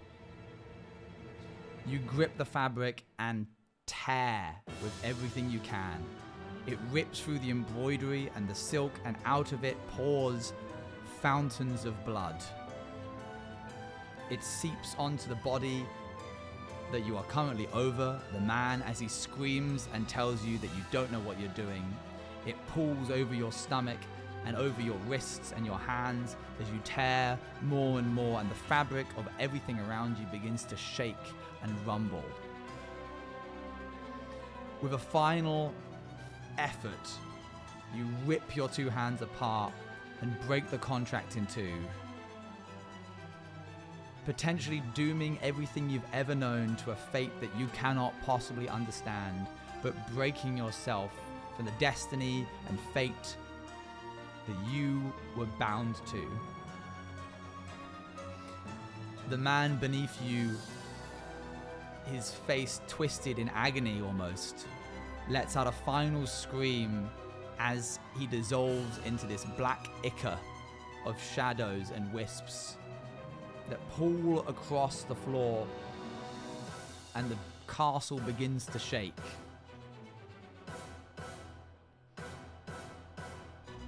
You stand up alone in the room. Do you have any more of that vial left to see the gods again? You don't, I'm afraid. What do you do?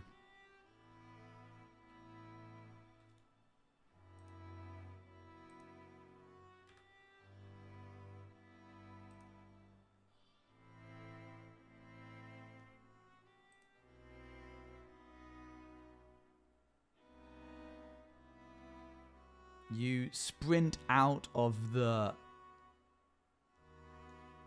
dot. What is a full stop doing there? I had to put at least two things, and it seemed people just wanted to run. That's all I was seeing. You sprint out of the castle as it begins to almost dissipate into smoke and wisps behind you. The floor giving way to your feet with each step you take. You pass, and it's just a puddle of ichor and shadows. The man that was once there beside the door. It all seems to be dissipating away. And you stand out into the brazen cold, the wind and the snow biting into your skin. And you consider what next lies on your journey.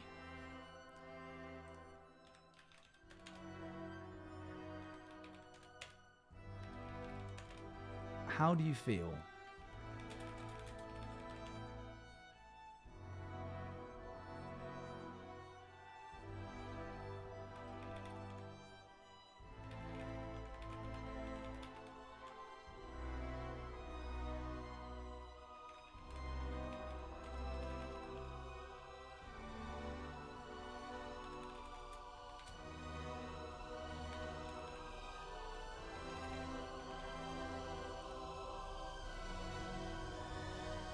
great, empty, exhausted, relieved, or betrayed.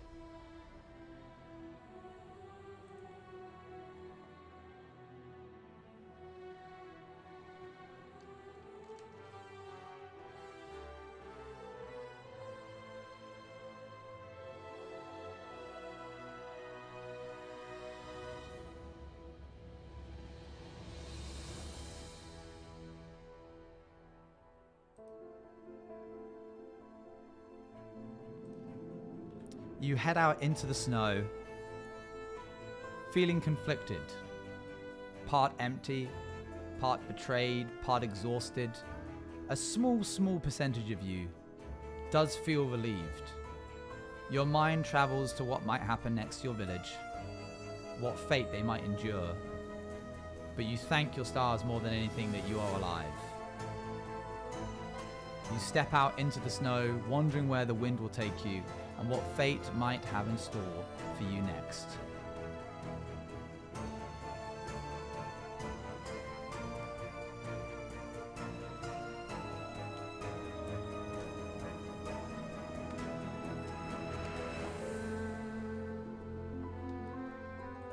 There's no music? You haven't had music this entire time?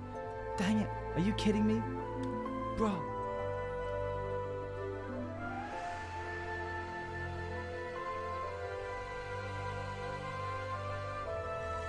Not since the old man spoke.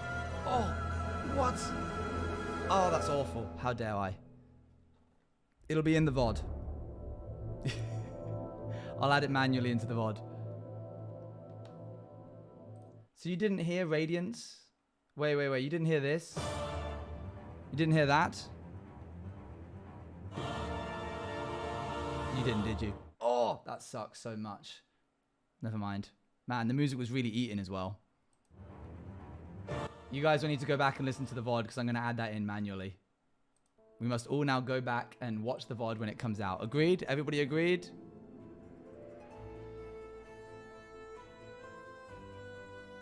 Good.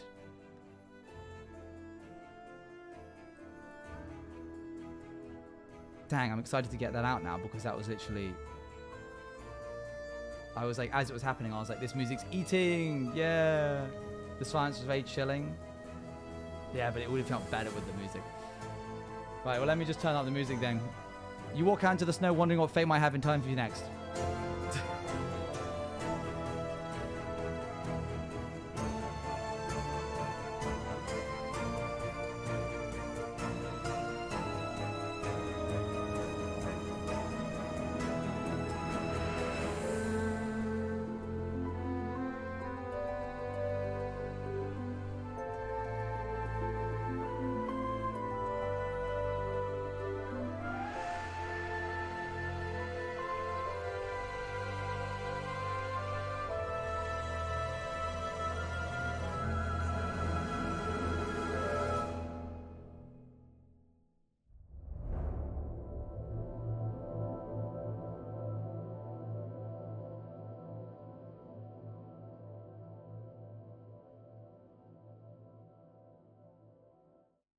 Okay, one moment. Yes, we'll do the giveaway in just a sec.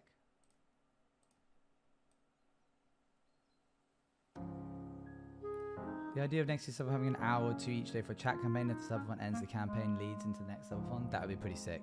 I think we keep Fate. I think we should roll with Fate more.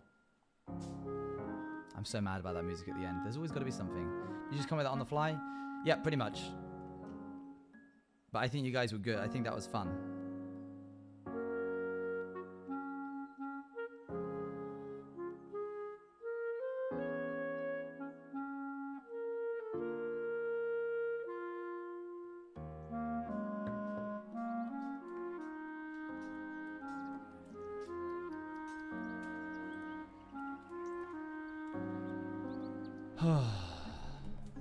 Right then. Shall we see how close we are to the end? Oh my.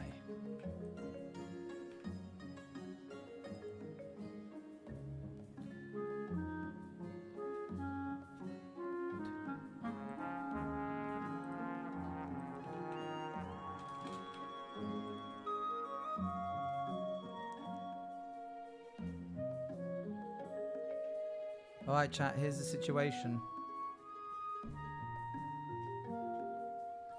There's some people calling... Was that Hollow Knight? Yes. Consider offering water sometime. Please consider offering water sometime. What? Is that like a callback? I didn't know if that was a callback or not. Or if you're talking about water. Okay, can you do me a favor real quick, please? I just need like 2 seconds of your time. Yeah?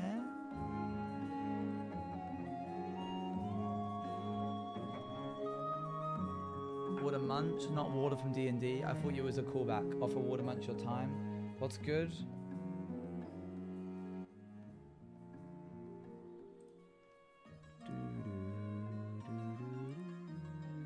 Can you add like 40 hours to the timer, please?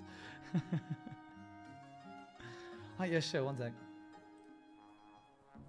I might as well see. I do technically owe you some pins, I think. Bum, bum.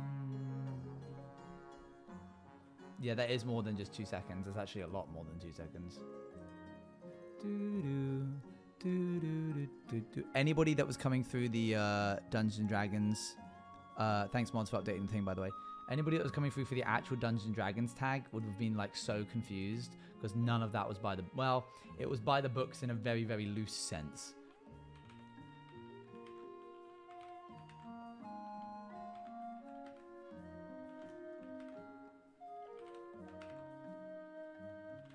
I think you guys did really well though, but well done. Not just in terms of like, congratulations, you survived, but also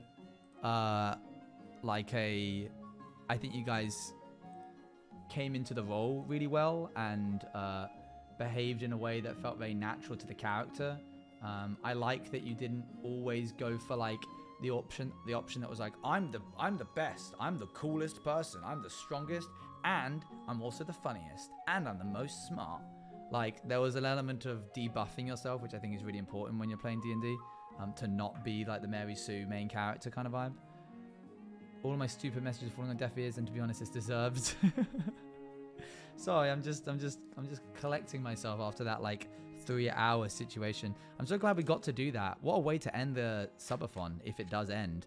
So, in about 1 hour from now, I'm going to bed, which means that if this gets pushed till midnight, then it will be ending just a little bit after I go to bed. I might stay up a little bit later than 12 a.m.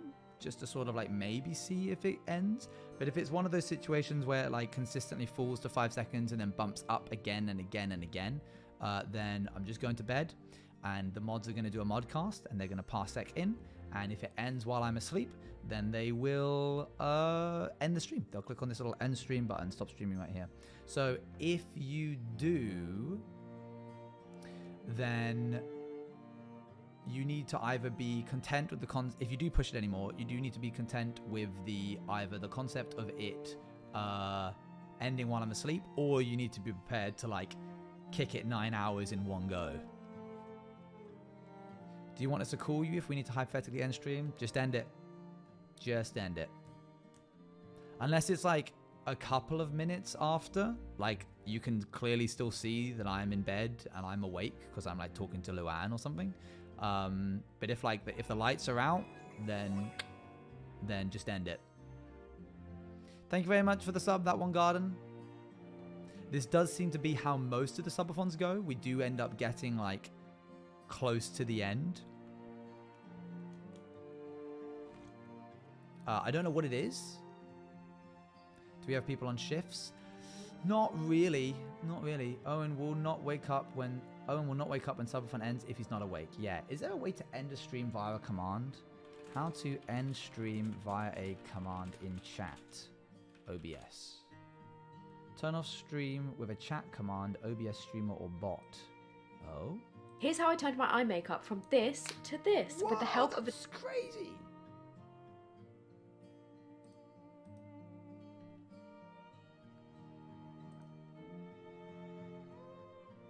Man, I wish my eye makeup could go from this to this. They can raid out, but you'll still be live. Fair. And this is ZN Gaming.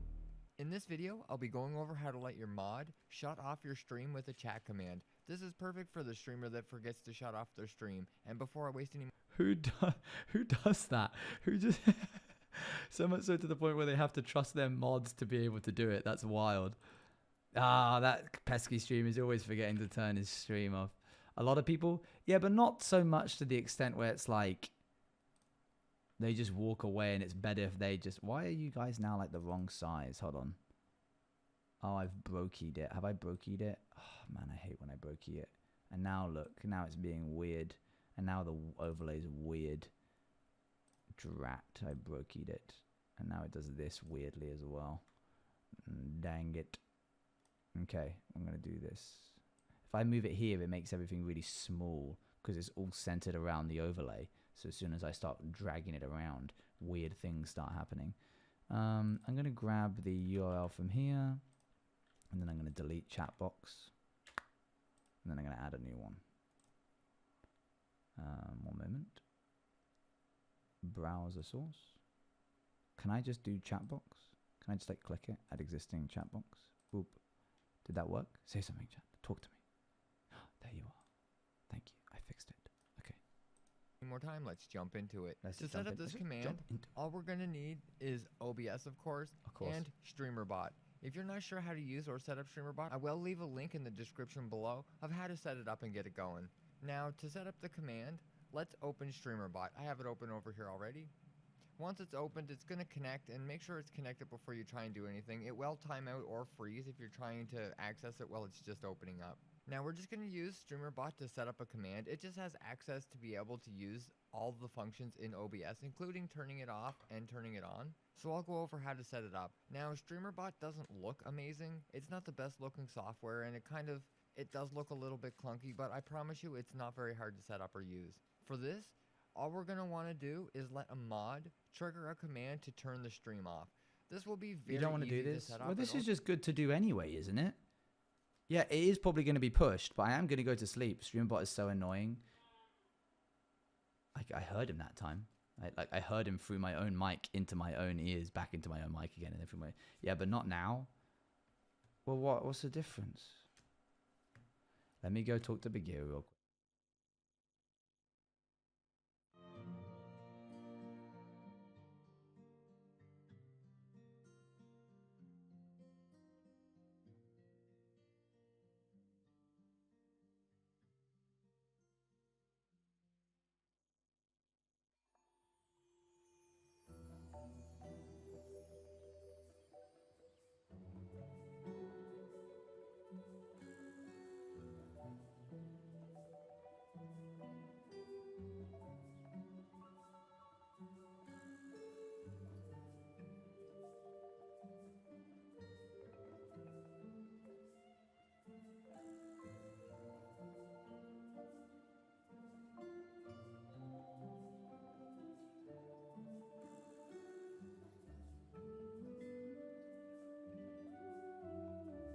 Sorry, Watermunch. I was just considering the way you were saying things, where you were like, you don't want to do this. You don't want to do this. Do you want to spend potentially last doing this because Streambot is that annoying? I can pause, make you a command if you want me to link the video. Export for you, but it'll take like 15 minutes. Okay. All right. Sorry, I didn't realize it was that big of a deal. I just thought it was going to be like a quick look it up, do it, carry on with the thing sort of vibe. Do you guys want to try and do a last minute Balatro run?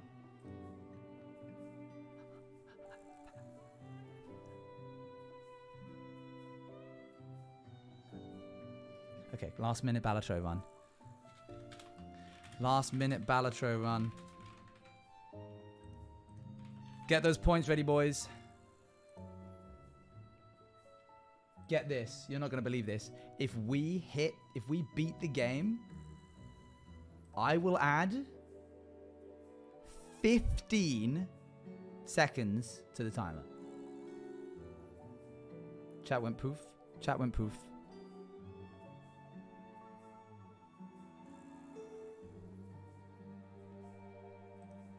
I'll get chat back in a sec.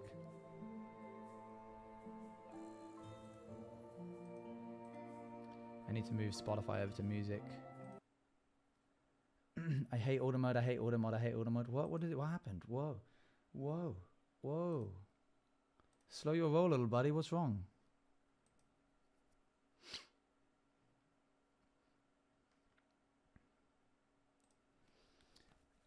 Okay, so I need to fix things by doing this. Chat will come back. I'll move this into overlays. I'll then go back to full cam. Chat will be back. Chat, say something quick. Yes, it worked. Good. Okay. Balatro. Chat, I've been thinking about that Balatro Subathon idea. Every day you get a new joker and you can have 5 jokers and you pull them from a deck randomly. Like the Balatro Subathon thing. And then it will be things like every raid is worth however many... Every raid is worth in like seconds, however big the raid was. Or things like 50 bits are now worth 100 bits worth of time. Just like silly things like that. I feel like it would be really fun. Just really goofy. What's Balatro? It's a push your luck card game, which is not poker. That would be fun. I think it could be really cool. Let me pull chat back up on screen.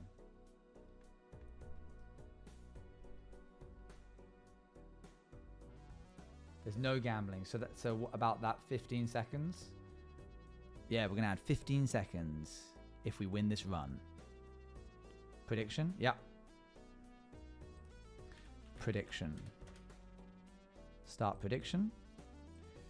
What ante will Owen beat? Ante or reach? What ante will Owen reach? Ante 3, Ante 5, Ante 7, or beat the game?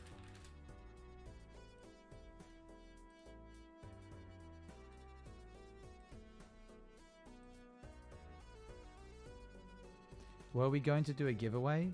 Oh yeah, I should probably do the giveaway first, shouldn't I? I think I have a list of people that I was going to do.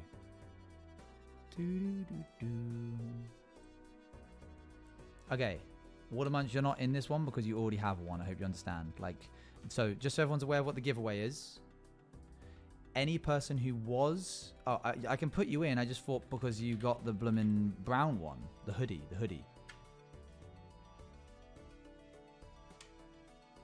Since mentioning Balatro's voice, I got so much excited. So, anybody who is or was a VIP who is not currently a mod and doesn't already have a hoodie is automatically entered into this hoodie giveaway. Okay?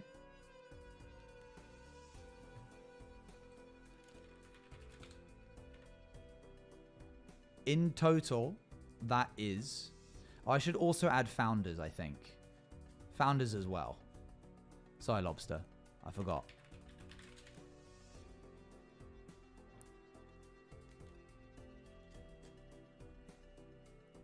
What about Nick and his 5 missing hoodies? Come again? And his 5 missing hoodies? What?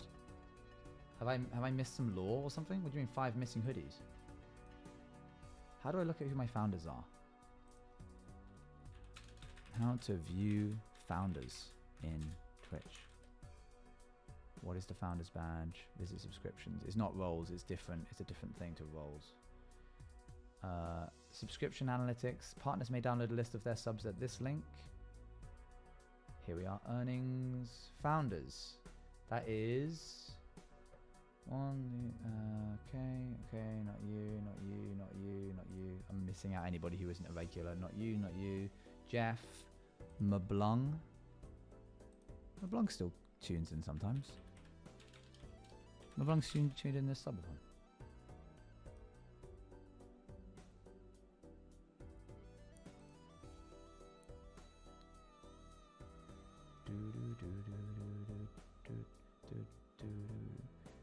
Poor Moonlit in April, but also not too much poor Moonlit in April because they are getting paid. They are getting paid to be staff members, so the swings and roundabouts. I feel. No, is that not fair?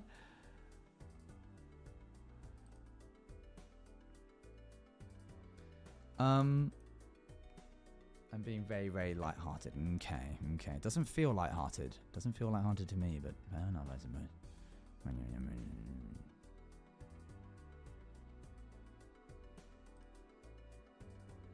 I take back everything I ever said about the chat versus the new one Tubbo suggested, because when there's a prediction, it's so much worse. Some people are just... Wait, are they?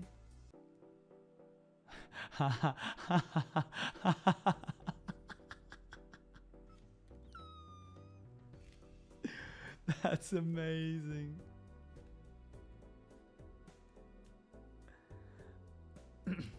That's my favorite chatter. RT and... It's so goofy. You guys are literally just reduced to ... There must be a way around that, surely. Can't I make the chat bigger?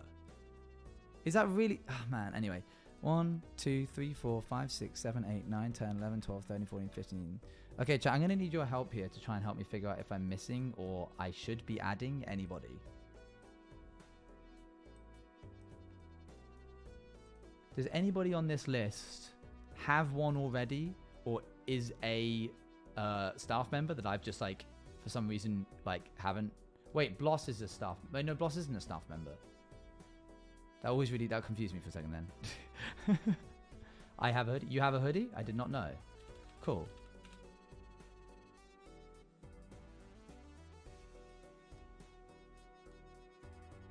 You don't have one? Cool. Hey, Bloss, welcome to the team.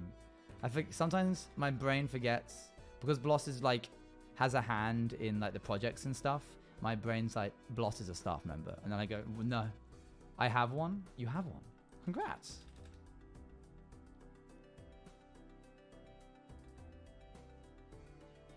Avi isn't a VIP, but Avi is a artist, as is Diango. Want to be transparent. Had one, but it got ruined in my move. Do you still have it? Oh, Lobster, you've put me in a really tricky position there.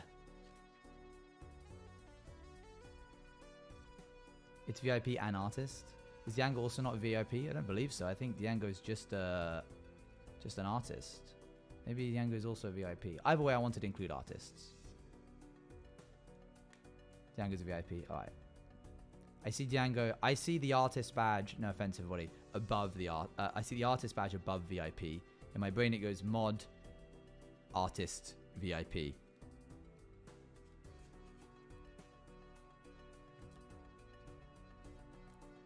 Stevie isn't on the list as far as I can see. Stevie is not on the list as far as you can see. I don't know why Stevie... Wait, does Stevie have one? Why do I feel like Stevie had one? I must be wrong. I'm willing to drop out to be fair for everyone, if that's okay. There are more opportunities in the future, Lobster.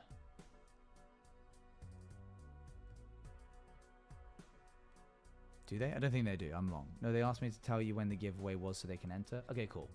Right, 1, 2, 3, 4, 5, 6, 7, 8, 9, 10, 11, 12, 13. We roll this once on my phone, a D13.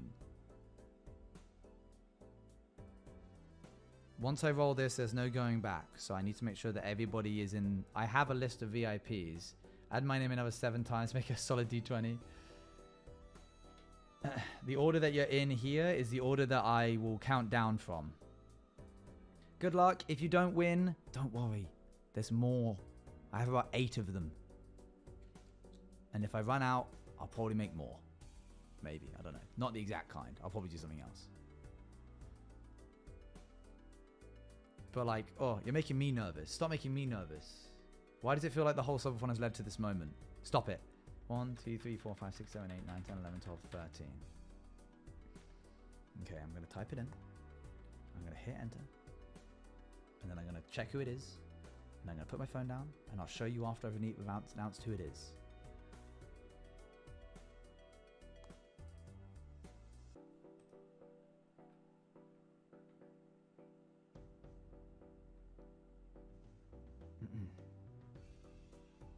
It is, I'm going to say now it's not someone in this chat. It is, if they are willing to accept it, it is Jules. I rolled a 5.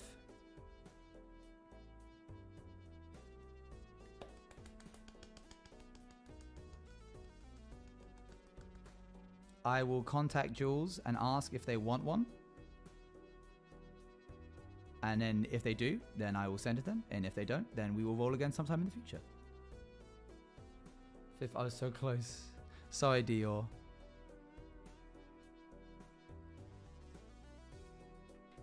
Don't worry, everybody. Don't worry. No, Jules got... yes, Jules did get VIP this subathon. True. Jules has been around for a very, very long time. I need to find them on... Could a mod open a ticket and then ping me? What hoodie is it? That one. Not that exact one, but that one.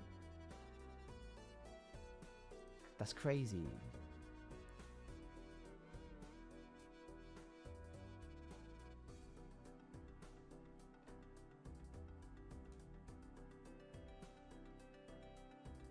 With Jules in? Yes. Okay, we're gonna run a Balatro run. If the subathon ends before the Balatro run ends, then I'll just cancel the subscription thingy. Do over the fight, keep it going past midnight. Are there Bruno giveaways? There are Bruno giveaways. There are Bruno giveaways. I will roll... There's 2 Bruno giveaways, I believe. There's 2 Bruno giveaways and a pin giveaway because someone didn't redeem theirs. So there's more. There's more things, chat. There's more things. I'm going to do 2 of the Bruno giveaways. I'm going to do just from that list that we just did. And then one of the Bruno giveaways is going to be from everybody. Okay? So I'm going to roll again real quick on this list.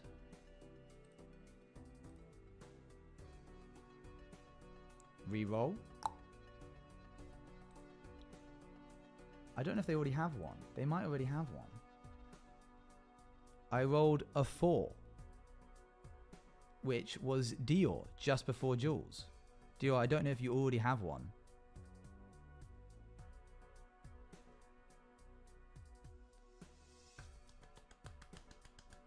If not, you get 2. There's no point. There's nothing wrong with having another one. Oh, that's quite lovely, isn't it? I do, but low-key, I was thinking about getting a second one. Well, now you do. Now you got 2. I will very happily take. Good. I'm pleased. I'm glad you won something. Okay, now let's give a pin away. We're going to do that via a... oh, sorry. We'll do the other Bruno first. So, exclamation mark raffle. This is everybody now. They can hold hands. So, I have a small thing to say. Bruno can't hold hands with himself, unfortunately, because he has soft fabric on both sides. But... I think if you got 2, you could put a tang on one side and then a tang on the other side. And then you could put the Brunos touching the tangs like this. And then you'd have a ring of tangs in Bruno.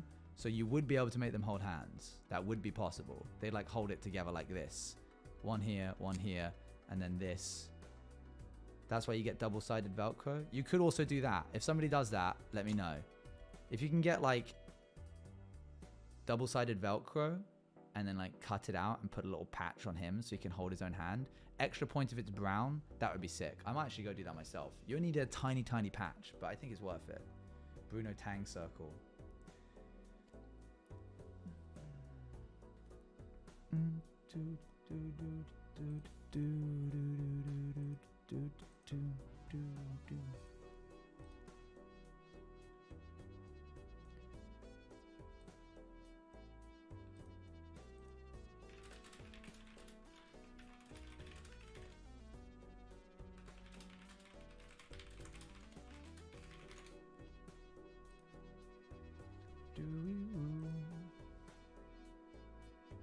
We're gonna do the giveaways and then not have time to like actually play the game.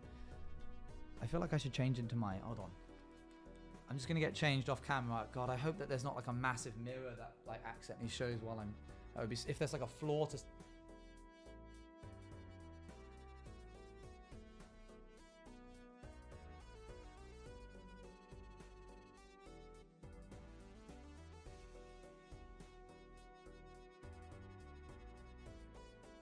Got it in there one more time. I got that callback one more time. Got right from day one. Circled all the way back round. Took 10 days. It paid off. Did we plan that? Yes, we did.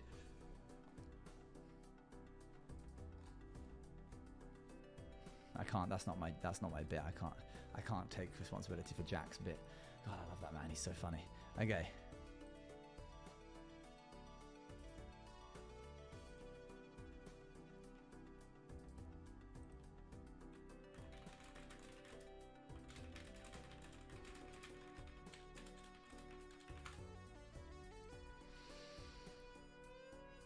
I feel like there's a joke about how shiny you are. Oh my gosh, that literally... This entire... Are you kidding me?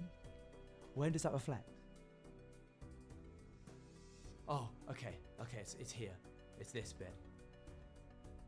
Oh my gosh, you're right. Ryan literally said that. God. Okay, 86 users. The winner of the next Bruno is... Cosmos790. Congratulations, Cosmos. Are you here? Oh my god. To Cosmos. Thank you very much for the 100 bits, Haiko. Doing this now cause you will probably gonna be spammed by TTS the closer we get to the end. Probably. Subathon is seriously one of my favorite times of year, even if I always forget when it's coming up lol. I'm sad to see it go, but you did amazing this year, boss man, ignoring my timeout/LH. And I'm really glad that you seemed not only more energetic, but happier this year as well. Thank you. Can't wait to see what the rest of the year holds. Also, we should definitely do more We should. COTC in future streams. We should. Thank you, Haiko, for all your work. Cosmos, you won. You can open a ticket if you want a Bruno. Do you understand what I mean?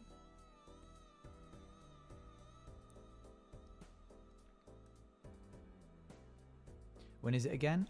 It will be sometime July or June. Usually it's June or July, depending on where TwitchCon is. I think so. Okay, cool. It's this little guy. I will pay for him. You might have to pay for shipping. We'll talk about that later. But if you want him, you can have him.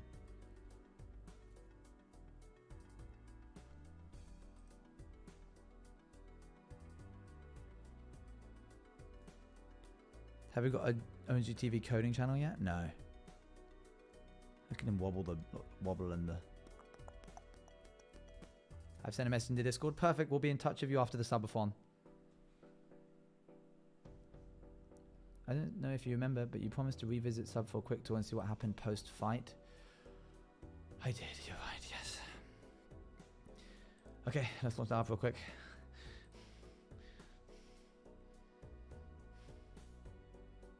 And pack and see how far you go. That would go so poorly so quickly.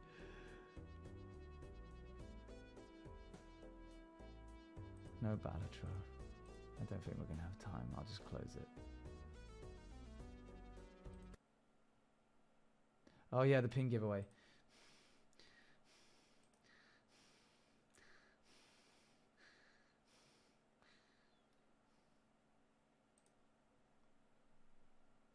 Okay, I've opened it up.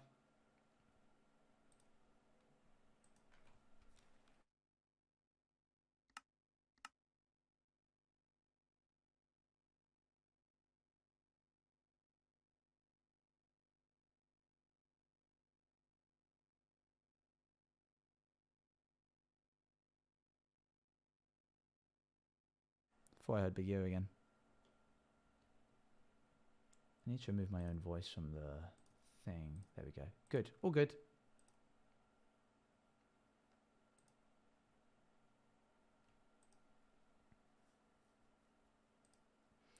Okay, pin time, 15 more seconds.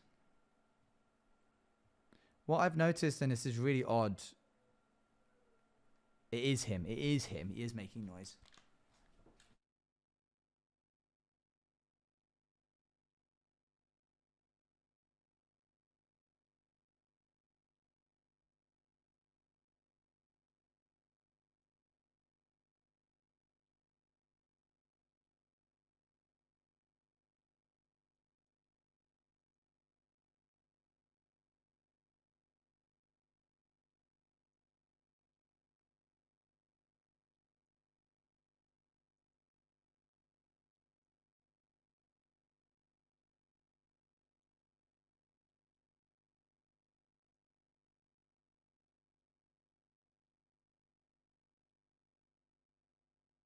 Okay, closing entries. Picking winner. Winner is R2 Data. Didn't you already win one? Am I imagining that?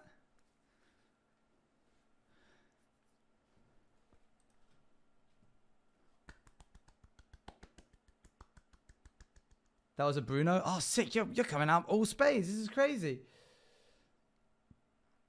Open up a ticket, please. Thank you very much. Let's see what people have made on the server.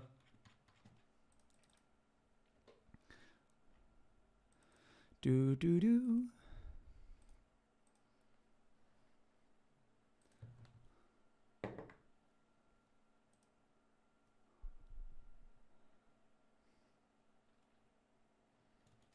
Oh my gosh.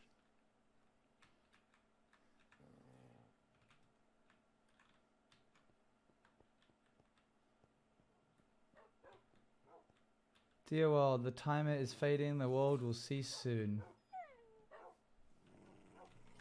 Don't start with me, dogs. Oh.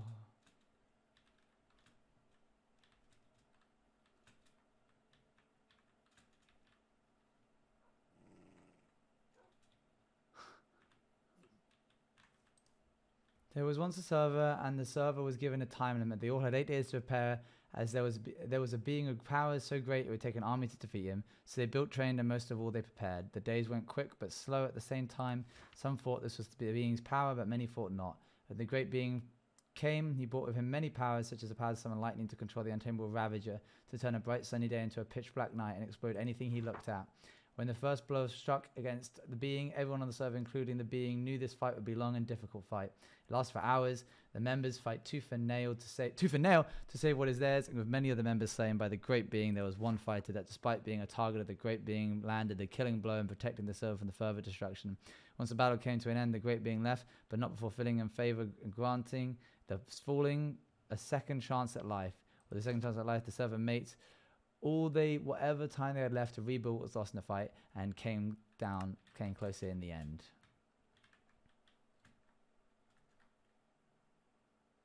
Maybe unpause TTS? Go on then.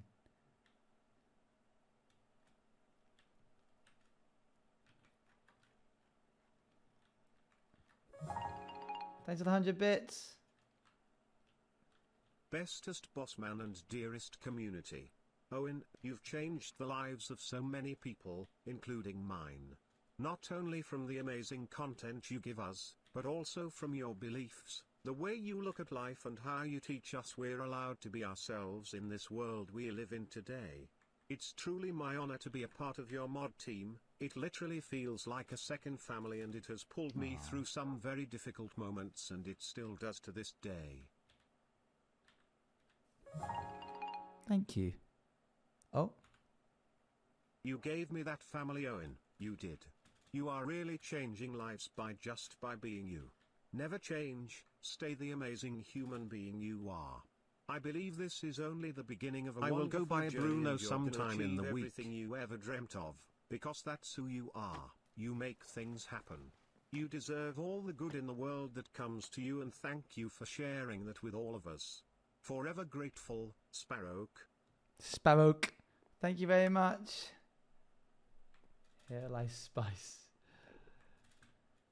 Thank you, mod team. Whoa, they changed everything? They turned it.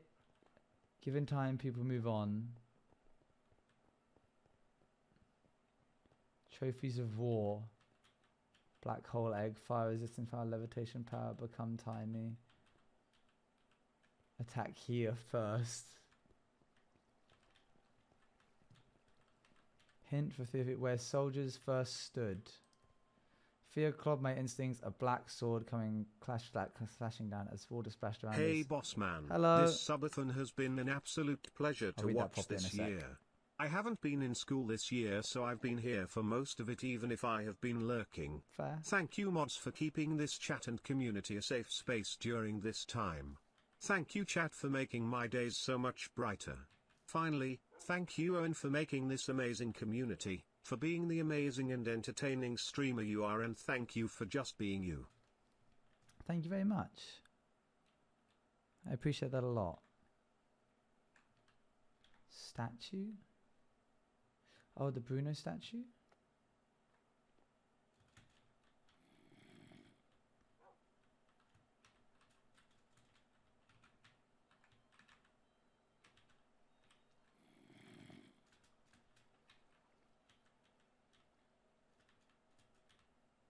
Not the Bruno statue? I'm so proud of you for all of the growth you have made as a Sorry, Watermunch. Shamrock 100 hi on in chat. Despite having been a follower for a while, I haven't been that active in the community, but every stream I tune into I am always amazed by the great community and just how fun everyone has together. Thank you. I wish you great things for the future, Bear. Thank you, Bear. Thank you for the 100 bits. Creator and as a person. Looking back on us from 2021 to us now, we are two infinitely closer and infinitely better people. You are so very deserving of all of the beautiful and wonderful things you have done. / also you smell bad. Thank you. Where's the first one? It says statue. Where's that? I tried to go to a statue, but I don't have time. Is Dan there? Dan was there. Here to humble you at the beach. My turn. Not to get all sappy cause all good things must come to an end, but Subathon is such a joy every year. It's been an awesome run and every day has had something amazing about it. I thoroughly enjoyed, 10/10ths would do again, can't wait for the rest of this year. Thank you Owen and thank you ModFam and thank you chat for being amazing. Thank you. The first of all, our mighty potion master, a strong voice and beloved by all, the humble tree folk forever bound, a noble warrior who was front and center, the most creative soul amongst us, a leader that never quit, did anything. The first sacrifice, all books in this room.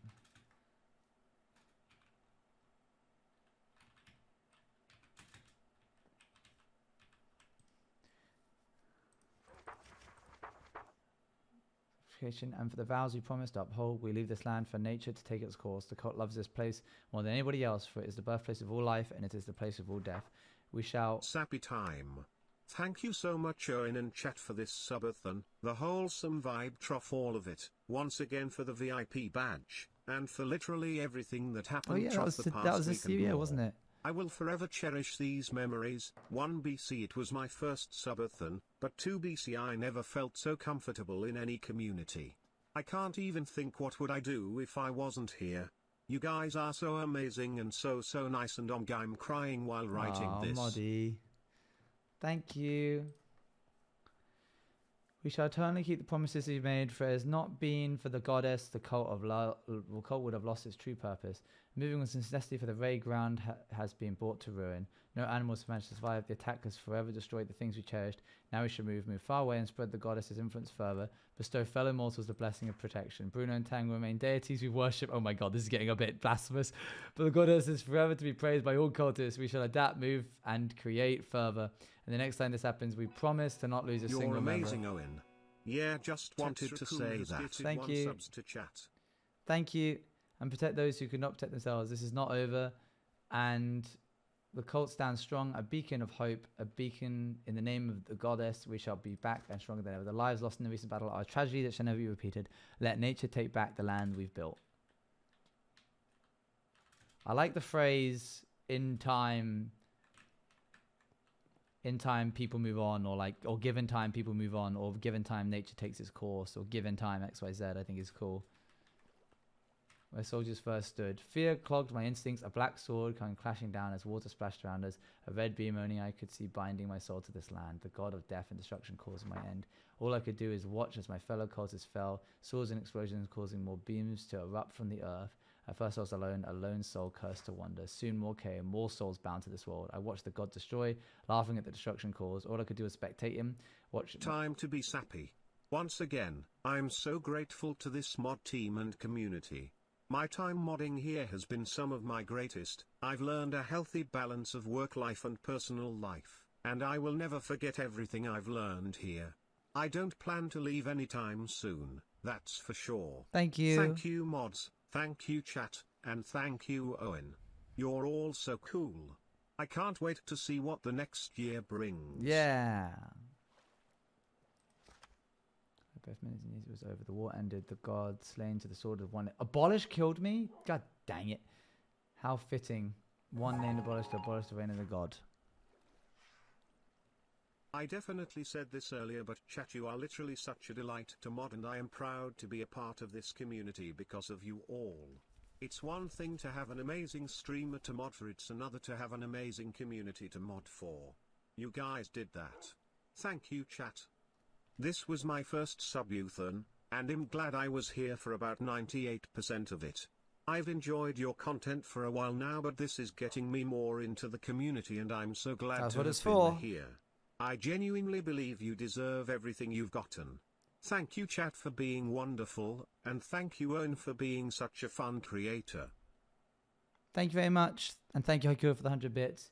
I watched as the church was changed to have sparkling gold and marble floors, quartz walls with embedded riches, a beacon shooting up through the mountain with a sparkling lemon. Thank you, Penelope Sky, for the 5 gifted. Penelope_Sky A has small gifted raft 5 where subs to I chat. died. I watched as repairs were made, the ground patched up, a wheat farm planted. With more time came vows. Cheer 100 hi Owen and chat. Hello. I haven't been in this community for long, but I've been having personal issues this year which led me unable to attend school, so I've been here for I haven't went every sappy stream mode for at the all past during 4 the- months. This is the first Juiceathon I've been to, and it's been so fun. Thank you for being you, smile. Thank you. Subathon yet so. Scowling_Rose71 has gifted 1 subs to chat. Thank you. I guess it's time now. This subathon and your streams in general have been so... Garlic bread. I think this is becoming a new bit to interrupt beautiful messages. Really appreciate you, boss man. Thanks for everything and by putting up with all of us. Thank you for the 100 bits. Fun, so heartwarming and comfortable for me, everyone really.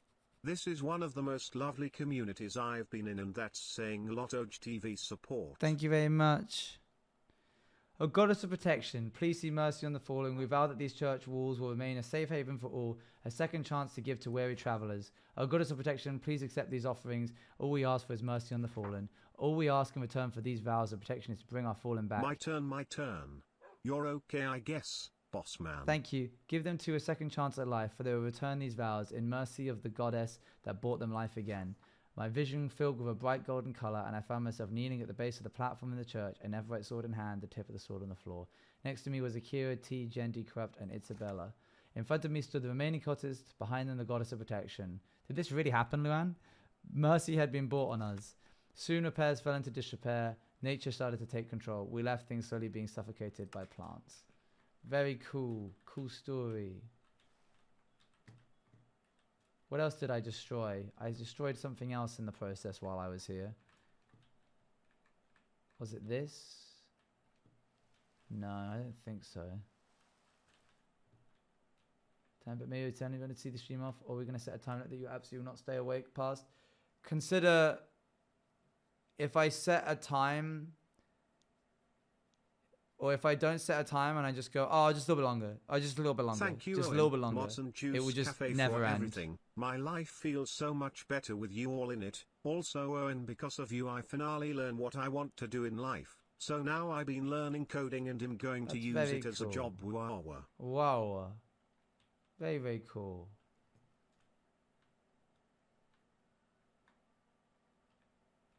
Do you have a hard time to leave? I guess so, yeah. But if I say what it is, then we'll just meet it. Like, it's better if I just kind of keep my cards close to my chest and play it by ear right now. Is there like a spot down below?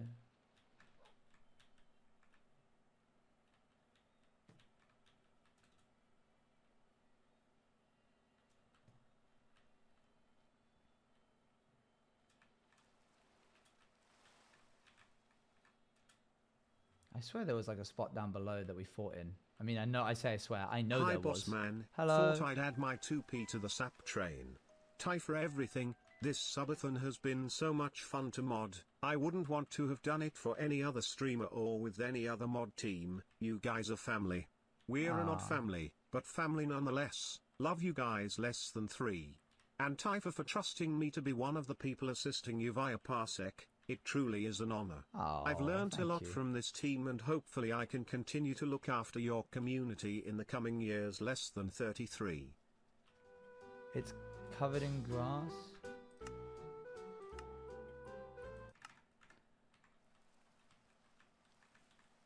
Where was it? It was a massive... Oh, there it is.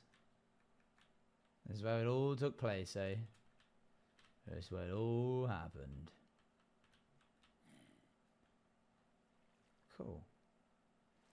I don't think there was anything else I destroyed. This is my first time joining in on a subathon, and although I was only able to join in for a short time, I loved how it turns out and glad that this is how it will end. This community has always been my comfort online. Oasis, yeah. Thank you, Owen, for always bringing us such amazing and exciting content, and always being so kind and cheerful. Of course. Thank you for the mods to always keep the chat friendly for the community. Thank you, chat, for being such a accepting and loving community for me to participate in. So no anonymous people will be added to the timer? Yeah, pretty much from now. Anonymous, gifted, and bits will not add to the timer, by the way. Oh, whoa, cool.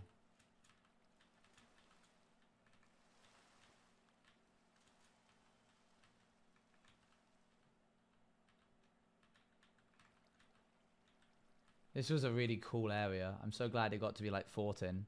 It was a sick portal. Sorry, sick portal? A sick area. Very, very Hi cool. Owen, you have given me so much inspiration, and in the last 3 days I have been coding my own server, and I am doing coding as a hobby while wanting to create games. See you next year, chat. Ojtvo7. Thank you. Oh, here it is. Oh, covered in glass, not covered in grass. I see. Whoop. Thank you much for the 10 gifted. Did somebody say Balatro? Question mark? Penelope_Sky has gifted 10 subs to chat. One left behind, one fall in battle, the other left to get a new chance in life, leaving me behind with the guild, a business to run all alone, an explosive damaged the building badly, a hole next to it that spread death and fear, in the memories left behind, a business ruined and broken, and me left to fix it, until Bread offered to help out, and became part of the guild, and soon Nova and Demon followed, making the guild into a place of safety. We ignored that time a phantom got in, and friendship, a business run by a group of friends that even after this world remains. This place will be remembered as a place to come together, prepare for a fight, and Let's go. I don't have to set alarms to catch the end anymore. Big W's for the West Coast chatters. Thank you, Owen. It's been fun. Thank you, mods, for the hard work. Oh, don't. And thank you, chat, for doing your best to support our biggest strat that makes all the rules. Thank you, Nutty boy. Anyways, does anyone else want to head back and collect more water? Glub glub. I eat the fish. I actually really enjoyed that bit. I was kind of like testing. I was like, is there gonna be anyone who doesn't vote? That would have been sick. But in the end, I realized that it was just gonna keep going and going, and it was gonna lose its punch after a while. And I was like, I'm just gonna have to like give them another way out. But it was really interesting. I might take that and use it in other things. Bro, that whole campaign was improvised. The one and only truth I knew. You know when I said, oh, I've got the campaign. You kept voting? More sappy messages. Owen, you've gotten me through those times. From me going through a friendship breakup to waking up from a bad breakdown. Your content really changed and saved me, and so has the community. Thank you, Owen, for bringing me a smile on my face. I hope to meet you at TwitchCon San Diego. Just to keep it going. They did, yeah. Thank you very much, Isabella Gacha. I'll see you at San Diego.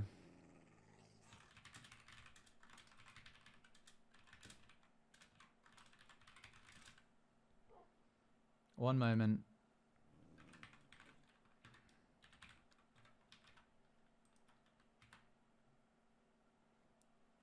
I'm just doing some maths.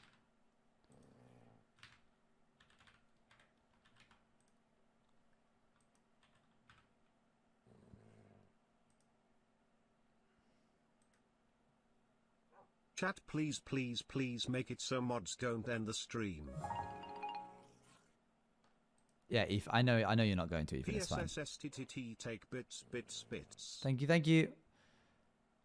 There you go. We are officially in no man's land. I'm going to be going to bed soon, and the subathon will end while I'm asleep. I will say a proper goodbye and farewell after the end of the after I'm done. Oh, hold on. I wasn't done yet.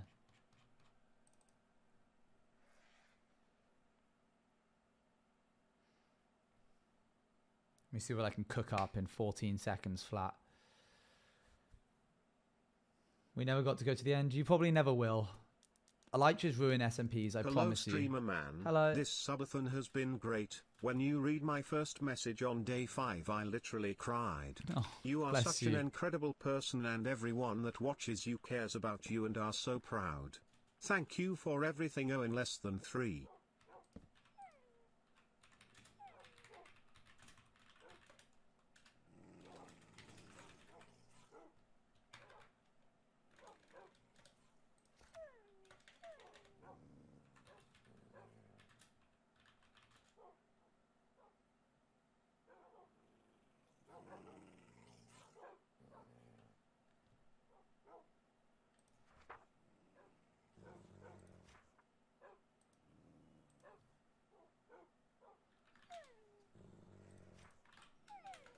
The dogs whimpering in the background. They hate me. Those dogs know what I did, and they hate me. Hair message from me again, lol. Hello. I'll keep it short this time, or at least I try. Okay. This year's subathon has been so much fun. It's different than the ones we had last 2 years, but it's fun. It was fun. I liked how you did it this year. It's funny to me that every year subathon expands with 2 days. It is odd, isn't it? From 6 to 8 to now 10. Let's go 12 next year, lol. Thank you for the wonderful time. I'm so glad I can be here for the end if it does end. Thank you again for everything.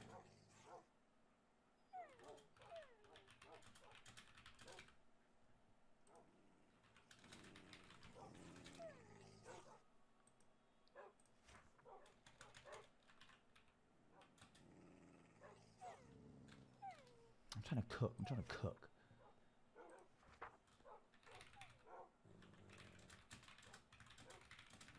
That'll do.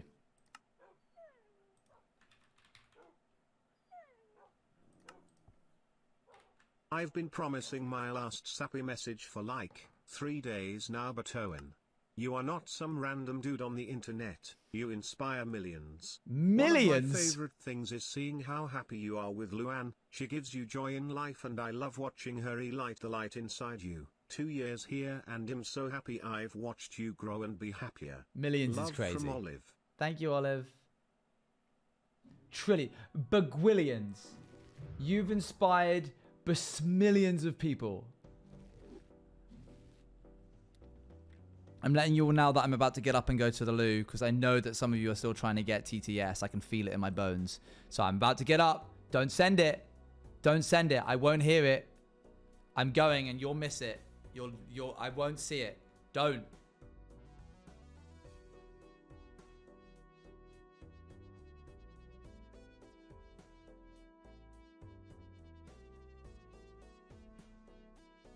Lol, try and stop me.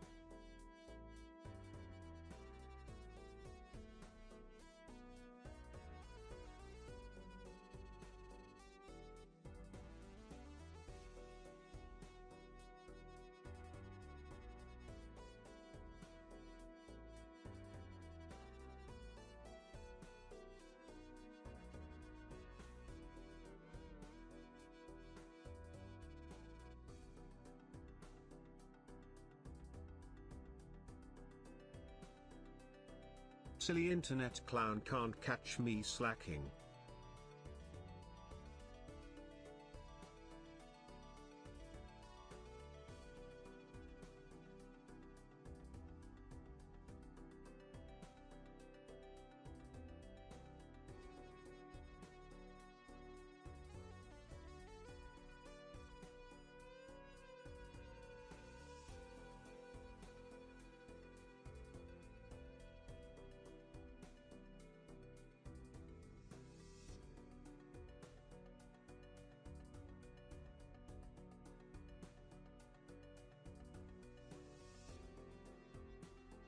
Hello.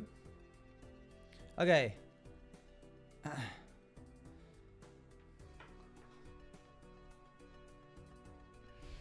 He's silly.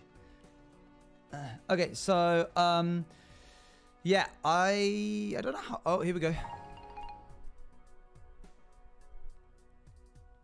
I was really hoping to make it to the There it end is. here. There's so many moments I can look back to from the community and streams, and it makes me realize how important everything and everyone here is to me. This year alone has been absolutely life-changing. Joined this silly little mod team in January, which I can confirm is the coolest mod team ever. Went to TwitchCon, which is something I couldn't have imagined even just a few months ago, and now a part of the silly VIPs even.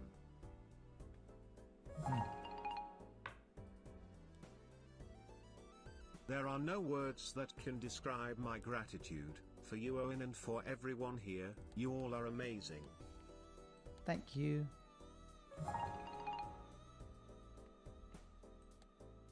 Since we are nearing the end, I will attempt to convey my feelings as my phone's microphone allows. Mr. Sir, I certainly hope you never have a moment where you feel like you are not making an impact, for the scribes of the universe have determined that you have made an impact within the sphere itself, within your community, and within the very soul of this silly little goober. Thank you.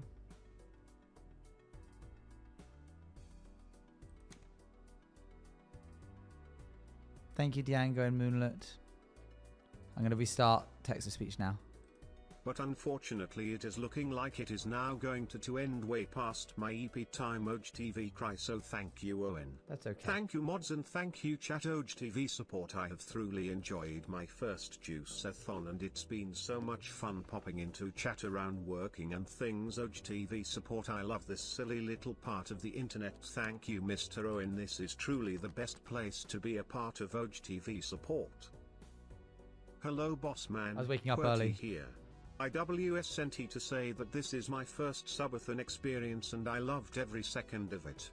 I love these silly stories, silly streams, and silly chat. Thank you so much. Less than 3. Of course. Hi chat, mods and streamer man. Hello. I don't talk a lot in chat, nor have I been here long, but now that I am here, I don't think you can get rid of me. Mwahaha. But really, I love this community and I only hear a But couple seriously. days. Be proud, OGTV support. Thank you, Magnolia. Why does it feel like we're having like a graduation? Like, if you had told me 4 years ago that I would be stood here in front of all of these beautiful people, and even Mr. Whitley, but seriously. Sorry.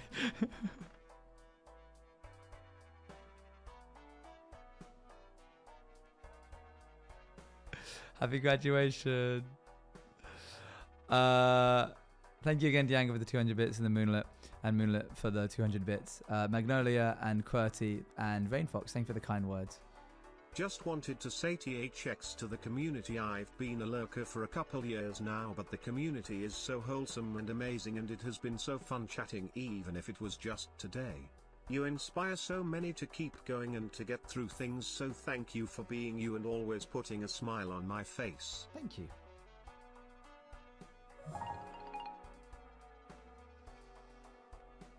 Cheer 100. Hi Owen. Hi. It's been about a year now and this is my second subathon. Yippee. When I stumbled into your community last year, I did not expect to grow so attached so fast. You have set the groundwork for an amazing community and the mods have ensured that it would stay that way, and chat is wonderful. You've shown me a lot of things and with your actions have encouraged me to start streaming myself. Ah, yippee. You're an inspiration and I can only say thank you so much for everything. OGTV support, OGTV support. Thank you, thank you.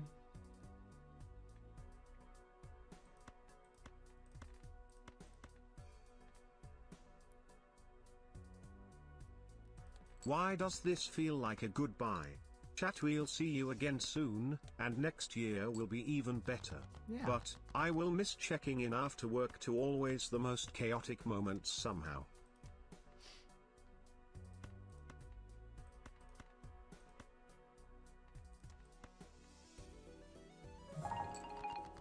Thank you very much for the 100 bits, Winterbine. And Antari for the 100 I feel bits. like I've already said most things I wanted to say at the end, but I suppose I cannot ever say thank you enough for you and your streams being a constant over the past 1.5 years. That point of stability has done so much for me during that time. So, even though I can't say it enough, thank you. Oh my gosh, wind turbine. Wind turbine. Oh my god. No, yeah, right? Wind turbine.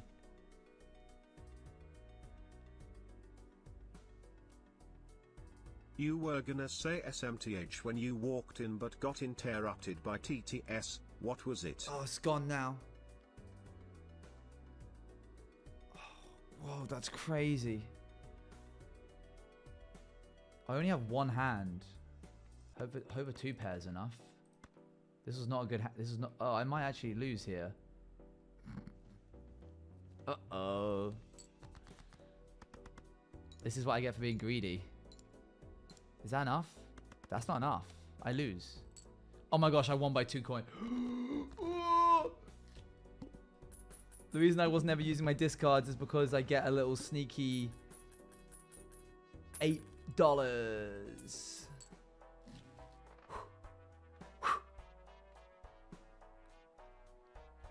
By the skin of my teeth. Yeah, I'm going to bed where basically either when I finish this run or when I get tired. I've been going to bed usually at around like 1 a.m. anyway, so I'm fine going a little bit later. But also, I'm going to wake up at 8 tomorrow if I go to bed and it's still running. There's the gap. It's 192 subs. Technically, what would that be now? 182, 175 to reach the morning of day whatever. I will admit, the bin part in my name is pronounced like bin, but it's funnier like this. Winter bin. Oh. Dang it.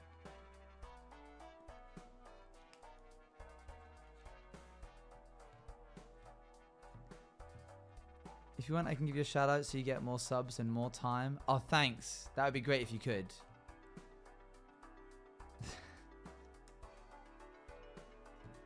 Good to see you again. Thanks for tuning in. I'm just going to basically play Balatro and chat to you guys because I've been wanting to play this game for a long while. I hope you're okay with that.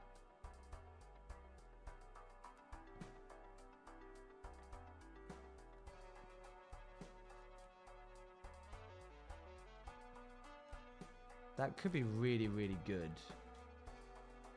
Especially this early on.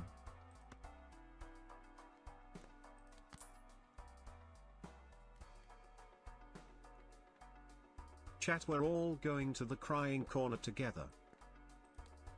Let's all go to the crying corner, everyone. I'm playing really, like, selfishly right now.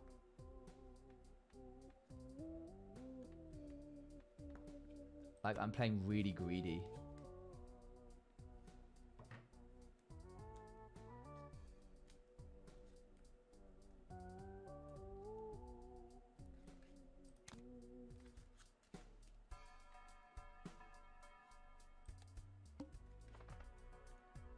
Cards played earlier this anti are debuffed. Oh, it's so unbelievably Jova. It's actually almost comical how Jova it is right now.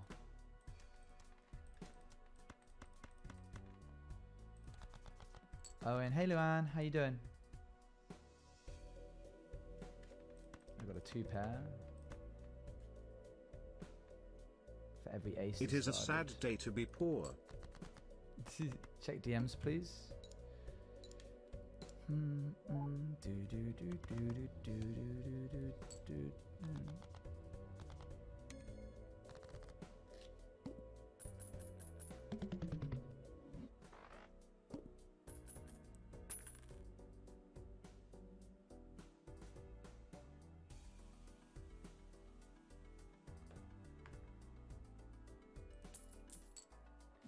Wait, I'll send a happy message. You can do whatever you like.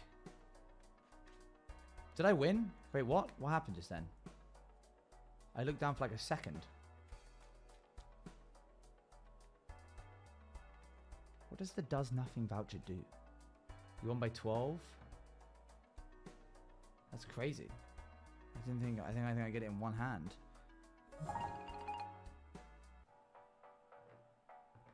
I want to join the soppy train. I've always been aware of you, Owen, and this community as a chatter from other Whoever communities. said the crying corner This past 10 knew days unknown. is the first time I've truly watched the streams, and I've enjoyed every second of it. I would like to now say I'm a member of this here Juice Cafe. I said it to you at TwitchCon. You will forever be a huge inspiration and never ever stop being newbie Thank you. guys.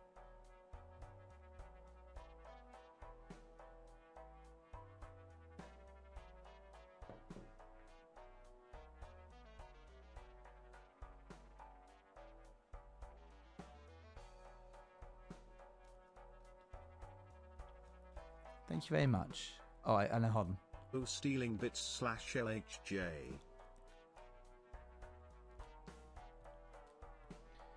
I need to buy more jokers to feed to this joker.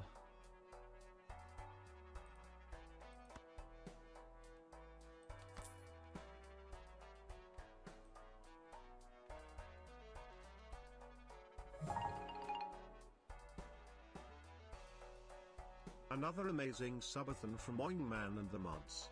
Can't believe it's been a year since I joined this lovely community, made some new friends along the way. Mods, you are amazing as always. Thank you for keeping the community safe and fun. Owen, mods and everyone in the community, thank you so much for everything, for all the smiles and laughs and making me feel welcomed. Thank you very much, Zenix, for the 100 bits.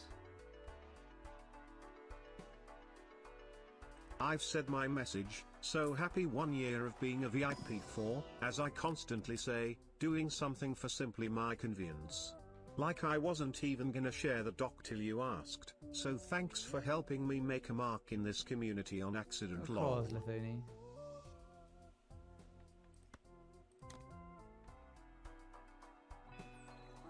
It's a 6-month gift. I don't have a lot of words today. Has ended 2 but months. wanted Month to 2. say Oh, something sick. anyway. Thank you. This has been the best 10 days I've had in a while. Aww. I've loved the constant that is this stream and this community. I've loved the modcasts to start my everyday, and for the last 2 nights, to end my day. I will hold these memories dearly. This feels bittersweet, and I am not looking forward to waking up to no stream tomorrow morning. Thank you, streamer, for the amazing 10 days. Thank you, chat, for getting us this far. Thank you, B. Hey Owen, this has been such a fun subathon. Sadly, all good things have to end, and I won't be able to watch you at a reasonable time. That's okay. Unless 3 a.m. is a reasonable time amount. Not really. Thank you for your time over this 10 days. Smiles. Thank you, thank you.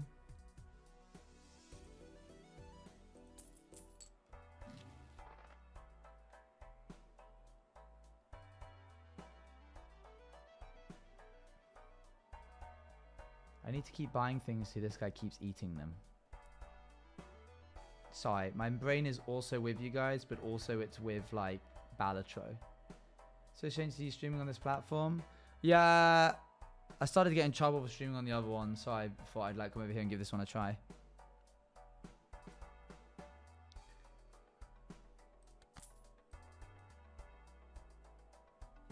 I'd say sell madness. No, don't sell madness. Okay, chat. That's a it's good midnight one. We're now, building so it up. I'm going to go EP. Since this is Probit, I have one last thing to say. Good night, Owen. Good night, chat. Good night, the sub server. Good night, the subathon. Long live Oasis. Long live Oasis. I'm gonna get the... I want to see what this does. I know it doesn't do anything because it says it does nothing, but I'm doing it anyway. Blank redeemed. Yippee. Now I can say I discovered it. Oh, well, there goes that one. At least everything I play now has a ×2 multiplier. That's pretty cool, right? That's kind of cool, isn't it? I need to get rid of this one. Mail-in rebate. I get $5 or $8 if I do this one. That one's worth more, I think. Oh, wait. I have a straight. I can get $8 if I do well. Also, Owen, I said this before, but thank you so much for giving me VIP. I've genuinely never been more grateful for something ever. I cannot thank you enough. Less than 3. Thank you. Thank you for all the work you do.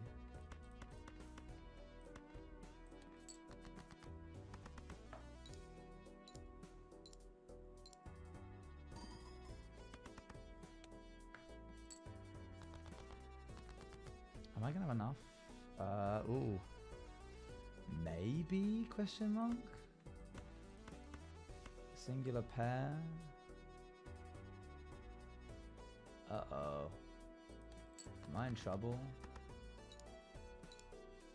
Oh wait, I'm straight. Wait a second. Guys, I've just realized something. I've got a 2 pair of a king that adds 10 chips and 10 multiplier. I think this wins me the hand. If it doesn't, then never mind. I'm not too upset. As someone who woke up at 3 AM every day to watch the Subathon, thank you for the last 10 days, and also for the sleep schedule. Although I'd give 3 AM and bed at 5 PM, is that good of a schedule? That's not that good of a schedule. That's not good of a... That's not good schedule. Don't have that schedule.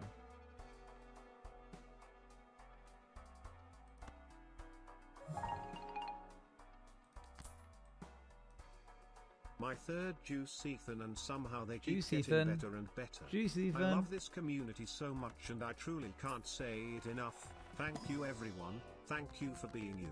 You are all so very special, and I wouldn't give up being here for the world. Really need to give me a heads up next time before doing sappy messages though. I needed more time to prepare /LHJ. It's okay. Creates a random Joker card. That might be the play. Enhances 1 card into a wild card. Enhances 2 cards into Joker cards. Plus 12 multi if hand plays it contains a 3 of a kind. Okay. Well, let's just keep going, I guess. Hello chat, hello Owen. I haven't been watching as much as last year, but then again now I have friends. They have endured too much yapping about sci-fi Owen, but even when I do pop in, it's been a lovely time.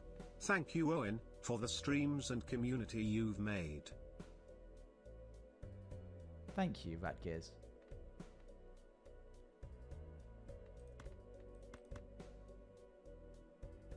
I'm gonna forgo the money.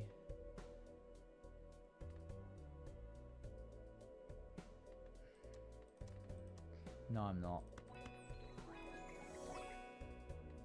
Hey Owen, second subathon the been 2, mainly been a lurker, but I just wanted to say I adore how you world build and make stories. Thank you for such Thank you, amazing Icy Hot streams Wolf. and YouTube videos. You were saving that and one, the huh? community are some of the sweetest people ever, and the mods are equally amazing. Thank you, thank you. Oh, that didn't give me what I needed. Okay, now I do need to discard.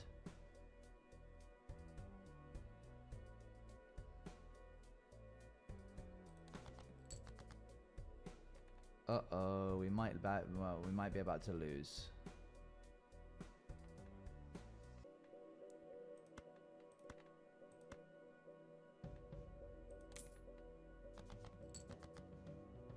Oh, never mind, we're good. Got the flush.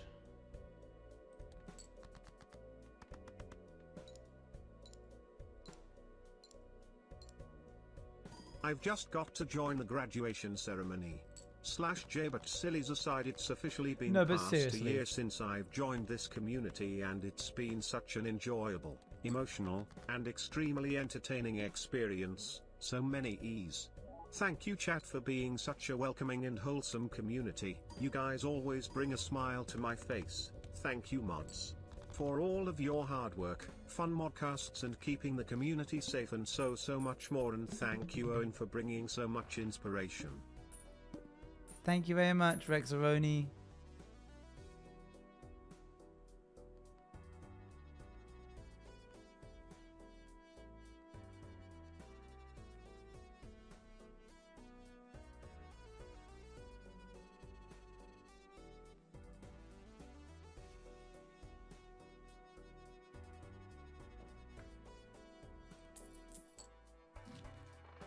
Your message was cut short. Oh, sorry.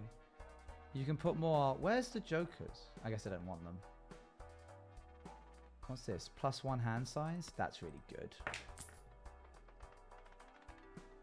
This is a really weird run. But this gets stronger and stronger as we play.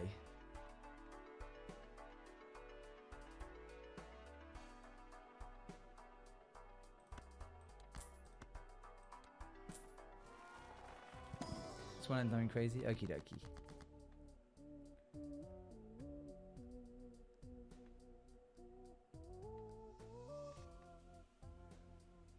Guess we're doing a heart run.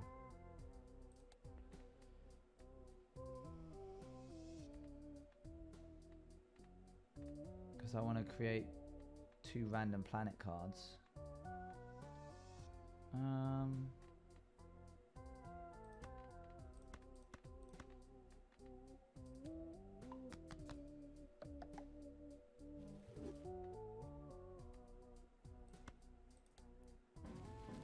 Cool. 2 pair and a straight. Alright, that works. How you guys feeling? All good? Morale high? Everyone happy? Lots of hearts in chat and lots of hearts in game.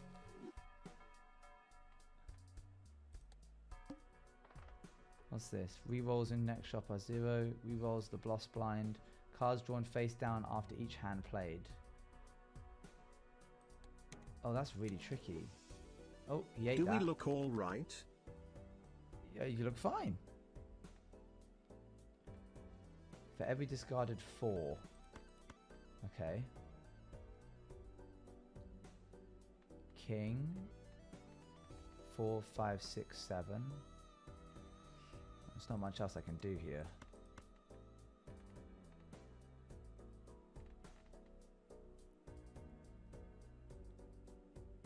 Timer high.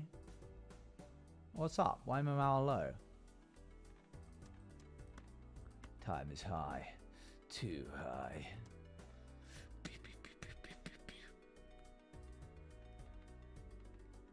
It's going to do a high card, I think.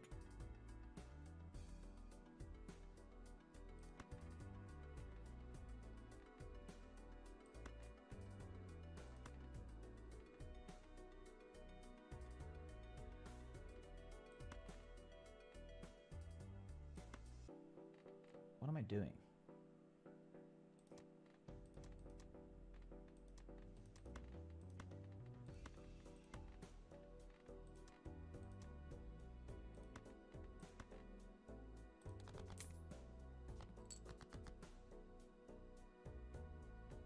Never punished? Question mark? 7, 8, 9, 10, jack. What gives me more? Flushes or straights? Oh, straights. 7.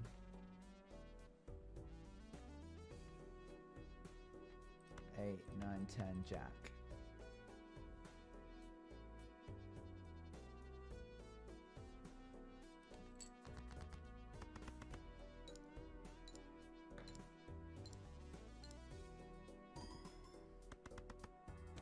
That was a big one.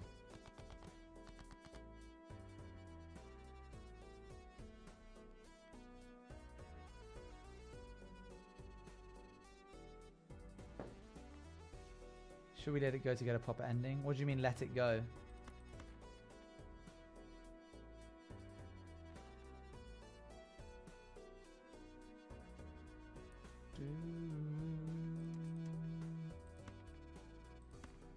Very unlikely for me to get spades here. Clubs maybe? Diango, thanks for the 500 bits. Hello, it's Brian. You know, the guy reading this? Yeah. Can you tell your chat to stop sending in these sappy messages? I've been trying not to cry while reading them and now my husband thinks I've gotten a disease. Anyway, He's married? thanks for letting me serve you all this time. Okay, the hubby is calling me again. Holler at me the next time somebody needs something read. Hi, it's Minnie. I don't talk much in chat, but I wanted to say thank you to Chat and Owen for Thank you, being so Dangle, for the welcoming 500 and bits. kind. When the subathon started, I was going through a breakup and it was good for me to have something to focus on rather than that. I am all good now thanks to the calming streams. Fortunately, I have been very busy this week, so I didn't think about it much, but it was sad to miss most of the subathon the past few days. That's okay. Anyway, I was glad There'll I be was more here next for time. the end. Is it ends today less than 3? If it ends today. If it ends. Big if. Okay. Enhance the card into a gold card. I need more jokers. I don't have a lot of jokers. I'm going to start losing my jokers. We got a lot of money from that. Uh-oh. That's not great.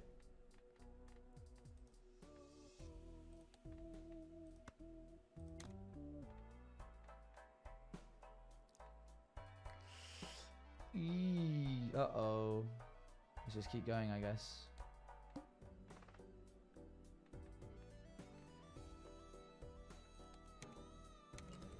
Oh, there goes the discarding thing. I guess I don't need to do that anymore. 2 pair. My TTS doesn't work, so I'll do this instead. I lurk quite a bit, so you probably don't recognize me.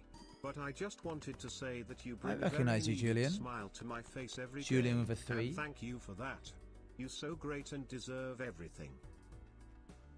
Julian with a 3, I recognize you. Thank you on to the 100 bits. The most kangaroo court of bits. Kangaroo court is one of my favorite sayings. That didn't give me that many chips. I worry. Perhaps I've made a mistake. No, I never make mistakes. Must be something else. The game is to blame. That's probably it.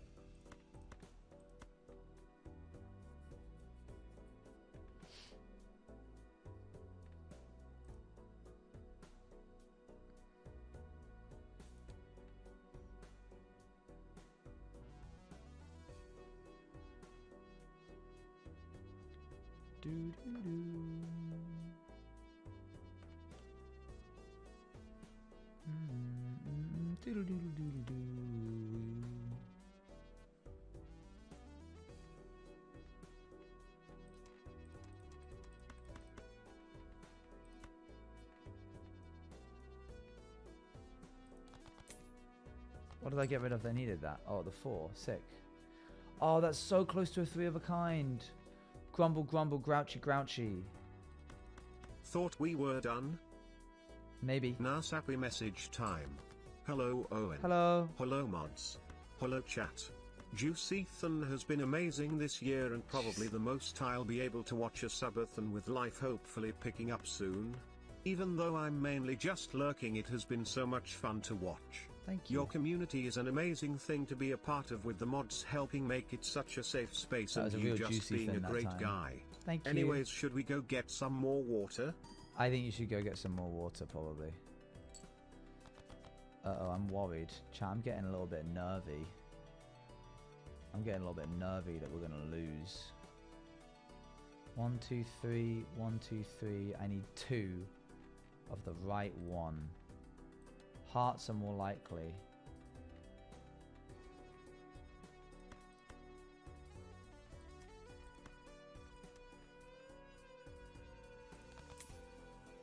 Please. We got heart. We got 3 of a kind. We got a full house. We've won it. Never mind, it's fine. That got real close towards the end, though. This is such a wacky, crazy run of Balatro, because I'm not, like... I'm just so not dialed in.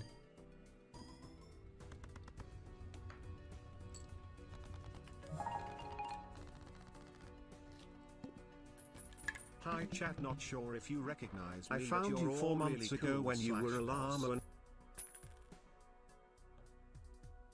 Thanks for the 100 bits, Moonlit. Started watching you on YouTube with rats, then eventually found your streams. During these 4 months I have found the most loving community and my new comfort streamer. Thank you for all you do and for everyone being so kind. Doge TV support. Thank you. Oh no, do I have to get rid of this? This guy's carried us a long way, but I think it's time to get rid of him. I think he's slowing us down. Time to get these two, which are going to do really weird things. And then add a bunch of cards to our deck.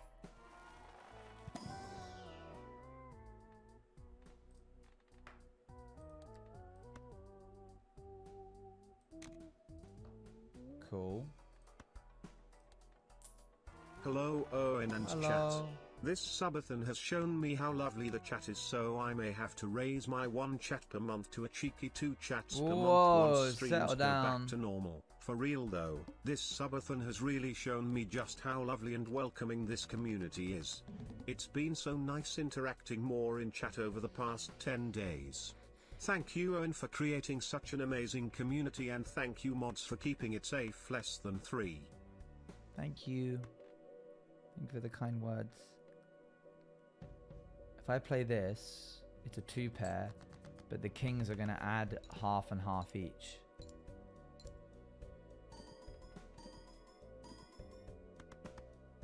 That's a fair amount, isn't it? That's pretty good.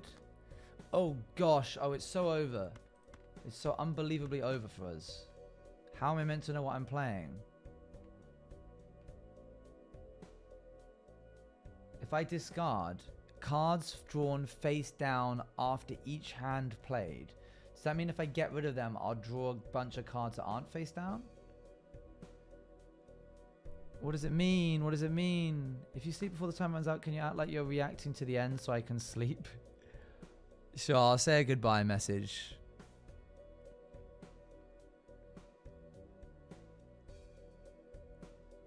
Guess we'll find out. Oh, I got rid of a...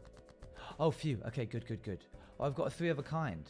I'd cow to write long loving messages like other chat, but thank you for streaming less than 3. Thank you. Thank you for the kind words. After each hand played. So if I do this, I stand a better chance of getting something, and I've got a lot of kings that can act as multipliers. I've got 4 kings to act as multipliers. So what if I just play a pair?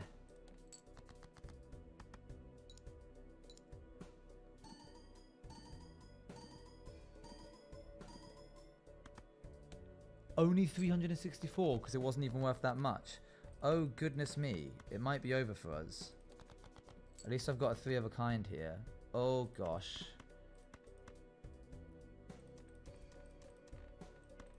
What if I just do a 4 of a kind?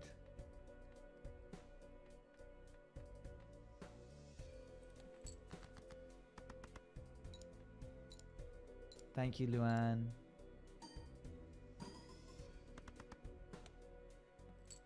Never punished. Literally never punished. It's just impossible for me to This is lose. an Olive TTS. I repeat, Olive is forcing my hand here. Yeah. Let it go, can't hold it back anymore. Let it go, let it go. Why are you sending that? See, even Elsa wants you to let it end. Thank you for the 10. Create a tarot card when blind is selected. That's cool. Allow straight to be played with gaps. That's cool too. Celestial packs always contain the...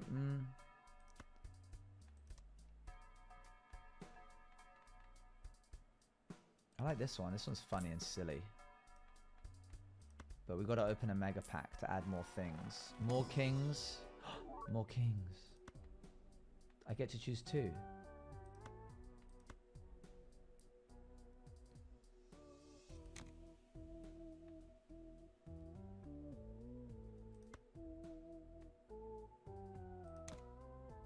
Cool. Yo. Yo. What's good? Announces 1 card into the... Okay, fine. What's the blinds? +3 hand size next round. Gives a free celestial. All face cards are drawn face down.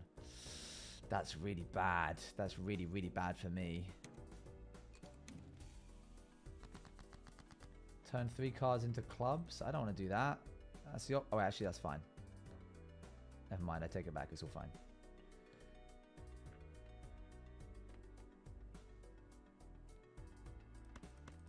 We've got a 2 pair with another card here.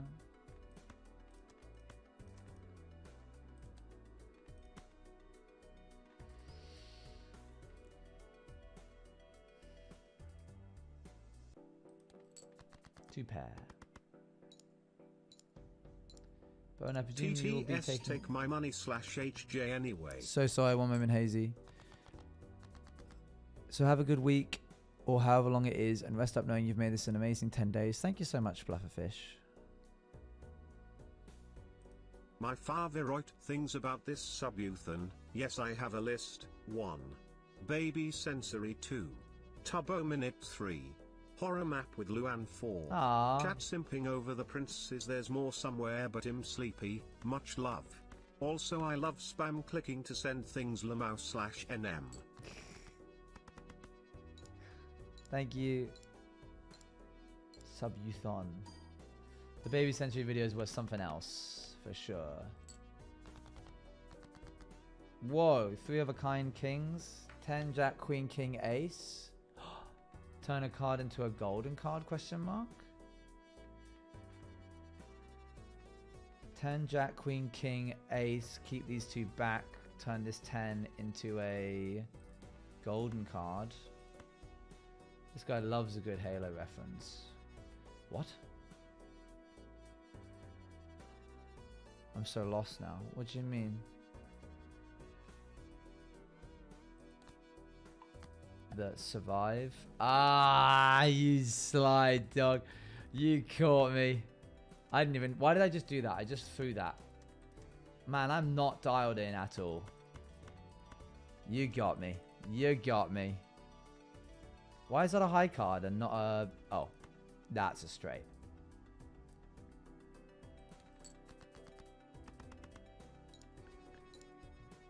Is a straight even worth my time? Don't take... Never mind. Forget I said that. Okay, that's fine. That's fine. The cards, guys. The cards.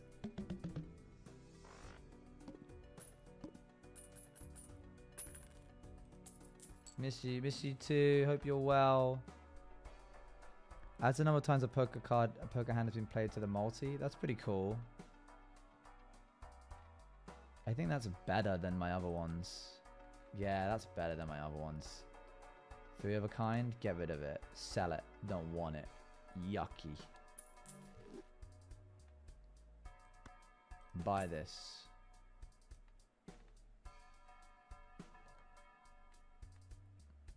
Okay, we can make a flush. And...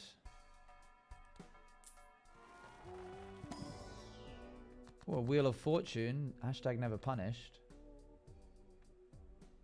Creates up to 2 random tarot cards, but you must have room. Converts the left card into the right card. That would be cool to make another... Can I move these around? Oh, I can move them around! I don't know you can move them around.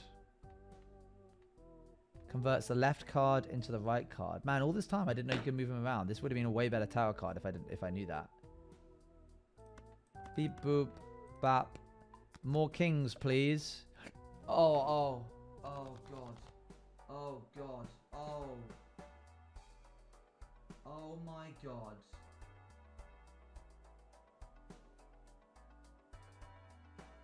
There has literally been nothing on this entire subathon that has made me wince more than that. That's the kind of mistake you only make once. Wow, I'm tired. Oof. Big oof just there. Never mind, never punished. I got the full back, which means I can just do it again, but do it better this time.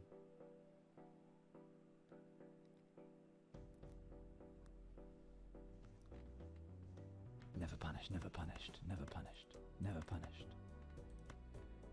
I can just bring it back. I just need a better king. Wait, it's gone now. There's no point of... I could get the You and your community have been so kind and I could get the poly king. You have A helped me holographic, so not much poly. through my quarantine in keeping my spirits up. Thank you, Golden Lover. Congratulations to you and Luann on the future nuptials. Thank you, thank Maybe you. You close the distance soon. Wishing you nothing but Close the best distance. future We for should you try. both. We should meet halfway, Luann. That way we don't have to, like...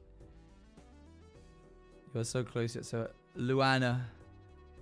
I, Owen, take thee, Luanna.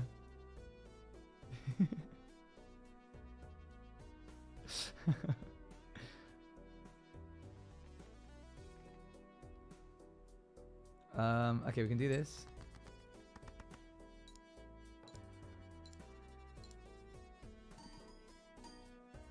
Why did they do that one first? That's really weird. That's not the order I would wanted that to do. Polygon. No, that's what it means to be never punished. Wait, do it correctly this time. Turns the left card into the right card.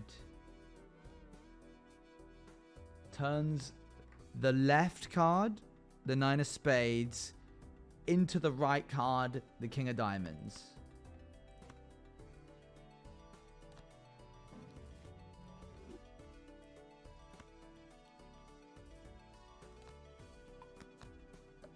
Okay, cool. Never punished. Cool, cool, cool, cool, cool, cool, cool, cool, cool, cool, cool, cool, cool, cool.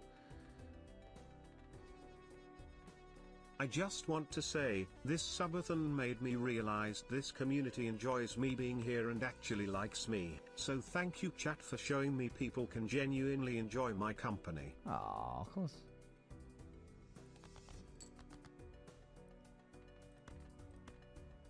That's only 4. 1, 2, 3, 4. I need 5 in total. I've got 4 king of diamonds.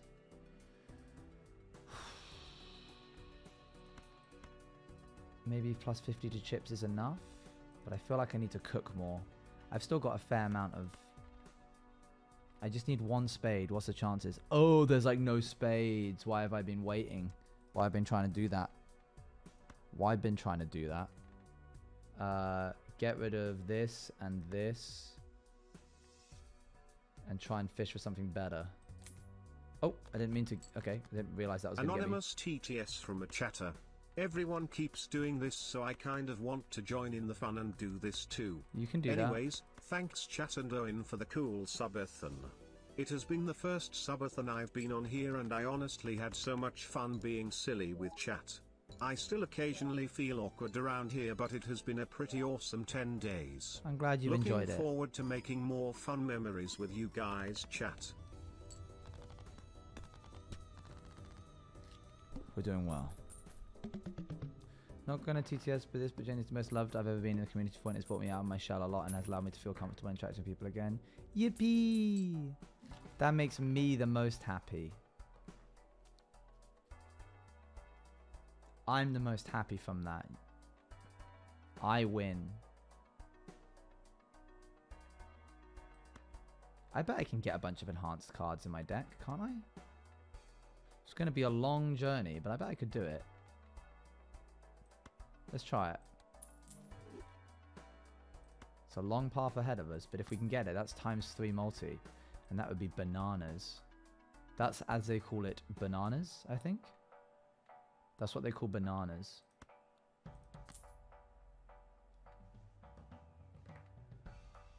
Can we all thank Luann? She's been here for the ride too these past 10 days and delivering so many great moments and laughs less than 3. Yeah, we love Luann. Not as much as I do, but you'll love Luann as well.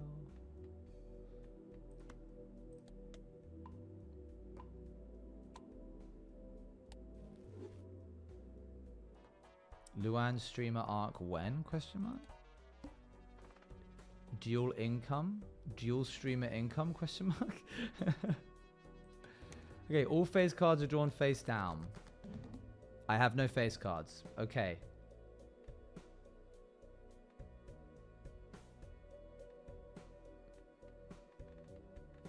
I could do a 2 pair. And then get rid of a club because spades are more likely. Sorry, anything else is more likely. Let's try 2 pair. Wait, I have a flush. That's better. Let's turn this 2 into a... I'm trying to get rid of all the spades. Turn this 2 of spades into a wild card. But there's logistics. There's a lot of logistics. That's fair. You've got to get a setup and everything. It takes time. It's going to take a while. But it could happen. Could you imagine an MCC with just couples? That'd be so cool. Think of all the pairings. That'd be pretty cool. Oh, these are either kings or not kings. Well done, Owen. That was good, man.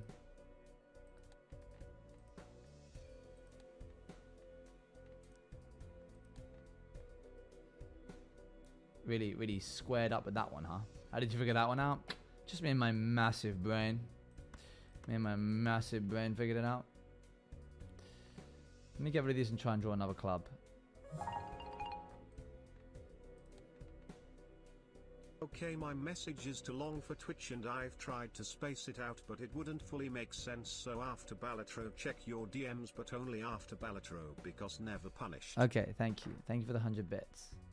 I love how it's not like check it out when the timer ends because you and I both know that it's not going to happen. I have 2024 pin before the stream may end. I pulled a close one. Oh, that is close. That is real close. Yeah, this is it, by the way.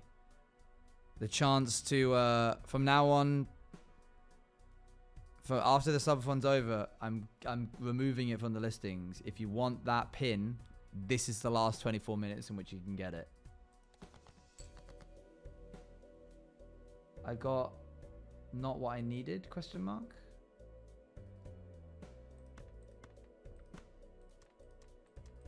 Okay, I'm just going to do this.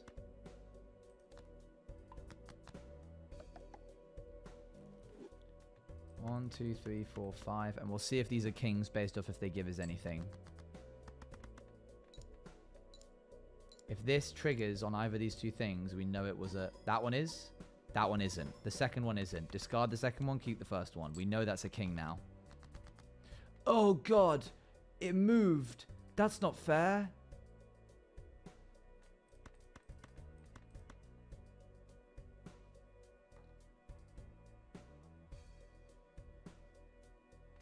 Oh, drat.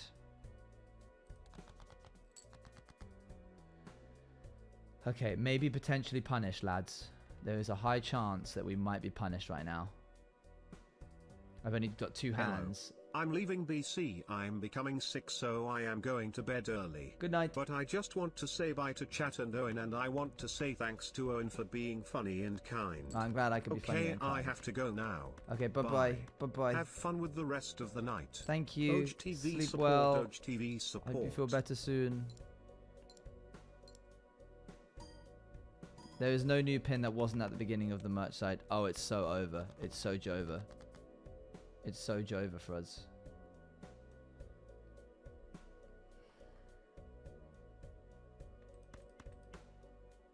None of those are kings.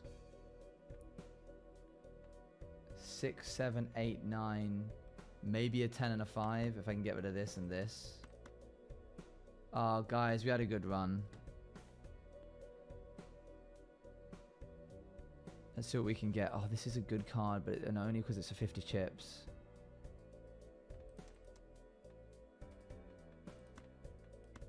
I'm going to do this. I need dime. I could get another flush, but a flush isn't worth anything.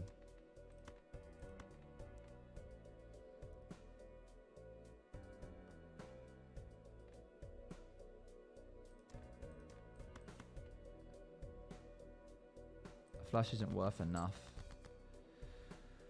And that's it. Oh, 7, 8, 9, 10. 7, 8, 9, 10. Sorry, lads.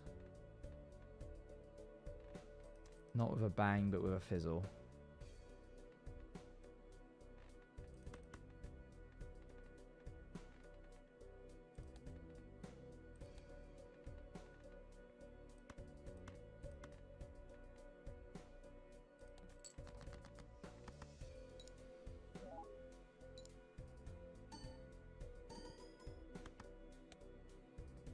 Oh man.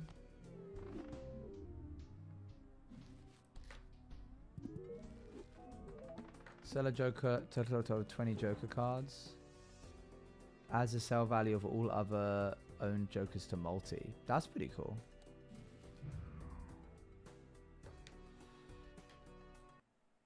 Well, I don't really know what to do now. Do I do another run? Do I just sit and talk to chat? Question mark.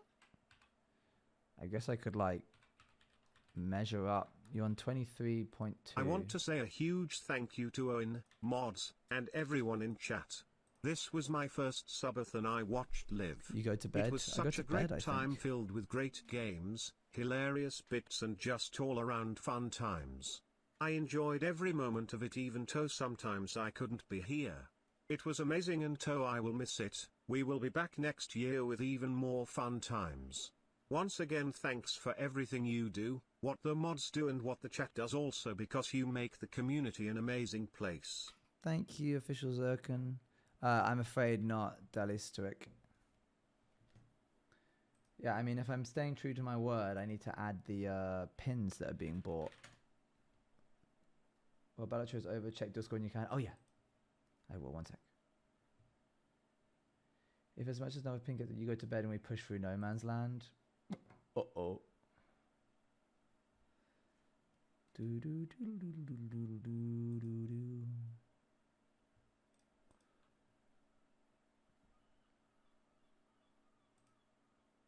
going to go past the 1 minute mark with the pins. Sad days. I always saw this coming.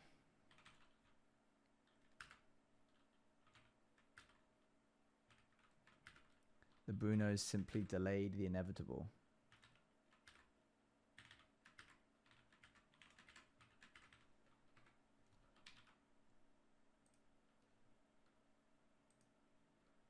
One moment.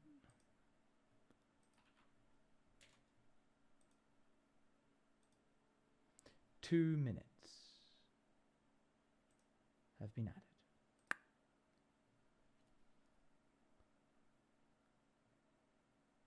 Didn't add any time, we can ignore that. Did it really not? Can someone give 100 bits to see if it adds time?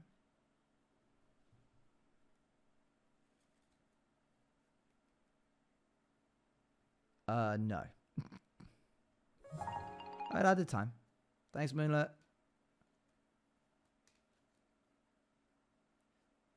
See you at 8 a.m, boss man. See you at 8 a.m.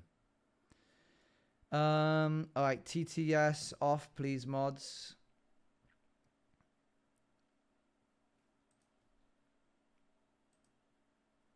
Well, if Subathon ends while you're asleep, I want to start by saying congrats on making it all this way of third season of your Subathon, and also congratulations on how far you've grown. Seeing what you've done with your streams, your videos, and hold on, I can actually get... Can I get like a TTS to read this? I feel like I could do like a text-to-speech. Is that like a free text-to-speech so I can just like shove this in? Because I think that would be cool. Free text-to-speech. Hello, Ryan. Good evening. I'll be your anchor for tonight's broadcast. Thanks.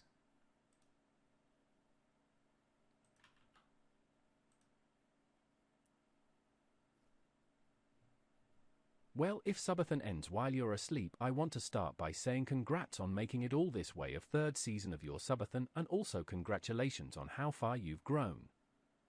Seeing what you have done with your streams, your videos, and the projects you have created both for yourself and with POW Creations is truly incredible.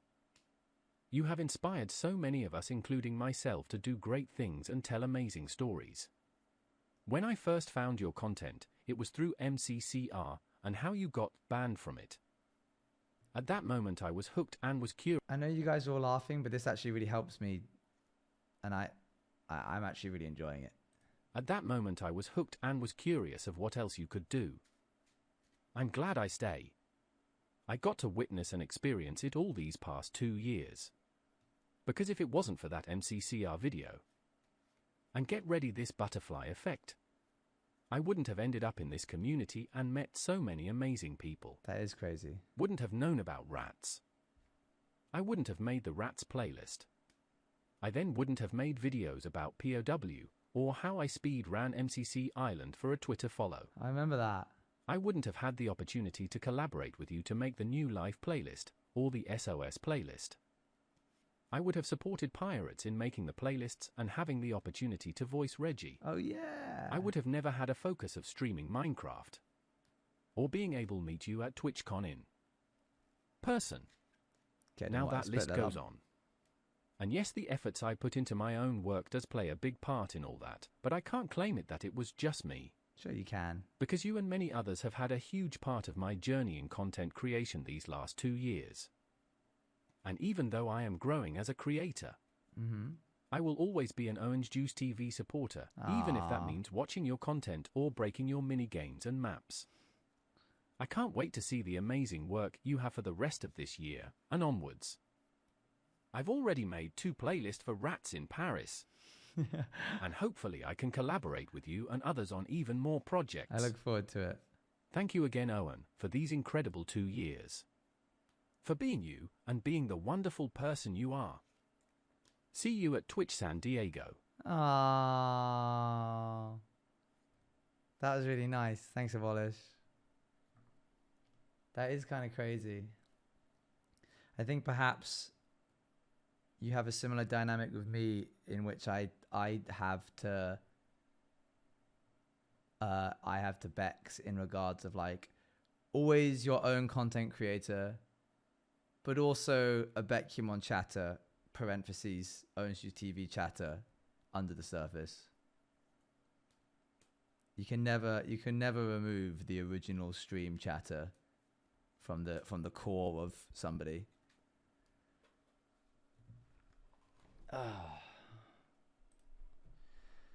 Well, that's going to be me too. Isn't that exciting? That is exciting. That is exciting. It has been a lot of fun. And I appreciate all of the support. Hey Queen, how's Balatro Queen? We lost. We got absolutely demolished. It went out with a sputter. You cannot let it end while you're asleep. So here's the dilemma. And it's a catch-22. If I go to bed now, it will end in 19 minutes. It says 16 there, but there's going to be a couple of bits and bobs thrown in at the last minute. I will not be here and it will die. Or I stay here and it won't end for another hour.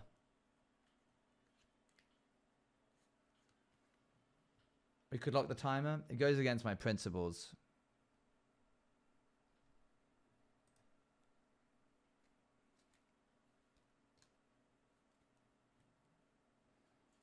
At that point, it just becomes a capped. If you lock the timer, it just becomes a capped thing. Or it stays like this. We let it end, and we let it. And while you're here, no, that's the thing. As long as I'm sat in this chair, it will not end. If we want it to end in 19 minutes, you'd be awake either way, but it won't end in 19 minutes. You could set an official maximum, then it just becomes a capped subathon.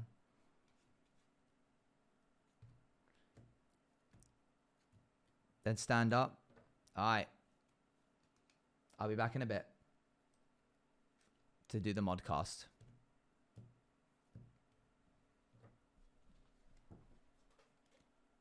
And to say a little goodbye before I go to bed.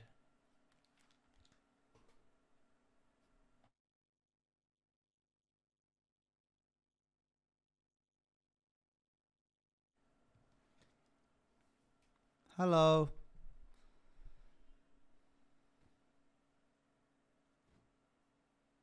All right.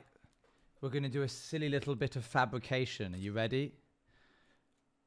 Twitter will not know, but we'll know, and that's enough. We're going to be goofy. Check this out. Hold on. I just had this idea while I was letting the dog out. Ipiayo.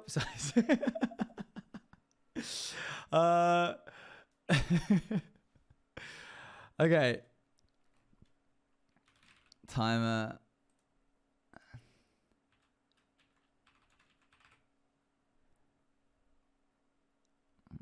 Just select the color. Very good. Yep, okay. And then we're going to pick a screen color. Screen color we're going to pick is this. They'll never know. Who's going to know? They're never going to know. Who's going to know, chat? They'll never know. They're never going to know. Where is it?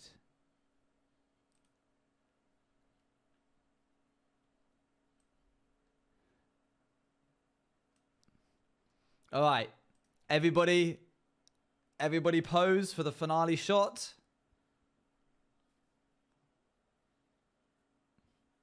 Don't say let it end. Stop saying let it end. They'll know otherwise. You can be like, I was here, or sleep well, king, or love you so much, everybody, or whatever. I don't know, whatever you want.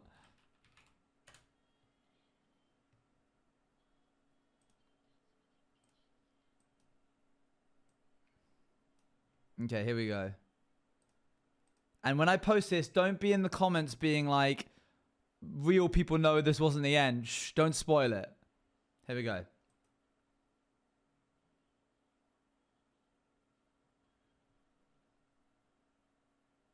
Yeah, I got Luan in it. Yippee.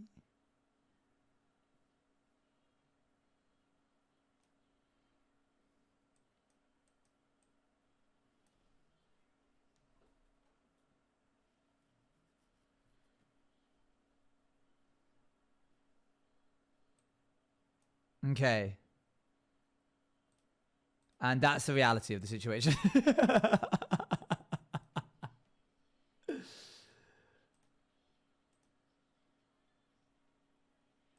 Okay, I'm gonna get this.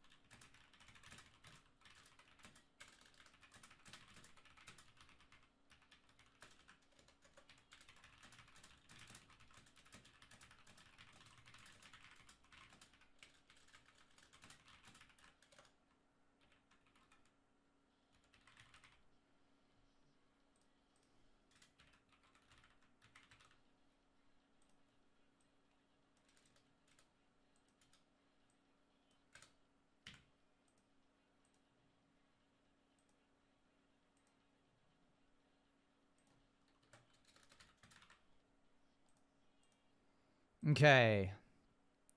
You get one little ending speech, all right? I'm not doing this again and again and again like last year where I kept trying to like finish at the like exact moment that the time was going to go and then someone would gift or something.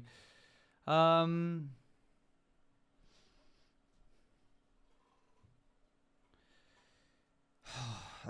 what to say? Lots to say.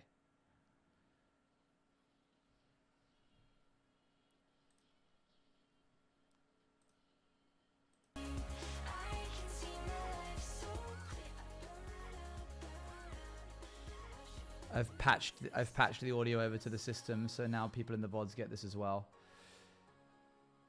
Thank you, Kat. Cool. I guess, yeah, like, I never thought that I'd have a job like this, you know? It continues to surprise me.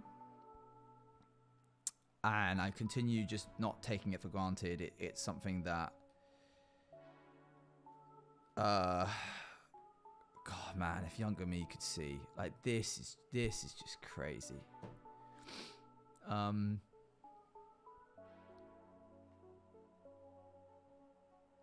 It's just silly, really. It's so much fun, man. It's so much fun. Like, at the end of it all, no matter what happens or how it ends, like, I can look back at the years that I spent from like 24 through to into my 30s and just be like proud. I think a lot of people get really nervous that they like wasted their 20s. I'm 27 now. I'm not old by any means. In internet age, I absolutely am. But in like real life age, I'm still finding my way into the world. But at least I don't have to worry about getting into my 30s and being like, did I make good with it? With the time that I had, that like decade? And like, I can just be so certain, so like unequivocally proud that like, yeah. Like every second I hustled. And it was super worth it. All of the time and energy put into it, and all of the frustrations of like getting subathon stuff working, all the complications that come with not subathon stuff, frustrations of like SMP stuff and the stress of managing all of that. And then like additionally trying to navigate a social life that is both inherently your job but also like your friends. Like all of this just makes it worth it. And I think it was worth it from the get-go.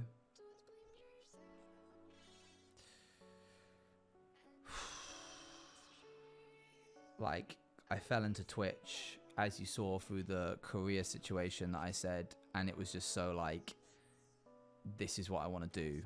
I tried so much. You saw all the magic stuff that I did. You saw all the like Instagram Febuflow things. I think this subathon you've really got to see how long I've been trying to make this work. And it's just all kind of like becomes real in like very specific moments, like now.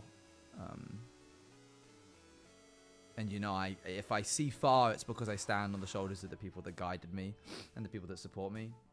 All of the mod crew and all of the stuff that they put up with from me. All of my mutuals and friends who collaborate with me and are not afraid to make content with me or to like listen to my weird ideas and like roll with them. My partner, like, damn, how lucky am I to have a partner that not only humors what I do, but actively encourages it and supports me in it and takes me and all of the complications that come with being a streamer, being in the public eye, having to manage social situations, having to manage responsibilities that eat into like quality time. And she just like takes all of it in her stride. And it feels good that just to see how much she loves what I do as well. And at times when it becomes difficult to like carry on or I get burnt out, she's like always there to help. And like now we've got season 5 world, and that's like, this is like the first time where it's a joint thing. It wasn't just like my idea that she then kind of took and ran with a little bit further. And then like I came back and was like, okay, and now I'm going to take it from you and do a little bit like this way and that way. Like it's a collaborative thing. That just feels really nice.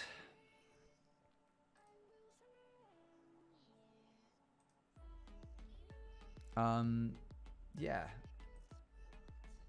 I'm just super grateful that you all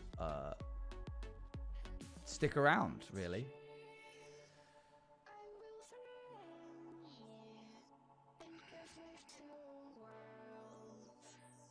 I'm going to be taking a short break, but I'll be back soon. And thank you for this. This is crazy as well. I can't believe this. God, it makes me like sick how much stress there was over this and now how like it's paid off.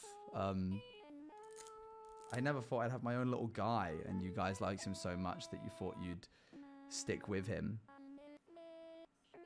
and support him, and all of you buying your own versions of him.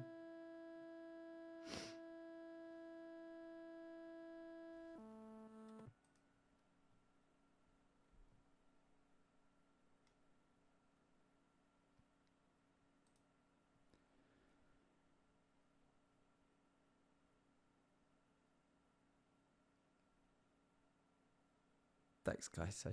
Yeah. Okay.